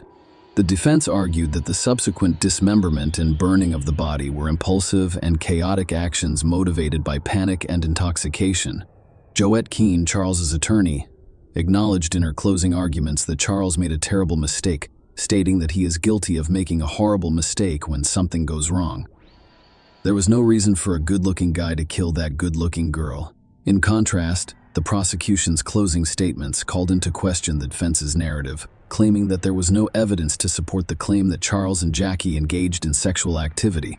They dismissed the defense's argument that Charles' panic is illogical, emphasizing the gravity of his actions. The defense claims he freaked out, but their own experts determined it was homicidal violence. Why cut out the heart? What is the significance of body disposal? He slashed her heart out. I want that image to sink in. The jury had to decide whether Jackie was murdered, killed on purpose, or died as a result of a consensual sexual act. They convicted Charles of murder and tampering with evidence. He was sentenced to life in prison for murder and 20 years for tampering. The sentences will be served concurrently. Prior to the trial, there was much speculation as to the possible motive. Prosecutors are concerned if there is no clear motive, as jurors prefer to hear a complete story and explanation of what occurred. They must be certain of their verdict before being convicted. And, in many cases, a motive strengthens the prosecution's case. In this case, the prosecution had no motivation. But does it matter? When does the evidence become clear? Do we require a motive? In cases like this, the motivation is usually sexual. However, the prosecution argued that there was no evidence of sexual activity. We don't need to know what went through Charles Bryant's mind that night. Did he want to do it? And he did. Jackie's parents have partnered with Texas Women's University to establish an endowment in her memory. Share your opinion with us in the comments and subscribe to the channel for more.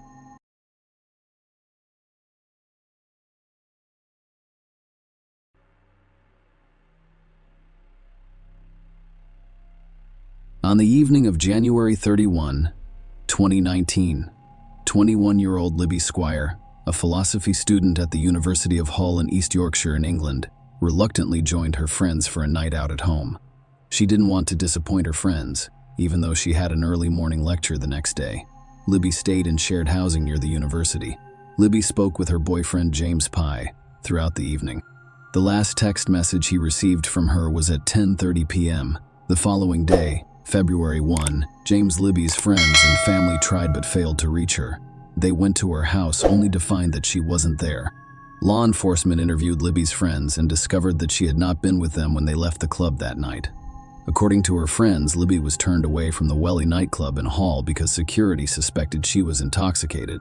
To ensure her safety, her friends called a cab to take her back to her Wellesley Avenue home. Following the investigation, police conducted a search of the area, which resulted in the discovery of Libby's house keys in a neighbor's garden. Authorities collected CCTV footage from the area and interviewed numerous witnesses. They determined that Libby had arrived home in the cab, but when she exited, she walked down the street without entering her house. Based on CCTV footage and witness statements, the police were pursuing a specific lead in Libby's disappearance, and they were confident they had identified the person responsible. Despite their knowledge of the individual involved, they had no idea where Libby was. 7 weeks after her disappearance, 26-year-old Powell Relowis discovered her body in the Humber estuary, between Spurn Point and Grimsby, and was later arrested. He was questioned a few days after Libby was reported missing, but was released. Powell, originally from Poland, lived in North Yorkshire with his wife and 2 young children, and worked as a butcher for Caro Foods in Malt. He told police that he saw Libby crying in the street and offered to drive her home. He claimed to have dropped her off near some playing fields because she was ill. This was the last time he saw her. He told the cops, "I had nothing to hide. Just check the cameras." The police examined the surveillance footage and charged him with rape and murder. Powell pleaded not guilty to the charges against him.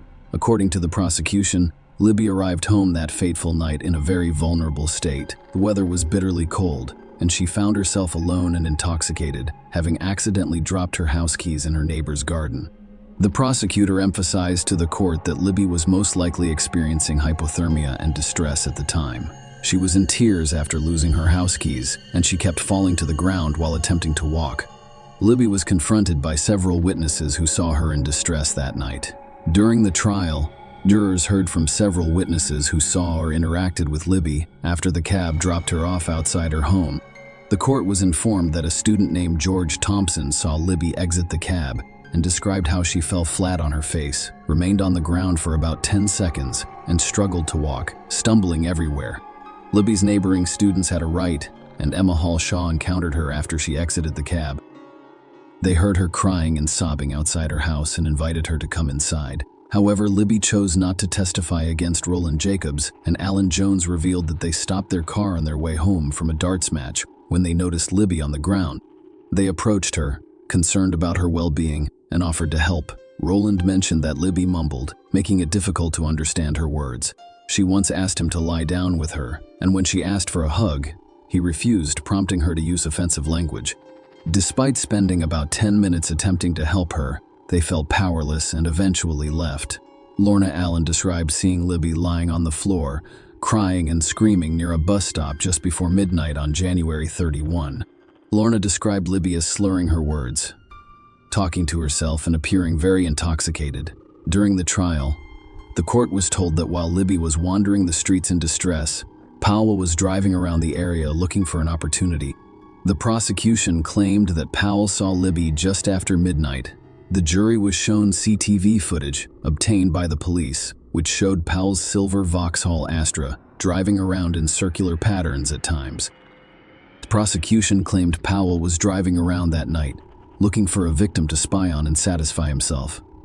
The jury learned about Powell's history, which included several sexually motivated burglaries in the months preceding Libby's disappearance, during which he kept stolen items as trophies. When police arrested him for Libby's murder, they discovered underwear and intimate toys stolen from women. They discovered a bag in his car containing these items as well as photographs of young women. When questioned about the bag, Powell initially claimed ignorance, before admitting that he had forgotten about it and had no idea where it came from or how long it had been there. According to court testimony, in the year leading up to Libby's disappearance, Powell exposed himself to women in public and peered through windows. The jury was told that a female student had a terrifying experience when she saw a man's face peering through her window while she was dressing. The man's face was only inches from the window, which terrified her. She recognized this individual as having power. Another woman said she saw Powell at her window, observing her during an intimate moment with her boyfriend. When her housemates returned later that night, they discovered a used contraceptive hanging on the front door, along with women's underwear in the letterbox. Another victim discovered an unwrapped contraceptive and a pair of women's underwear alongside her child's toy. During the trial, forensic scientist Nikolai Taylor testified that Powell's DNA and bodily fluids were found on the woman's underwear. She told the jury that this finding implied intimate contact with the underwear, possibly indicating that Powell had worn them. According to the prosecution's evidence, Libby entered Powell's car after midnight and was driven to the Oak Road playing fields.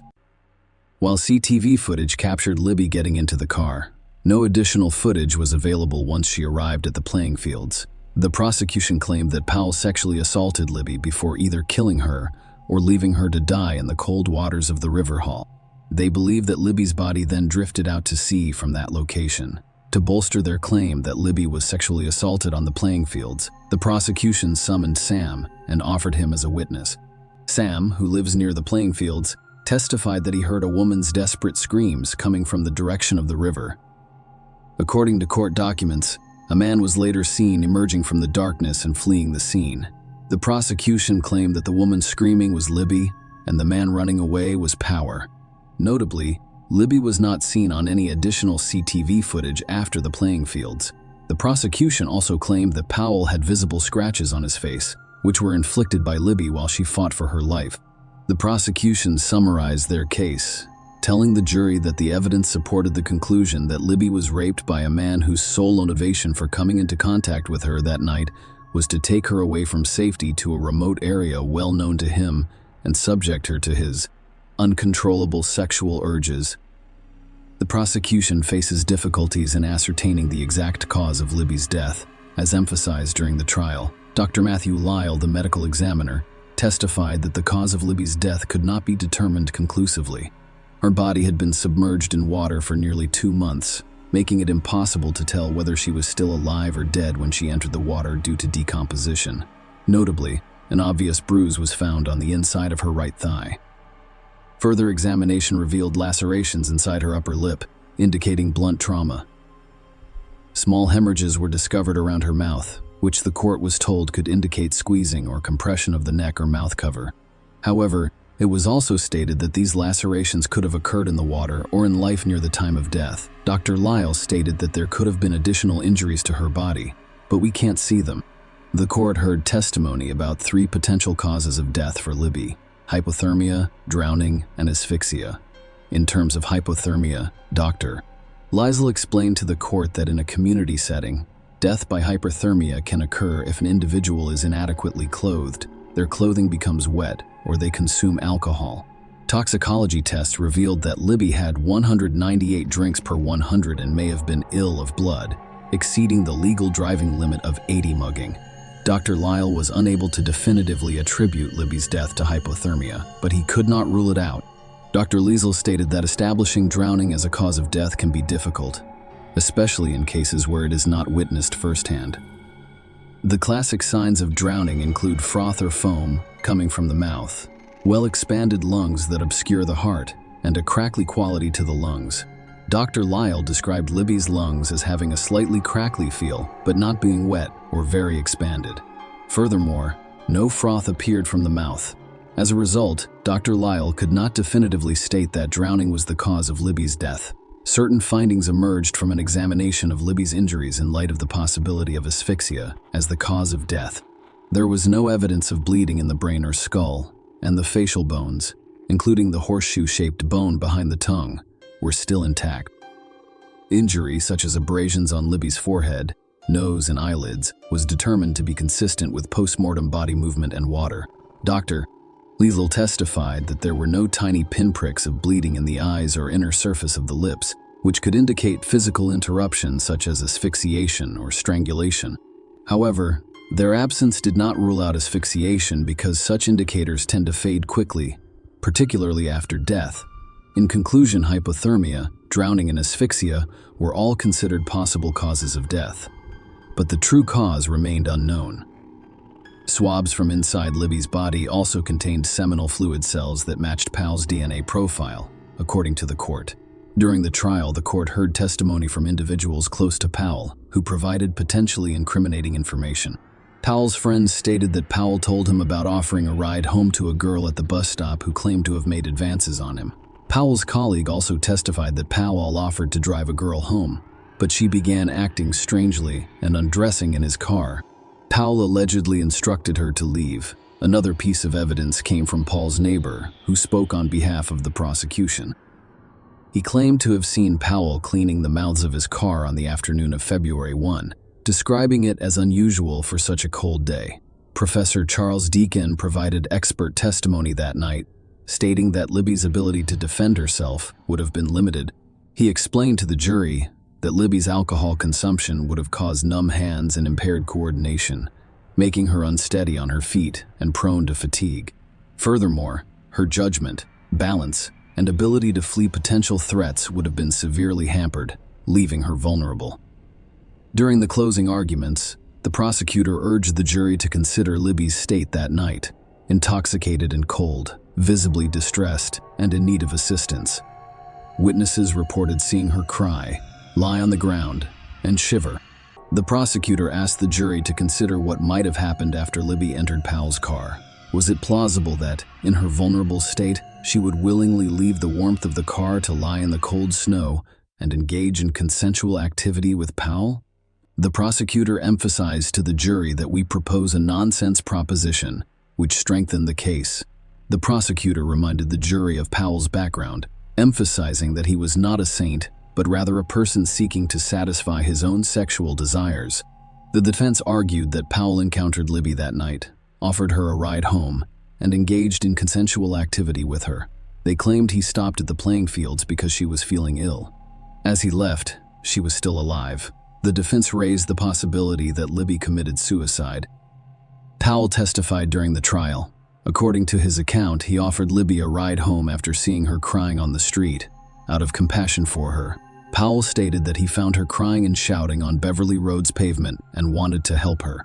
He claimed that their sexual encounter was consensual. The jury was shown CCTV footage of Libby and Powell walking along Beverly Road before driving to the Oak Road playing fields. Powell admitted to driving around that night, hoping to find a woman for her. He also confessed to stealing women's underwear and intimate toys, as well as spying on people through windows.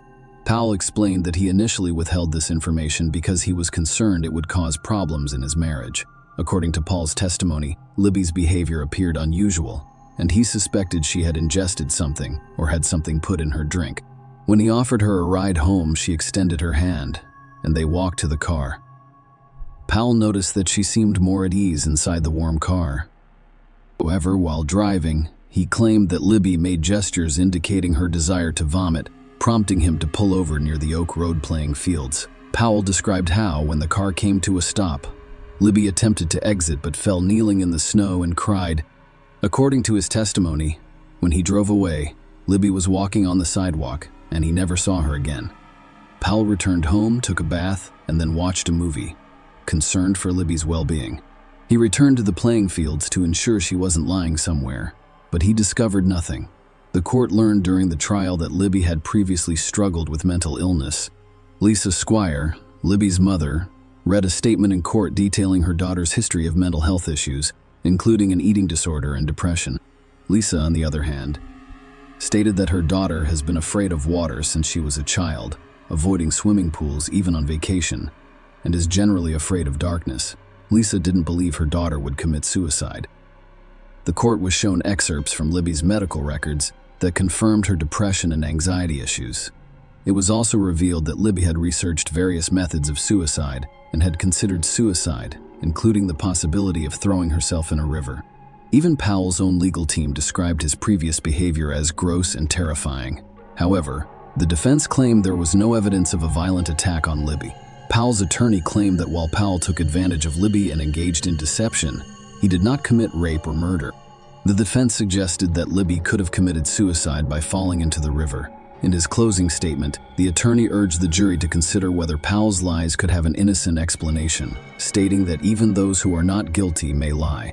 He acknowledged that Powell should not have left Libby alone that night given her condition, but speculated that Powell may have lied about meeting her to protect his family. The attorney's closing argument sought to cast doubt on the prosecution's case, emphasizing the lack of conclusive evidence linking Powell to the alleged crimes. The jury was asked to deliberate, but they were unable to reach a unanimous conclusion. So Judge Mrs. Justice Lambert informed the jury of 7 women and 5 men that she would accept a majority verdict of 10-2 or 11-1. They unanimously convicted Powell of rape and later found him guilty of murder by a majority of 11-1.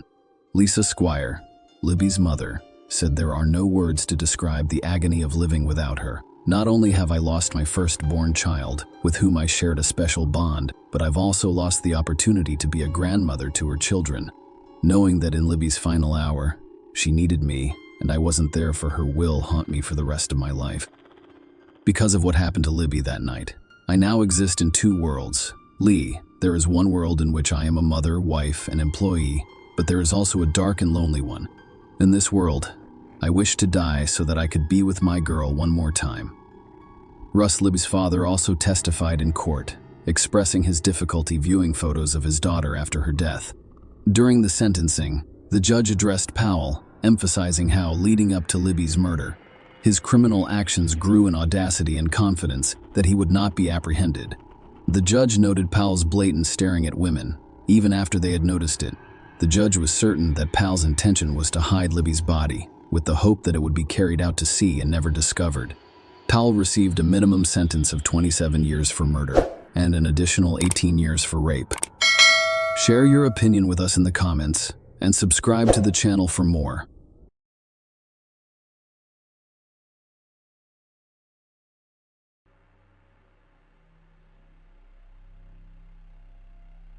Our story begins with Annie, a beautiful girl. Annie's family and friends described her as a bright, beautiful, and sociable girl. Vinod Hindosha, Annie's father and the son of a successful merchant, left the Indian state of Gujarat as a young man for Europe. The family settled in Mariestad, a small town in Sweden. Vinod started his own business, and the family became wealthy.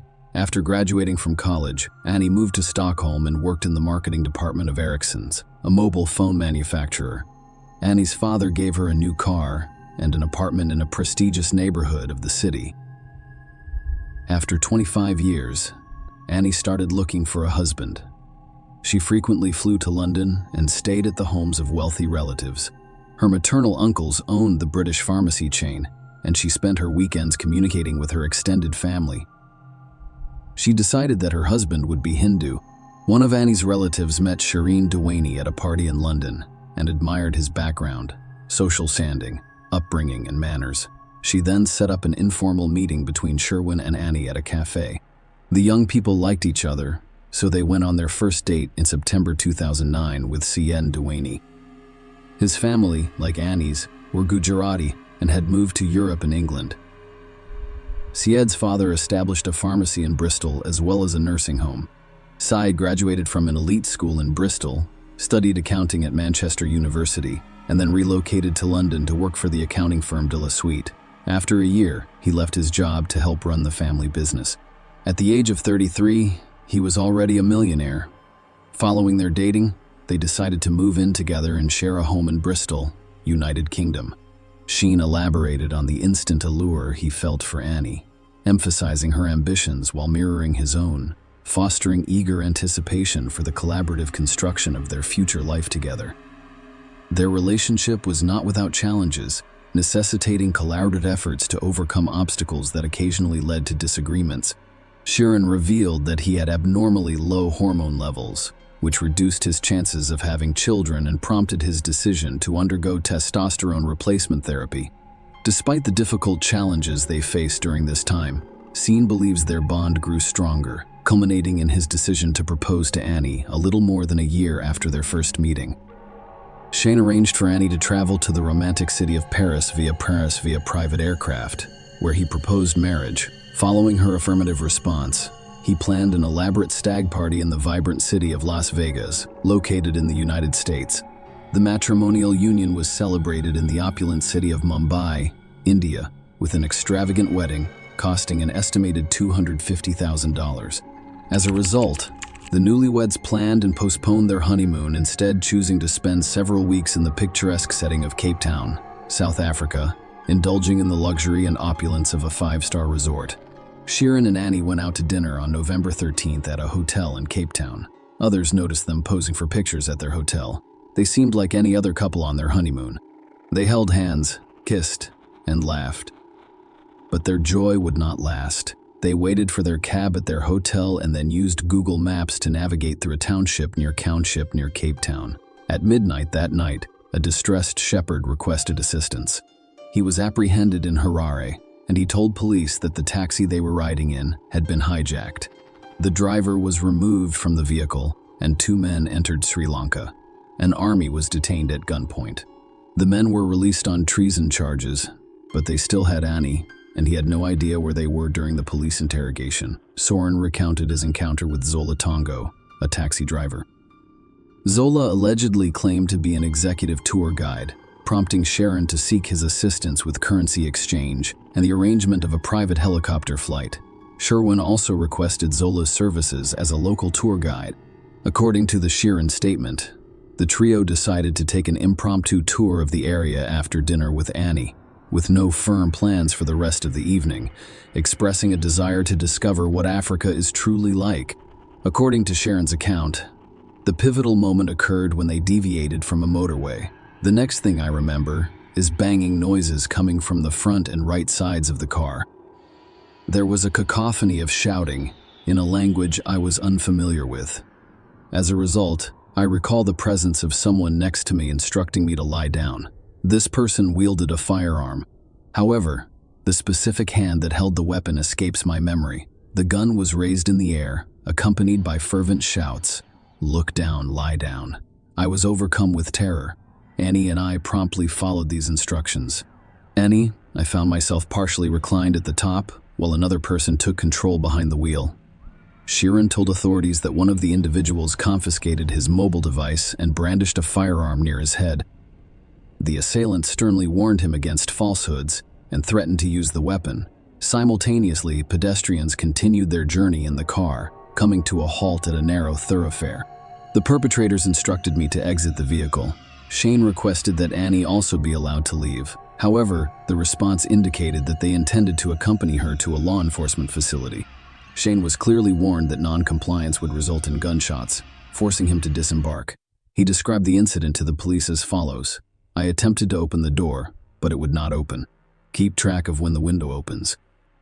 I remember hitting the ground and the car speeding away. The last thing I told Annie was to be quiet and not say anything. I told her this in Gujarati after he left. Sheeran stated that he was unaware of the car's subsequent trajectory other than the presence of two people retaining Annie inside. His testimony informed the authorities that he requested assistance by knocking on doors. As a result, law enforcement officers were summoned, and he was taken to a police station.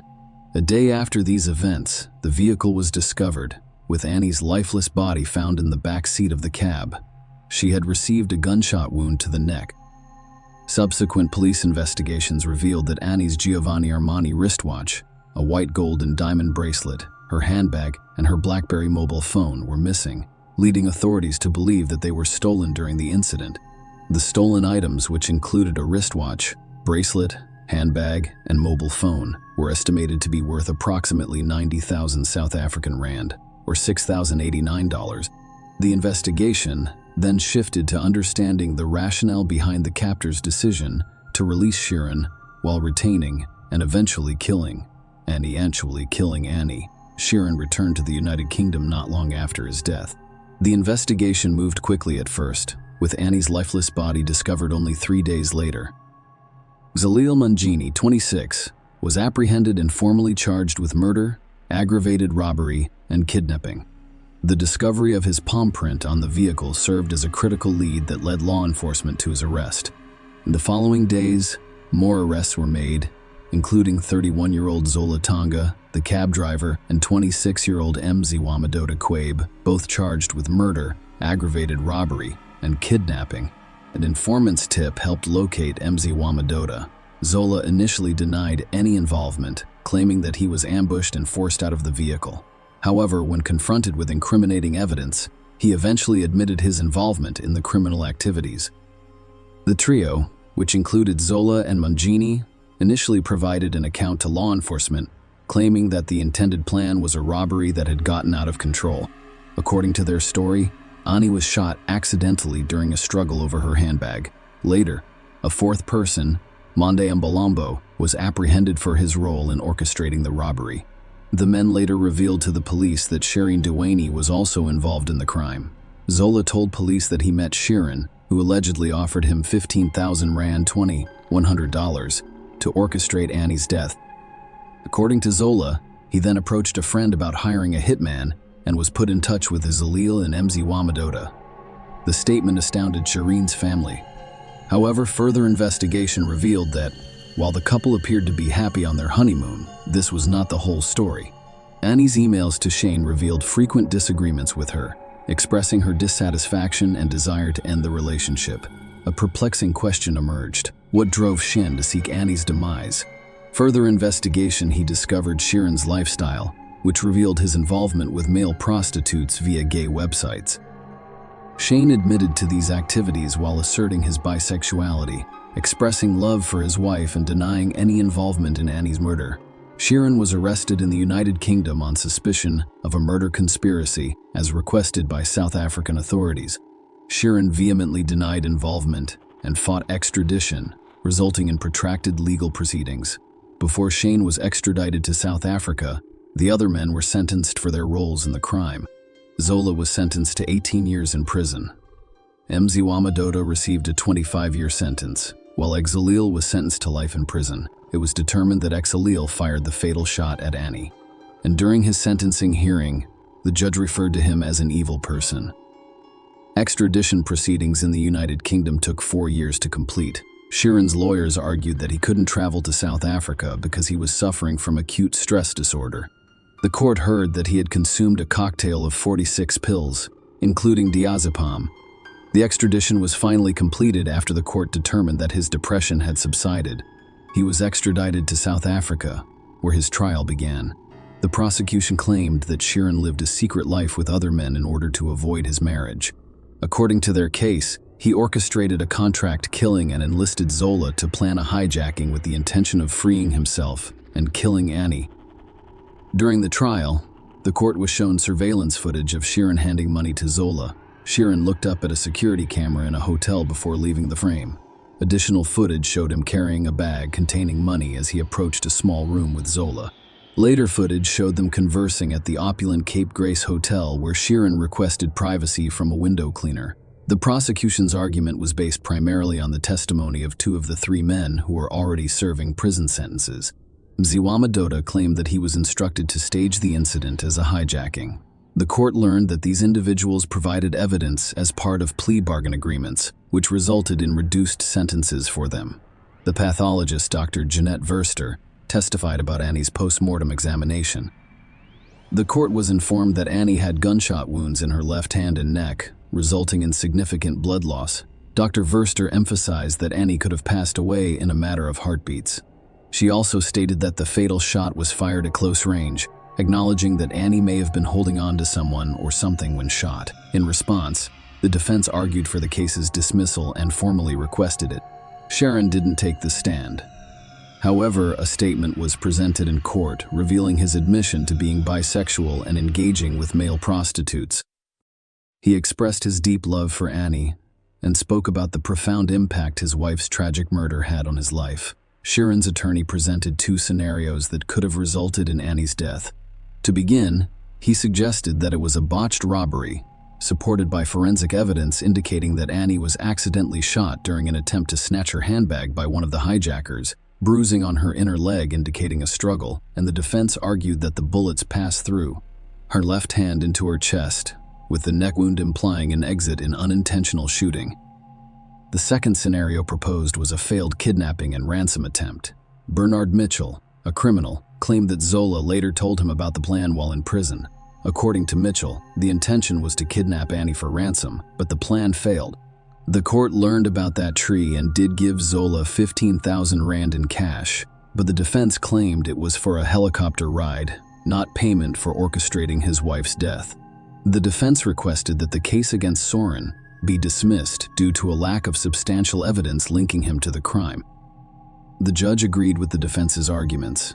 The judge stated that it was the prosecution's responsibility to prove that Sheeran conspired with the 3 other men to murder Annie, and they fell short of meeting the required level of evidence in such a case. The judge emphasized that Zola, as the sole accomplice witness, had agreed to a plea deal, making his testimony suspect and requiring corroboration. The judge noted Zola's details, such as the locations where he picked up and dropped off Sheeran, but Annie did not provide the necessary corroboration. Furthermore, the judge criticized the 3 men's testimony, describing it as riddled with inconsistencies and so improbable that distinguishing between lies and truth became difficult. The judge informed the court that the evidence linking Sheeran to Annie's murder was of such poor quality that only Sheeran's confession would have resulted in a conviction. As a result, the judge ruled that he was not required to provide evidence and could be discharged if there was no chance of conviction unless he incriminated himself on the witness stand. Following this ruling, he left South Africa and returned to the United Kingdom as a free man, with the murder charge against him dropped. According to Annie's family, Sherwin has never contacted them to tell them everything he knows about what happened to her. They have many unanswered questions. And his father said, "We still don't know the whole story of how it happened. We wanted Soren to tell the court, in his own words, that he was her husband and was present." His lawyers repeated the words, "My client will tell the court during his trial," like a mantra, but the judge dismissed the case without Sheeran testifying. "We never had the opportunity to hear what he had to say. My family would like to talk with him. If he has any respect for us, he should come to see us and speak with us. After all, I'm still his father-in-law, and I gave him my daughter. He needs to help us." According to the information available, Shireen Dewaney is still living in the United Kingdom. Zalil Manjini, one of the individuals involved in the case, died in prison in South Africa in 2014. His cause of death was a rare brain tumor. Share your opinion with us in the comments and subscribe to the channel for more.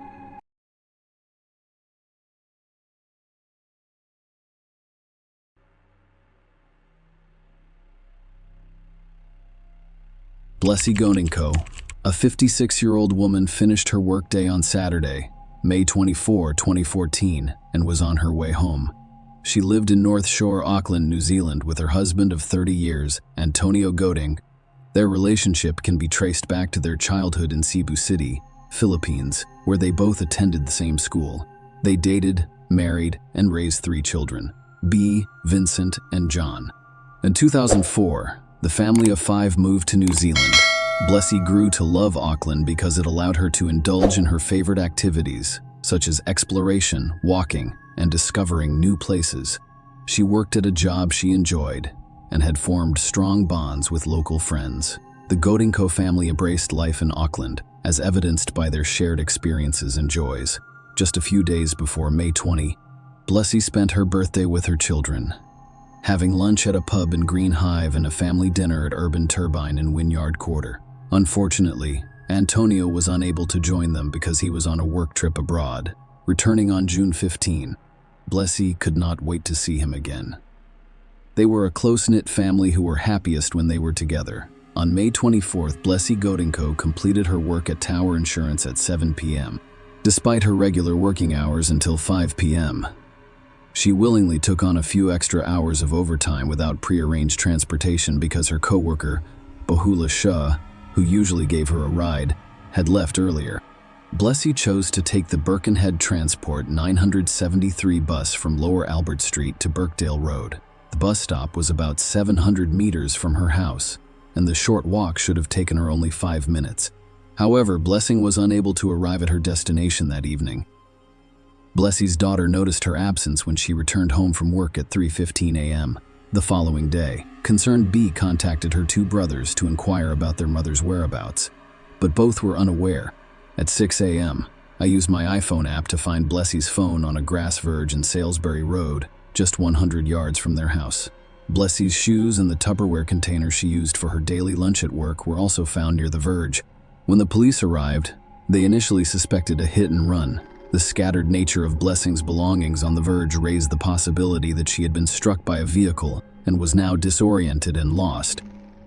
However, it became clear that something more sinister had occurred. A young girl living on the same street reported hearing the woman's scream at the time. Blessy alighted from the bus closest to her home. Witnesses saw a BMW overtake the bus carrying Blessy, prompting police to investigate 28-year-old Tony Douglas Robertson. When questioned, Robertson claimed ignorance of Blessy and the events surrounding her disappearance. Notably, the police were already familiar with Robertson, who had previously been convicted of sex offenses and abductions. He had been released from prison 5 months prior and was subject to an extended supervision order that included 24-hour GPS tracking. Robertson's movements were tracked using the ankle bracelet GPS tracking device, which revealed his presence on the street where Blessings vanished around the same time. Investigations also revealed that he spent time on May 24th at Eskdale Cemetery before returning the next day.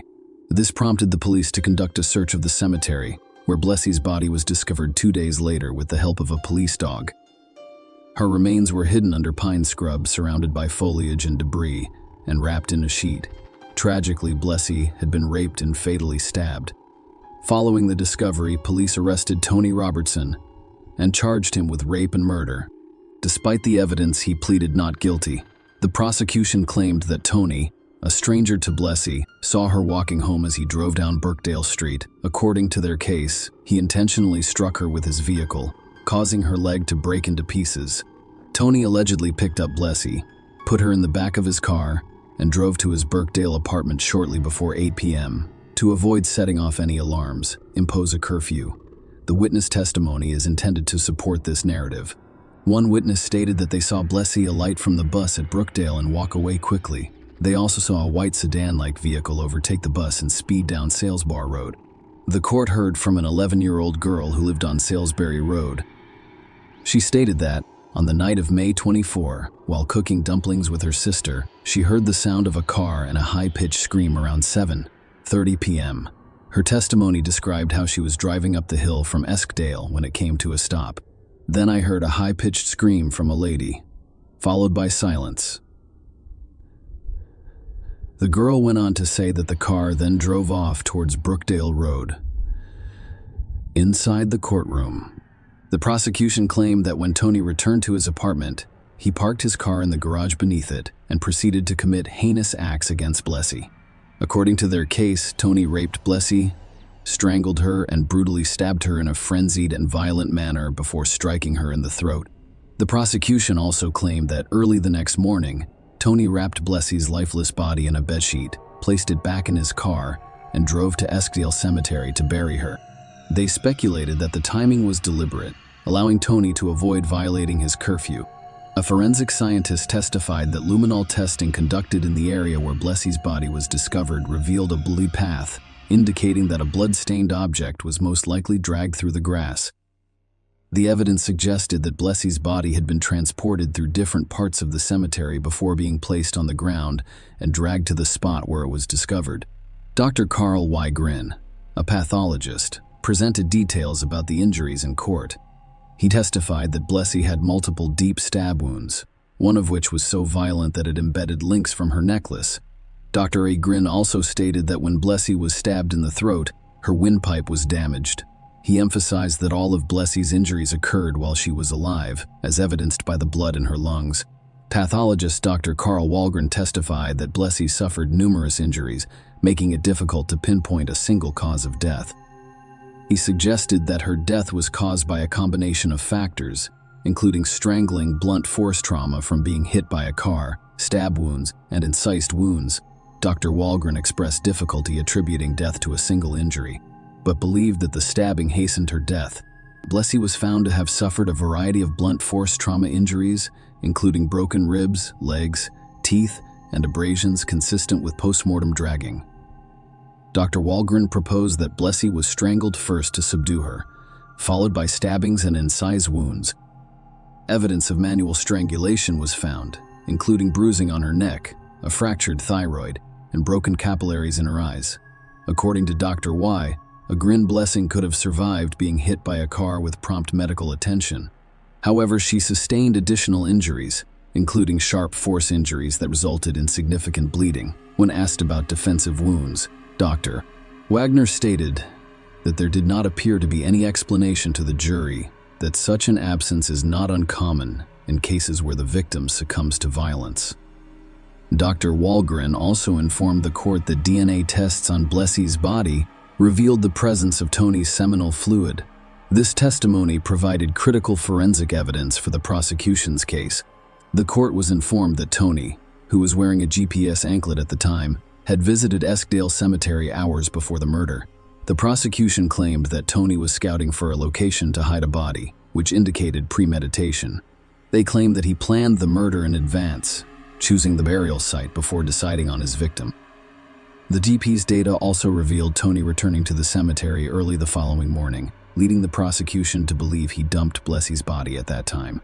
Crown Prosecutor Michael Walker emphasized the significance of these visits, claiming that they demonstrated the defendant's intent to kill someone and that the trip to the cemetery was to determine where to dispose of the body. The court heard that blood was found in Tony's car, and a knife and some of Blessie's belongings were discovered buried in the back of his property.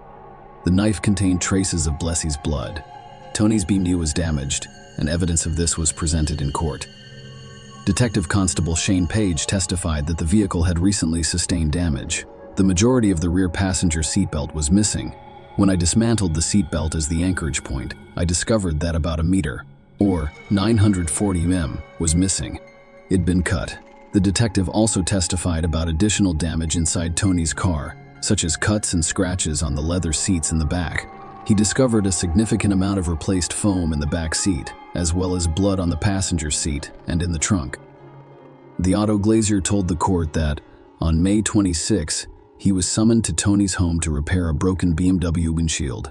He found it strange that the windscreen had already been removed from the car, and he discovered blood inside. When asked about the cause of the damage, Tony claimed it occurred while he was joking with friends. According to Tony, a friend slipped on the bonnet and crashed through the window. A sergeant from the serious crash unit testified that he thought Blessie was intentionally struck. He speculated that she was struck while walking on the pavement, citing the discovery of a tire imprint on the verge near where her belongings were discovered. In the defense's case, Tony admitted to causing Blessie's death, but claimed it was unintentional and not planned. According to his defense, Tony claimed that he panicked after accidentally hitting Blessie and then inflicted the injuries on her body to make the incident appear random. He claimed that all injuries were inflicted post-mortem. During the trial, Tony fired his legal team and decided to defend himself. Tony told the court that he denied the prosecution's version of events and stated that he panicked following the accidental collision. He claimed that putting Blessie in his car and driving home was only to comply with his curfew. "I put a strain on my car to meet my curfew of 8 p.m. and remained there until 6 a.m. Tony contended that the prosecution was incorrect and claimed premeditation, citing the lack of witnesses to the car accident. He explained his presence at the cemetery on May 24 and 25 by claiming he was attempting to purchase illegal substances. Tony argued that the DNA evidence was microscopic, making it difficult for scientists to isolate and test. The defense presented opposing views on Blessie's injuries from another pathologist, Dr. Chapman, who disagreed with Dr. Wagner's findings. Dr. Chapman's report read in court suggested that Blessed's neck injuries, particularly the fractured thyroid, could have been caused by another blow to the area. The report stated that the bruising on Blessie's neck did not appear to be caused by her fingertips. Dr. Chapman's differing views, particularly on the likelihood of Blessing inhaling her own blood, supported Tony's claim that he caused the stab wounds post-mortem to simulate a random attack. During his testimony, Tony stated that when he placed Blessie in his car, he assumed she was already dead. He claimed that he staged the scene to appear like a random attack because he was under the influence of methamphetamine at the time. Tony also denied the rape allegations, claiming that the DNA evidence found on Blessie's body, specifically his seminal fluid, was contaminated and caused by police malpractice. However, the jury rejected Tony's version of events and found him guilty of rape and murder. Tony was sentenced to life in prison, with a 24-year minimum non-parole period and preventive detention for the rape. In New Zealand, preventive detention is an open-ended jail term that can be extended indefinitely or recalled at any time. Tony appealed the verdict, claiming that Blessie's death was an accident and that the jury should have been given the option of convicting him of manslaughter. The appeal was denied, and a subsequent Supreme Court attempt was also unsuccessful, as it was determined that Tony had not presented any evidence during the trial to suggest that a charge of manslaughter could be considered. He was denied further leave to appeal Tony's criminal history, which was revealed after his sentencing, providing a stark context for his actions. Tony was granted name suppression during the trial, which concealed his previous convictions for child sexual offenses. The details of his criminal history were kept from the jury. In 2005, when Tony was only 18, he committed a heinous crime. Tonga kidnapped and molested a 5-year-old girl. Local officers suspected Tony's involvement and tracked him down with the girl, where they discovered the distressing scene with the child's pants down. Tony was convicted of 7 charges, including indecent assault and attempting to abduct 2 other children. He was sentenced to 8 years in prison for these offenses. Tony was released in December 2013, just 5 months before Blessie's tragic murder, and he violated his release conditions twice in a short period. As a result, he was deemed a danger, prompting an extended supervision order that required a decade of monitoring and a 24-hour GPS tracking system. The judge overseeing this case, Cleat Justice Edwin Wiley, expressed serious concerns about Tony's proclivity for violence. "I'm satisfied that Mr. Robertson poses a significant risk. I believe he will commit indecency against a child under the age of 12 and abduct a child for sexual purposes. The evidence leads to the conclusion that he is impulsive and unable to control his anger and aggressions. Mr. Robertson has a preference for, and proclivity for, sexual offenses. He has expressed no remorse. Indeed, he still denies it." The tragic circumstances surrounding Tony's release from the monitoring order, as well as the subsequent violent attack on Blessie Goding, caused her family great pain and anger. The fact that Tony, despite being monitored with a GPS anklet, was able to commit such a heinous crime exacerbated Blessie's family's grief, as they believed the system had failed them. A government report was conducted to look into how the police and corrections departments handled Tony's case. However, the report found no fault with their actions and concluded that Tony was solely responsible for the blessing. Despite the lack of blame placed on the authorities, the report made 27 recommendations to improve the management of high-risk offenders. Blessie's husband, Antonio, expressed disappointment and devastation with the inquiry's findings, claiming that corrections lacked the capacity to manage high-risk sex offenders, and that, in his opinion, the offenders controlled the system. The Minister of Corrections stated that Tony had served his full 8-year prison sentence for the previous offense and had been denied parole several times due to his lack of remorse. Residents of Birkdale, Auckland, were not notified of his release into their community. In a statement released by New Zealand police, Antonio expressed his family's profound loss. "Blessie is the light of our home, and without her, we would be lost in the dark. Right now, we're just trying to pretend everything is fine. But deep down, we are heartbroken. We've been robbed. She has left too soon."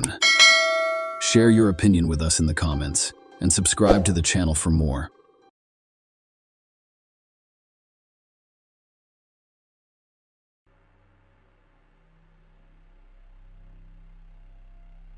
On the evening of August 29, 2014, a Friday, Christina Morris, a 23-year-old, planned to spend the night in Plano, Texas, USA. Despite growing up in Plano and maintaining friendships there, she had moved to Fort Worth, Texas, with her boyfriend, Hunter Foster. Following up on his job opportunity, Christina had settled into her new life in Fort Worth and was working at a dating service over Labor Day weekend. On Friday night, Christina Morris returned to Plano to reunite with her high school friend, Paulina Petrosky. The two had met at Allen High School. Paulina lived in the shops at Legacy, and Plano hosted Christina and a few Allen High School friends at her apartment. The group, mostly Allen High School acquaintances, gathered at Paulina's apartment at 9 p.m.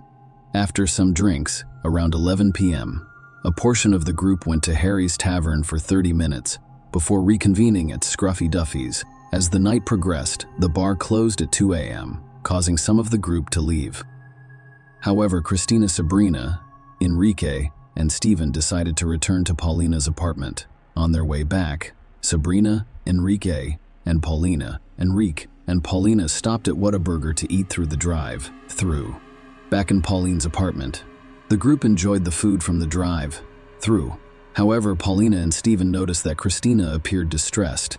She revealed that she had been texting her boyfriend Hunter all night, hoping he would join the party, but then discovering he had gone out with friends.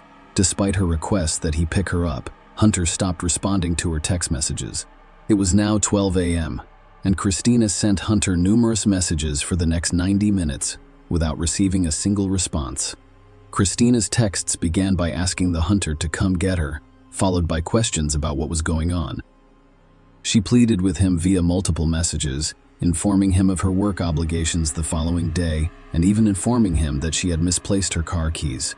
By 3:01 a.m., frustration set in as Hunter remained unresponsive. Christina texted him, expressing her disappointment, wishing him good night, and conveying the sentiment that you had lost the best thing that could have happened to you.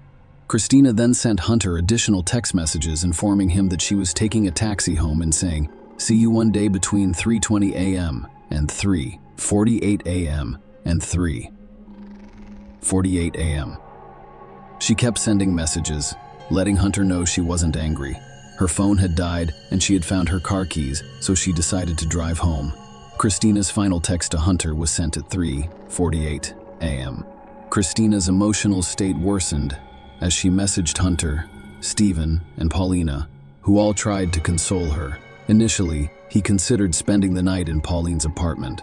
Christina eventually changed her mind and expressed a desire to return to Fort Worth. Despite Stephen's offer to drive her home the next morning, Christina insisted on going home that night.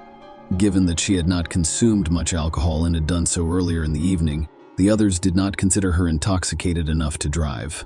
At the same time, Christina decided to leave. Enrique also decided to go home, expressing his intention to walk Christina to her car while en route to see his girlfriend.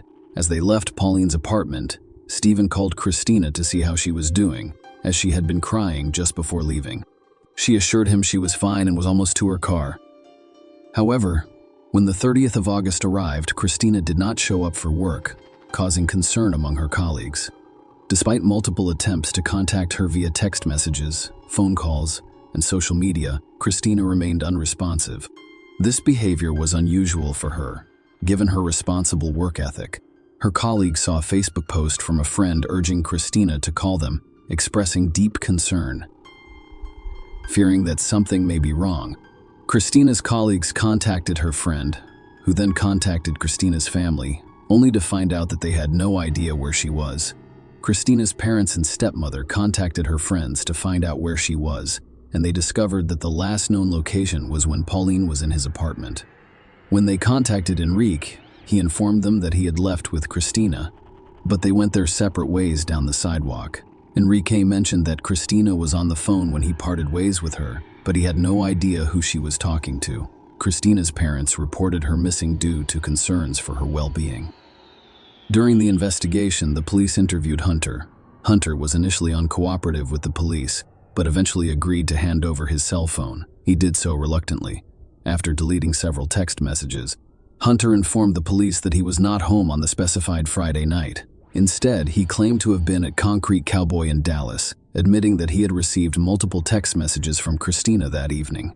He claimed that he hadn't read them and wasn't actively checking his phone. Hunter stated that he only returned home on Saturday morning around 10 a.m., or 11 a.m., or 11 a.m. to discover Christina absent, assuming she was upset and staying with friends. He did not express any concern. On Saturday night, still without hearing from Christina, he went out with friends again. Hunter stated that he only became concerned when Christina's father contacted him on Sunday to inquire about her whereabouts. Despite Hunter's claims, some of Christina's friends and her father suggested to the police that Hunter was involved in illegal substance use or distribution. Hunter admitted to the police that on the night of August 29, he was selling and using prohibited substances, as well as drinking alcohol. When the bar closed at 2 a.m., Hunter explained that he had gone to the W Hotel with friends. When asked if he followed the plan that night, Hunter denied it, but admitted that the events were somewhat hazy. Despite the suspicions surrounding the Hunter's account of the Friday night, the police had to carefully verify and corroborate the information provided. Despite suspicions about the Hunter and a possible connection to Christina's disappearance, there was no concrete evidence that he had harmed her or was involved. As part of the investigation, The police went to the parking garage where Christina had left her car on that Friday night. Christina and the group from Pauline's apartment had all parked in the Harry's Tavern parking garage. There, they discovered Christina's Toyota Celica was still securely locked. There were no signs of a struggle or evidence of foul play discovered in the parking garage. In order to piece together the events, police obtained surveillance footage from the area. Christina and Enrique entered the parking garage together at 3:55 a.m., according to security camera footage. On August 30, however, only 2 minutes later, Enrique's car was seen backing out of its parking space, leaving the garage at 3:58 a.m. Unfortunately, the footage did not show Christina or her car leaving the parking garage. During their conversation with Enrique, he told the police that he left Pauline's apartment with Christina and that they parted ways at the end of the apartment complex because their cars were parked in different parking garages. Rene told the cops that the last time he saw Christina, she was on the phone with someone. However, Enrique claimed that he had no further information because he had called his girlfriend at the time. When the police asked to see his phone log to confirm the timeline, Enrique stated that he was texting his girlfriend rather than speaking to her on the phone. When the police asked to review these text messages, Enrique explained that it was not possible because his phone was set to automatically delete older messages. The police discovered that Enrique sent a text message to his girlfriend on the night of August 29 at 8:02 p.m., followed by a brief exchange at 10:38 p.m., followed by a brief exchange at 10:38 p.m. When his girlfriend requested a call, Enrique responded at 10:41 p.m., stating that he was sleepy. Despite his girlfriend's belief that he was at home in bed, Enrique was actually at Pauline's apartment at the time. Enrique's next text to his girlfriend came the next morning at 10:52 a.m. During further questioning, he claimed he didn't know where Christina had parked her car. However, surveillance footage contradicted his statement, revealing that he entered the parking garage at the start of the night, with his car one space across and one space over Christina's. When asked if Christina had been in his car, Enrique claimed she had never been there. He claimed he left the shops and drove home on Highway 75, which contradicted toll road and cell phone records, indicating he took the Dallas North Tollway to Highway 121, passing through the Highway 121 toll garage at 4:08 a.m. When confronted with video footage of him entering the same parking garage as Christina, Ricky claimed his intoxication was so severe that he couldn't remember where he had parked his car that night. In the absence of information about Christina's whereabouts, the police concluded their investigation and believed they had enough evidence to charge Enrique with aggravated kidnapping. Christina remained missing throughout his arrest and trial, and Enrique pleaded not guilty. The prosecution based their case on 5 key elements. First, Enrique was the last person to see Christina that night. Second, Enrique's car was damaged in the front, and it had been thoroughly cleaned.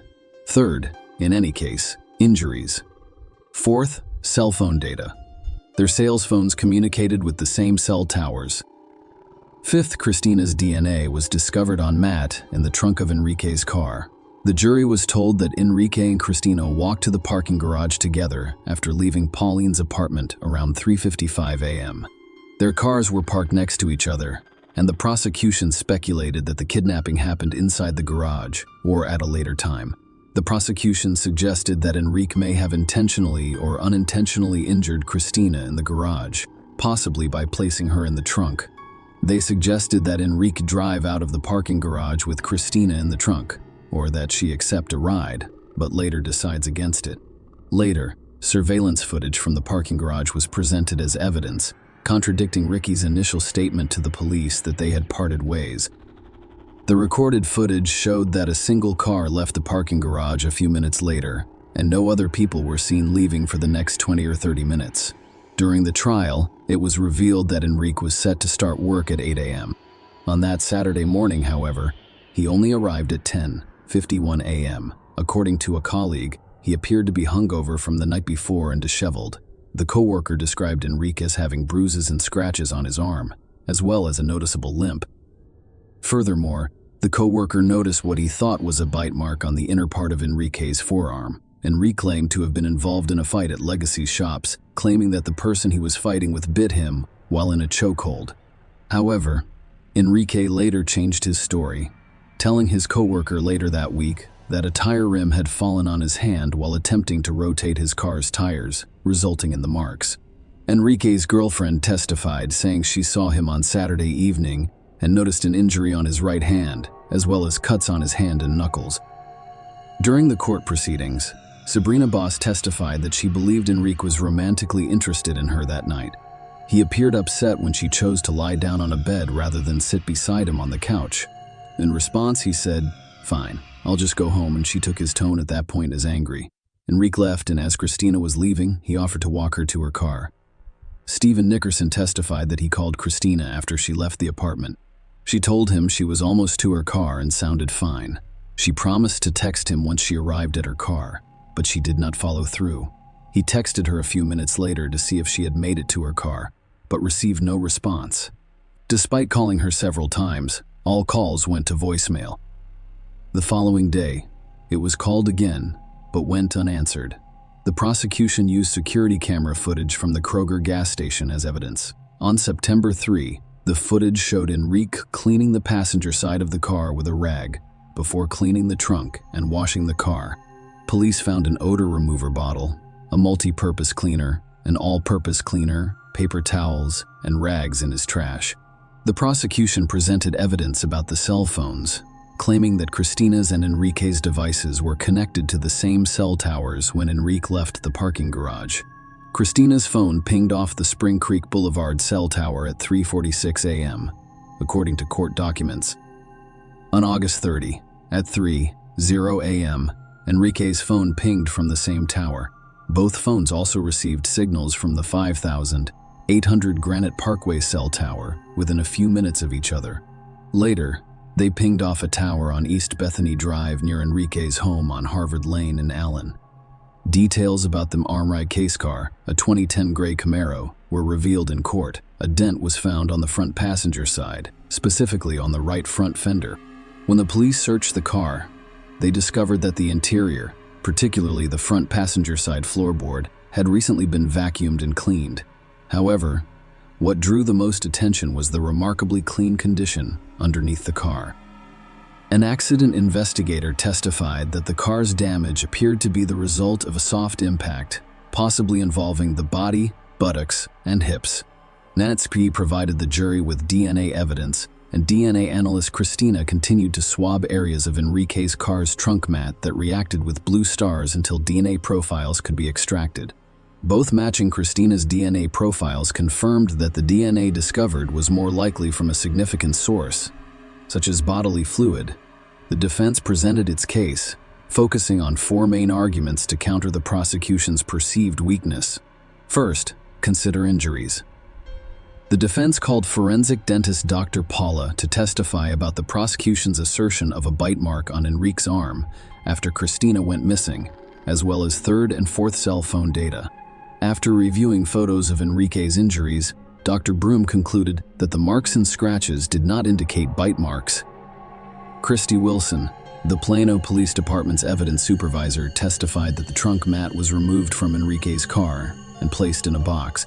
However, the box was too large for the evidence locker, so it was closed as best as possible, but left unsealed for 3 days, which was recognized as a violation of protocol. The defense attempted to cast doubt on the DNA evidence's reliability, claiming that the trunk mat's unsealed condition compromised its integrity. They also suggested that the person who examined Christina's car prior to the MRI may have transferred DNA. To back up their claim that there were alternative lines of inquiry, the defense called Lateral Rinse Dunbar to testify. He was a private security contractor who claimed to have met Christina at a nightclub in Uptown on August 22 or 23rd when she became quiet in front of Hunter Foster. Hunter Foster, who was serving a 33-month sentence for conspiring to distribute Mia, testified during the trial. It was discovered that he sold prohibited substances to an undercover federal officer on the night of August 29, 2014. His cell phone records showed a call from Enrique at 3:50 a.m. on August 30 with a message requesting an ounce of a substance known as that good rock. Detective Robin Busby suspected that the conversation was about illegal substances. However, it is unclear whether Enrique or Christina were using the phone at the time. Witnesses at Pauline's apartment confirmed that Christina's phone had a low battery when she left that night. The defense argued to the jury that, despite the lack of surveillance footage showing Christina leaving the parking garage, it was possible that she left by another means. The police acknowledged that someone could leave on foot without being recorded. Regarding cell phone data, the defense presented a cell phone forensics and cell tower data analyst. He testified that records from both Rigay's and Christina's phones showed that after 4 a.m., they were only making data connections to cell towers. He emphasized that data connections were the least reliable method for determining a cell phone's location and that it was impossible to predict the phone's likely location based on this data. Despite the defense's arguments, Enrique was convicted of aggravated kidnapping and sentenced to life in prison with parole eligibility in 2046. Almost 2 years after the Enrique case, conviction remains were discovered in a wooded area of Anna, Texas, and identified as Christina's. Excavators and construction workers working to clear the air discovered the remains. To date, no murder charges have been filed. Share your opinion with us in the comments and subscribe to the channel for more.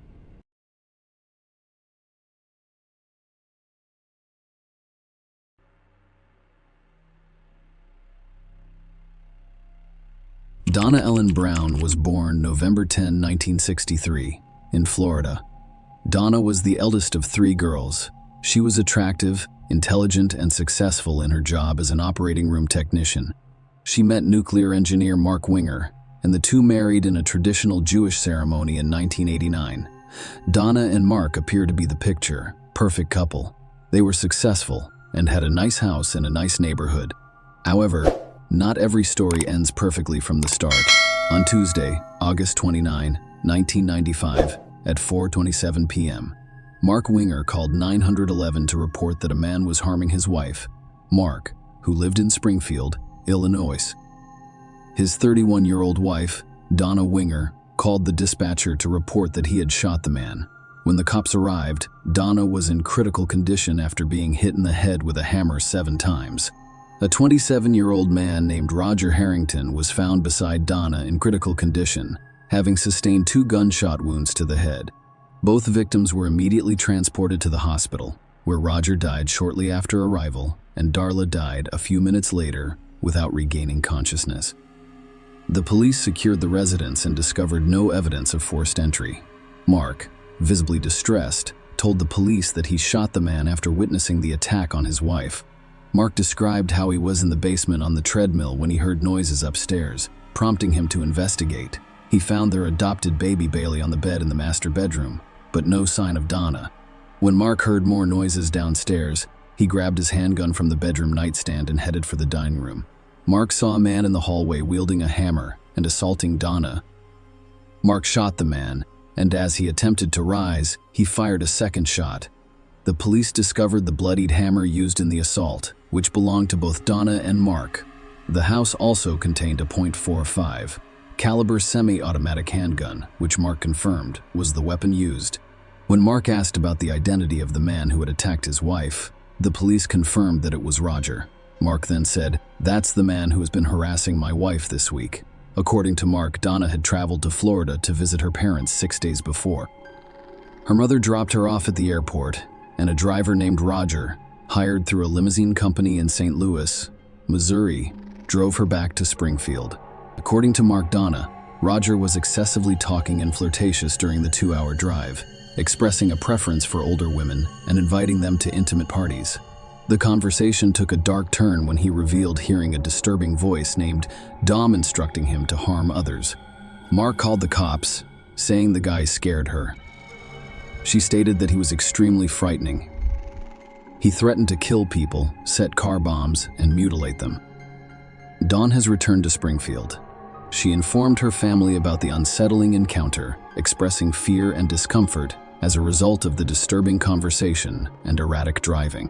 Mark told the police that, despite safely returning home, the situation persisted. Donna received several strange phone calls, and based on the timing, she suspected Roger was the caller.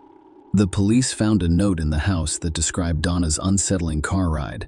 Mark also told the police that he reported the incident to Roger's employer, which resulted in Roger's suspension, which Mark believed could have exacerbated the situation. The police discovered Roger's car parked outside the Winger house, facing the wrong direction. They discovered various weapons inside, including a knife and a tire iron. Authorities concluded that Mark acted in self-defense, and they chose not to press charges due to the traumatic circumstances. The case was closed with an acknowledgement that Mark had already experienced significant distress. Mark appeared deeply affected by the events. Mark and Donna had moved to Springfield shortly after their wedding, where they discovered happiness. Donna worked as an operating room technician at Memorial Medical Center, and Mark was an engineer with the Illinois Department of Nuclear Safety. Despite facing challenges, such as Donna's initial distress at learning she couldn't conceive, their lives took a positive turn when a doctor informed them of a teenager willing to place her baby for adoption. On June 1, 1995, Donna and Mark happily welcomed Bailey, their adopted daughter. Following Donna's tragic death, Bailey, now responsible for the infant, chose to remain in the same house. To help with childcare, he hired a nanny, Rebecca Simic. Rebecca unexpectedly became pregnant a few months into her job and gave birth to a daughter named Anna. Mark and Rebecca married just over a year after Donna died. Mark decided to sell the house and sever ties with Donna's family. The new family, Mark, Rebecca, Bailey, and Anna, relocated to a different town. They gradually expanded their family by adding 2 more children, Maggie and Ben.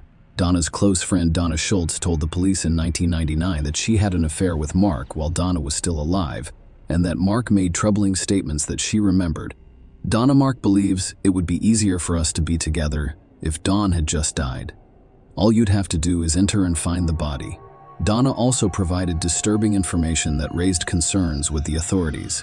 When Mark learned about Donna's unsettling experience during the car ride back to Springfield, he allegedly told her that he needed the driver in his home. This revelation prompted the police to reopen Donna's case. However, they were disappointed to find that some evidence had gone missing. Mark filed a civil lawsuit against BART Transportation, seeking accountability for Diana's death as a result of Roger's actions. Roger's attorney requested access to the civil suit's evidence and files because he worked for BART Transportation at the time Diana died. Despite this, the police were able to save some files and access photos taken on the day of the incident. Donna and Roger are shown on the ground before being transported to the hospital. However, the positions of the bodies appeared to contradict Mark's earlier account, given to the police years ago. Mark told the police that he saw Roger kneeling beside Donna's head, assaulting her with a hammer, which prompted him to open fire. Mark claimed Roger fell backward, and in an attempt to get up, Mark shot him again. According to Mark's description, Roger's feet should have been near Donna's head, facing the opposite direction. However, after reviewing the photos taken by the police upon their arrival, it appeared that Roger and Donna were both on the ground, facing the same direction. This inconsistency prompted the police, for the first time, to suspect Mark of being involved in his wife's murder. The question of why Roger was at their house that day remained unanswered. Simultaneously, during the civil suit involving Mark, a possible explanation emerged. BART Transportation hired a blood spatter expert who concluded that the blood spatter patterns indicated Mark's involvement in the deaths of Donna and Roger. As the police dug deeper into the case, they discovered more incriminating evidence. Susan Collins, Roger's roommate, informed law enforcement that she overheard Roger arranging a meeting with someone on the day he was killed. Furthermore, a note written on a bank deposit slip inside Roger's car was discovered, which contained Mark's name, address, and a time. Susan informed the police that Roger had mentioned agreeing to meet with Mark to resolve issues raised by Mark's complaints about Roger's driving and the concerning conversation he had with Donna. Roger left the house around 3:30 p.m., and the note indicated a meeting time of 4:30 p.m., which corresponded to the prosecution's belief that Mark had asked him to come to the house at that time. On August 23, 2001, Mark was arrested and charged with 2 counts of murder.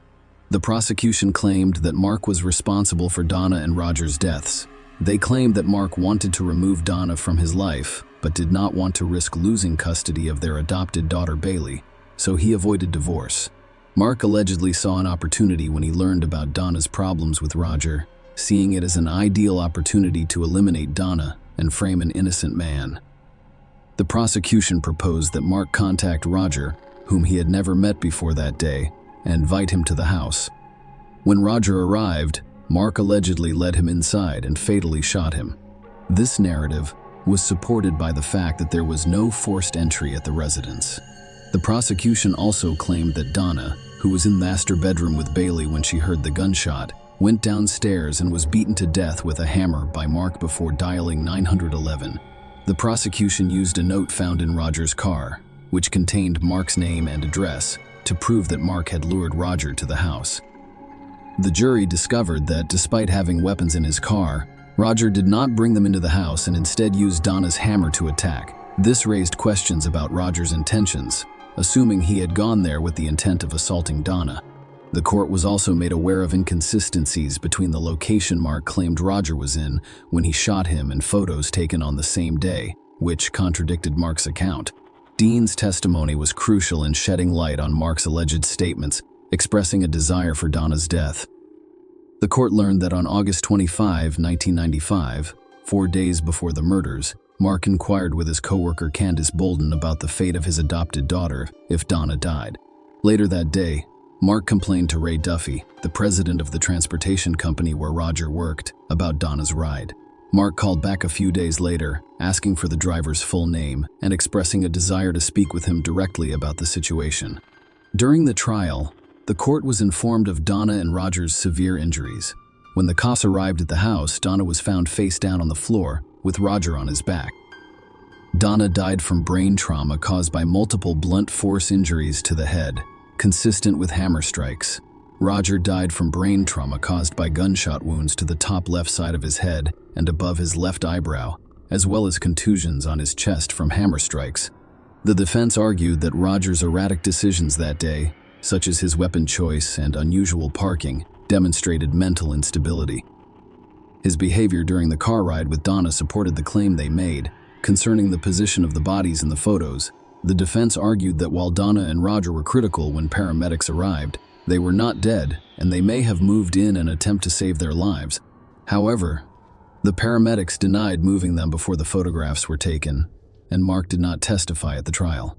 Regarding Deanne's testimony, the defense claimed she was motivated by personal feelings of rejection. While Mark admitted to having an affair with Donna, he married the nanny he hired shortly after Donna died. The defense claimed Donna harbored resentment for not being chosen by Mark to marry. Despite the defense's arguments, the jury convicted Mark of 2 counts of first-degree murder and sentenced him to life without the possibility of parole. While still serving time for his first-degree murder convictions, Mark became involved in a failed murder, for-hire plot in 2005. He allegedly attempted to orchestrate attacks on Deanne for testifying against him, as well as on Jeffrey Gilman, a childhood friend, for failing to post his $1 million bail. Investigators discovered 19 handwritten pages that detailed Mark's desires for Donna. He allegedly wanted her kidnapped and forced to write a statement recounting her testimony, claiming Mark's innocence before plotting her death. Mark claimed in court that these notes were simply a fantasy he never intended to carry out. Despite Mark's assertion, he was found guilty of soliciting murder and sentenced to an additional 35 years in prison. Donna's mother, Sarah Jane, and stepfather, Ira Drescher, responded strongly to the evidence against Mark, emphasizing the brutality of Donna's murder. What makes it difficult to understand is how he murdered Donna in such a vicious and violent manner. Throughout the legal proceedings, Mark has maintained his innocence. Donna, who testified against him, was granted immunity and received no charges as a result. Share your opinion with us in the comments and subscribe to the channel for more.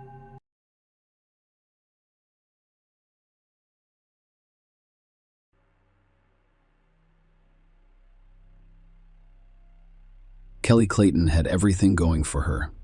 First and foremost, she was very intelligent and bright.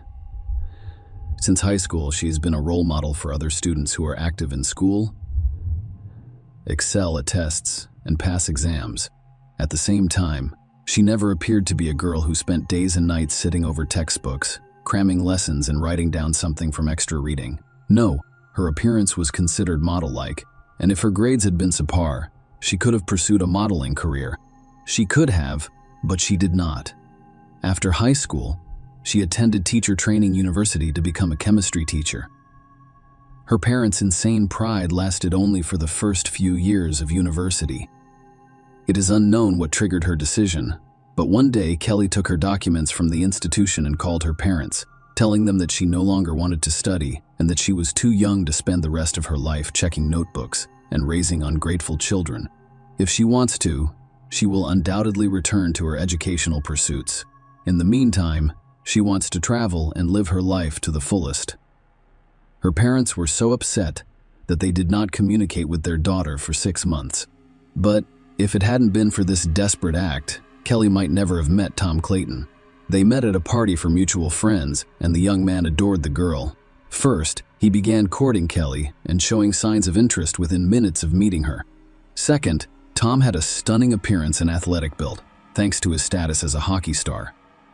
He played for the semi-professional team Jackals for 4 seasons in a row, and he was regarded as a strong man, a player capable of breaking the opponent's ribs only if he did not approach the gate. But only a sports career, particularly one built on strength and aggression, will eventually fail, and Tom was forced to put the stick in the far corner and enjoy hockey only from the stands or the couch. Watching his favorite team on television, the couple had to move on with their lives, first returning to New York to marry, then to North Carolina, and finally to the tiny town of Cato, which has a population of only a few thousand people. Tom franchised a company that rebuilt houses after fires or disasters, while also working in a related field for a French company. Kelly, after dropping out of university, worked as a waitress, only changing jobs, and now has 2 children. However, Tom was earning enough money, and Kelly could leave her job at any time to care for her lovely daughters. But she was still convinced that extra money would never be unnecessary. Furthermore, she could use it to buy toys for her children and spoil them in every way. On September 28, 2015, Tom went to play poker with his friends the Millers, as he always did. He never accompanied his wife to such events. Playing for money required specific skills and experience in the game. Furthermore, someone had to stay at home with the children, and a family trip would have turned such gatherings into raucous buffoonery, removing any enjoyment from gambling that evening. Tom was unlucky in the game, but he did not get up from the table, instead attempting to win back and offering anyone who wanted to stay to play until morning. But no one supported him, so he went home. At home, however, a dreadful picture appeared before him. His beloved wife was lying in her own pool of blood, badly beaten, and appeared to be dead. Tom panicked and ran through the rooms looking for his children, who were thankfully unharmed but very scared. He grabbed his daughters and went to his neighbor Derek's house, trying not to let them see their mother's mutilated body, and he dialed the police number right away. The officer who arrived on the scene discovered Tom sitting on his knees in front of his wife's body, attempting to give her artificial respiration. Only the MTs were able to extract the man, who revealed the terrible and unpleasant information. Kelly had been dead for some time, and neither they nor he could do anything to help her. All 2 floors of the house were soaked in blood. There was a huge mess in the bedroom. Despite the fact that there were children in the house at the time, Kelly and the perpetrator who committed the atrocity appeared to have fought. Kelly was pushed down the stairs, as evidenced by the knockdown banister, and then beaten on the head with a blunt object until she was dead. There was no evidence of knife or gunshot wounds. The police officer who filmed the crime scene noted that Tom appeared stunned and disoriented. He walked from one corner of the room to another, entered for a split second, and immediately exited, and he was unable to direct the police officer to the children's room or the emergency exit from the house. When asked where Tom was at the time of the murder, he calmly replied that he had spent the evening at a friend's house playing poker. The policeman then went to the neighbors to ask the children some questions, as he had not received any clear information from Tom. Tom's eldest daughter, Charlie, described the perpetrator as a robber. According to the eldest daughter, she and her sister were almost asleep when they heard their mother screaming loudly from the next room, "Charlie, run. Run away from here." And then the entire place shook like an earthquake. After listening to their mother, the girls cautiously exited their room, only to see the criminal leaning over their mother and beating her with what appeared to be a hammer. The girls dashed back into the nursery, closing the door with a small nightstand and hiding beneath the bed. It was a good thing the criminal wasn't looking for them because, as the police officer pointed out, that nightstand was so small that it couldn't have caught a burglar. So what did this burglar look like? He was a huge one, like a bear. That's big. Wow. What did he wear? Blue denim and a black shirt. He was also wearing a mask, similar to the one Daddy wears when he hunts ducks with Mr. Bourne. So your father wears a mask like that too. Will you show me? I'd have to ask him where it is. I'm not sure. What else did you notice when you spotted the robber? He had eyes like my father's, and I can't remember anything else. I saw him briefly. We got scared and ran back inside. Police officers who investigated the house were unable to confirm the girl's claim that the perpetrator was a burglar. There were no signs of forced entry at either the front or back doors, but the garage gate was open, allowing the perpetrator to enter the house through it. Another thing the police discovered was that nothing was stolen from the house. Jewelry was left untouched in a jewelry box, and Tom's safe, which held the cash, was not even opened. All of the cabinet doors in the house were closed. Usually burglars check every cabinet and shelf. But here, the entire mess was the result of a fight. Experienced officers, it appears, understood everything at once. Tom pretends to be a heartbroken husband, and he murdered his beloved wife and the mother of his children in order to continue receiving insurance payments. If Kelly's life was insured, and husbands' murderers always make sure their wives' lives are protected, he could receive up to $1 million in the event she died. All that is required is to gather evidence, and the case will be resolved. Especially since her own daughter said the robber's mask and eyes resembled her father's. However, when the police discovered Tom's whereabouts that night, they did not find the hunting mask in the house. The police questioned the other poker players. "Is Tom the murderer? Do you truly suspect him?" One of his friends inquired. That poor man had his wife murdered, for crying out loud. And instead of looking for the bastard, you want to blame everything on him? How could you have thought of something like that? No, Tom could not have done it. Another less emotional friend responded. I've known him a long time. He worked 2 jobs around the clock because he adored Kelly and his children. That simply cannot happen. Plus, he stayed with us all night. We played poker, and even when everyone was exhausted, he insisted on continuing to play. During a game break, Tom's friend Laura mentioned that he was very suspicious that evening. He led me into the next room and asked me to give him my phone so he could call his wife. He claimed he forgot his phone in the car and did not want to go get it. I was surprised to find the car 10 meters from the house. Go get the phone, but still give him a call. He took a step back and made the call from outside. I didn't hear who or what he was talking to, but when I checked the outgoing calls, there were no numbers in the call history, implying he simply deleted the call. Would you agree? That is odd. I told my husband about it, and he was just as surprised as I was. My husband was sitting at the table next to Tom when he noticed that Tom was not paying attention to the process of dealing cards or the people around him, which is critical in poker, but was sitting with his head bowed over the surface of the table where the cards were hiding the screen of his phone. He was carrying his phone. Why did he trick me? So, where was he calling? Who couldn't he call with his phone? Who couldn't he call with his phone? Following Laura's testimony, the police questioned Charlie, Tom's daughter, and she repeated what she had previously told the officer. The robber resembled her father. The murder victim's niece provided the next testimony. Already after Tom was imprisoned, I did not tell Aunt Kelly. I didn't want to upset her. She was very fond of Tom. She genuinely loved him. Besides, she has 2 children with him. They're my sisters. Who needs my truth? Tom was not who he appeared to be at first glance. Yes, he occasionally showered my aunt with attention and flowers. He could easily babysit, something other fathers rarely do, but that was only at home and work. He was an entirely different person. Aunt Kelly decided to help me one day by arranging for Tom to drive me to work for him. She was too young to be on her own, so she knew me better than anyone and wanted the best for me.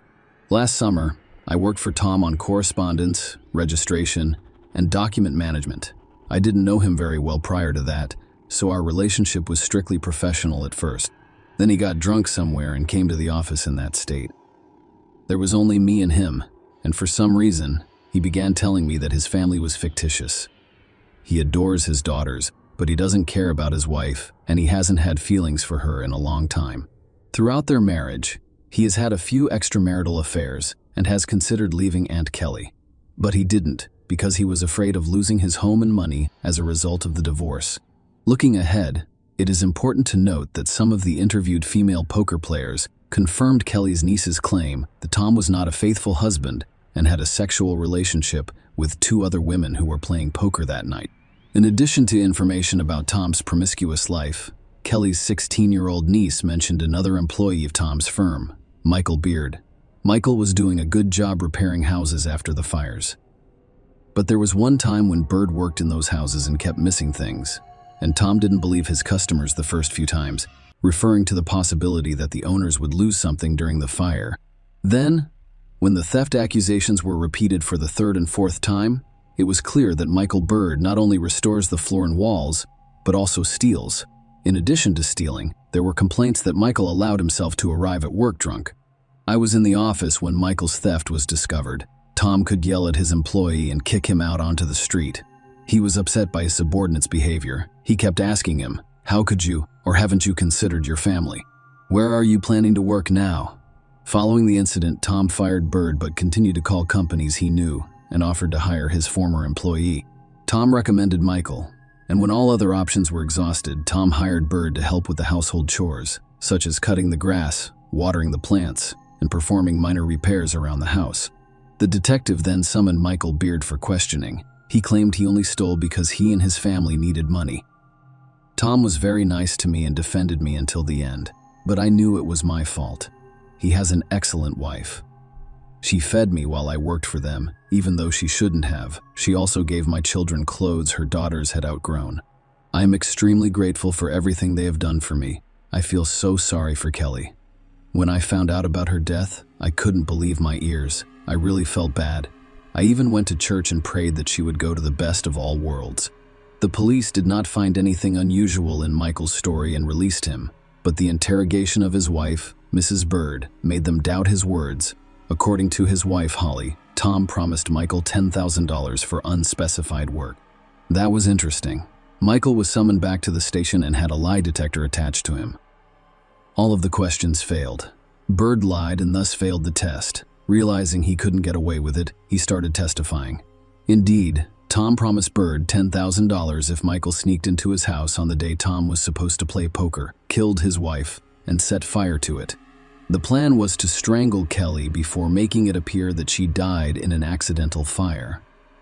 Furthermore, the family home was insured for a significant sum of money. The police confirmed that it was true. Kelly's home and life were insured at the highest level. 2 cans of gasoline awaited Michael in the garage, through which he would enter the house. Everything was fine here. Bird entered the house while everyone was already asleep. He began quietly climbing the stairs to the bedroom where Kelly was supposed to be sleeping, but the young woman was either awake or awakened by the sound of the open door, and when she saw a strange man in the doorway, she screamed in terror. Michael was just as terrified and pounced on Kelly, attempting to wrap his massive hands around her neck. But it wasn't so simple. Kelly started to fight back. Michael is surprised that Kelly, who appears to be fragile, has such strength. A fierce fight broke out, spilling over from the 2nd floor bedroom to the 1st floor kitchen. Michael, in shock and panic, was unable to concentrate on the fight and instead waved his arms in all directions or grabbed Kelly's clothes, while Kelly, defending her life, aimed very accurately at Michael's face. And if the cops had arrived earlier, they would have noticed the bruises from the beatings on Bird. But everything ended up as it did. After a long struggle, Michael smashed Kelly's head into the wall with all his might. She fell and struggled to get back up for a while. Michael took out a hammer and started hitting the young woman's head with it until she stopped moving. Michael, enraged by what had happened, simply ran out of the house, forgetting that Tom had asked him not only to kill Kelly, but also to set the house on fire to conceal the crime. Michael had an accomplice, Mark Blanford, who served only as a driver the day before the incident. Michael called me. I had worked with him on a construction site for a long time and spent a few weeks with him last year, so I was familiar with him. I knew Michael was into petty theft, so I wasn't surprised when he called and asked me to drive while he broke into someone's home. I wanted to decline, but he offered me $500. At first I hesitated, but he persuaded me to go ahead. He said he just wanted to rob a businessman and needed assistance getting out of there before the cops arrived.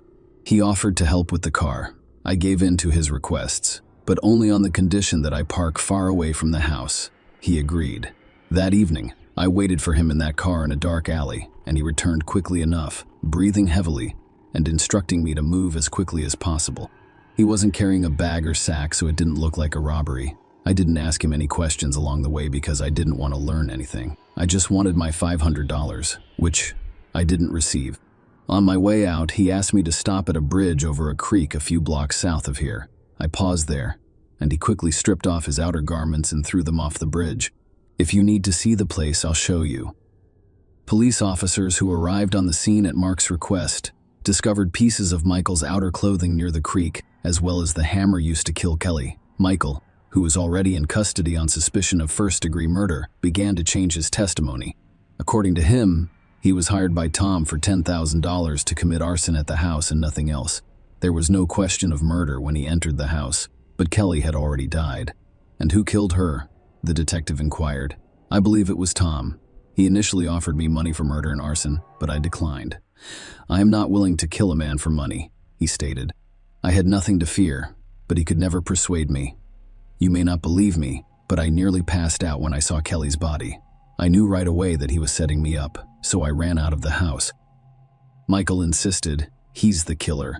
Michael spent a long time assuring the police of his innocence, all because he was unaware that Mark had shown the location where Beard had thrown out his belongings, and that his clothes, as well as the murder weapon, had already been examined by experts who discovered Kelly Clayton's blood on both his clothes and the hammer, and that was the most direct proof that he, not someone else, had killed Kelly.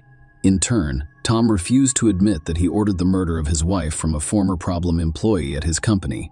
According to him, Michael knew he had money. He knew he wasn't poor, and he decided to rob Beard's house because he had lost his job and was resentful of the dismissal. But Kelly was at home that night, and he paid with his life.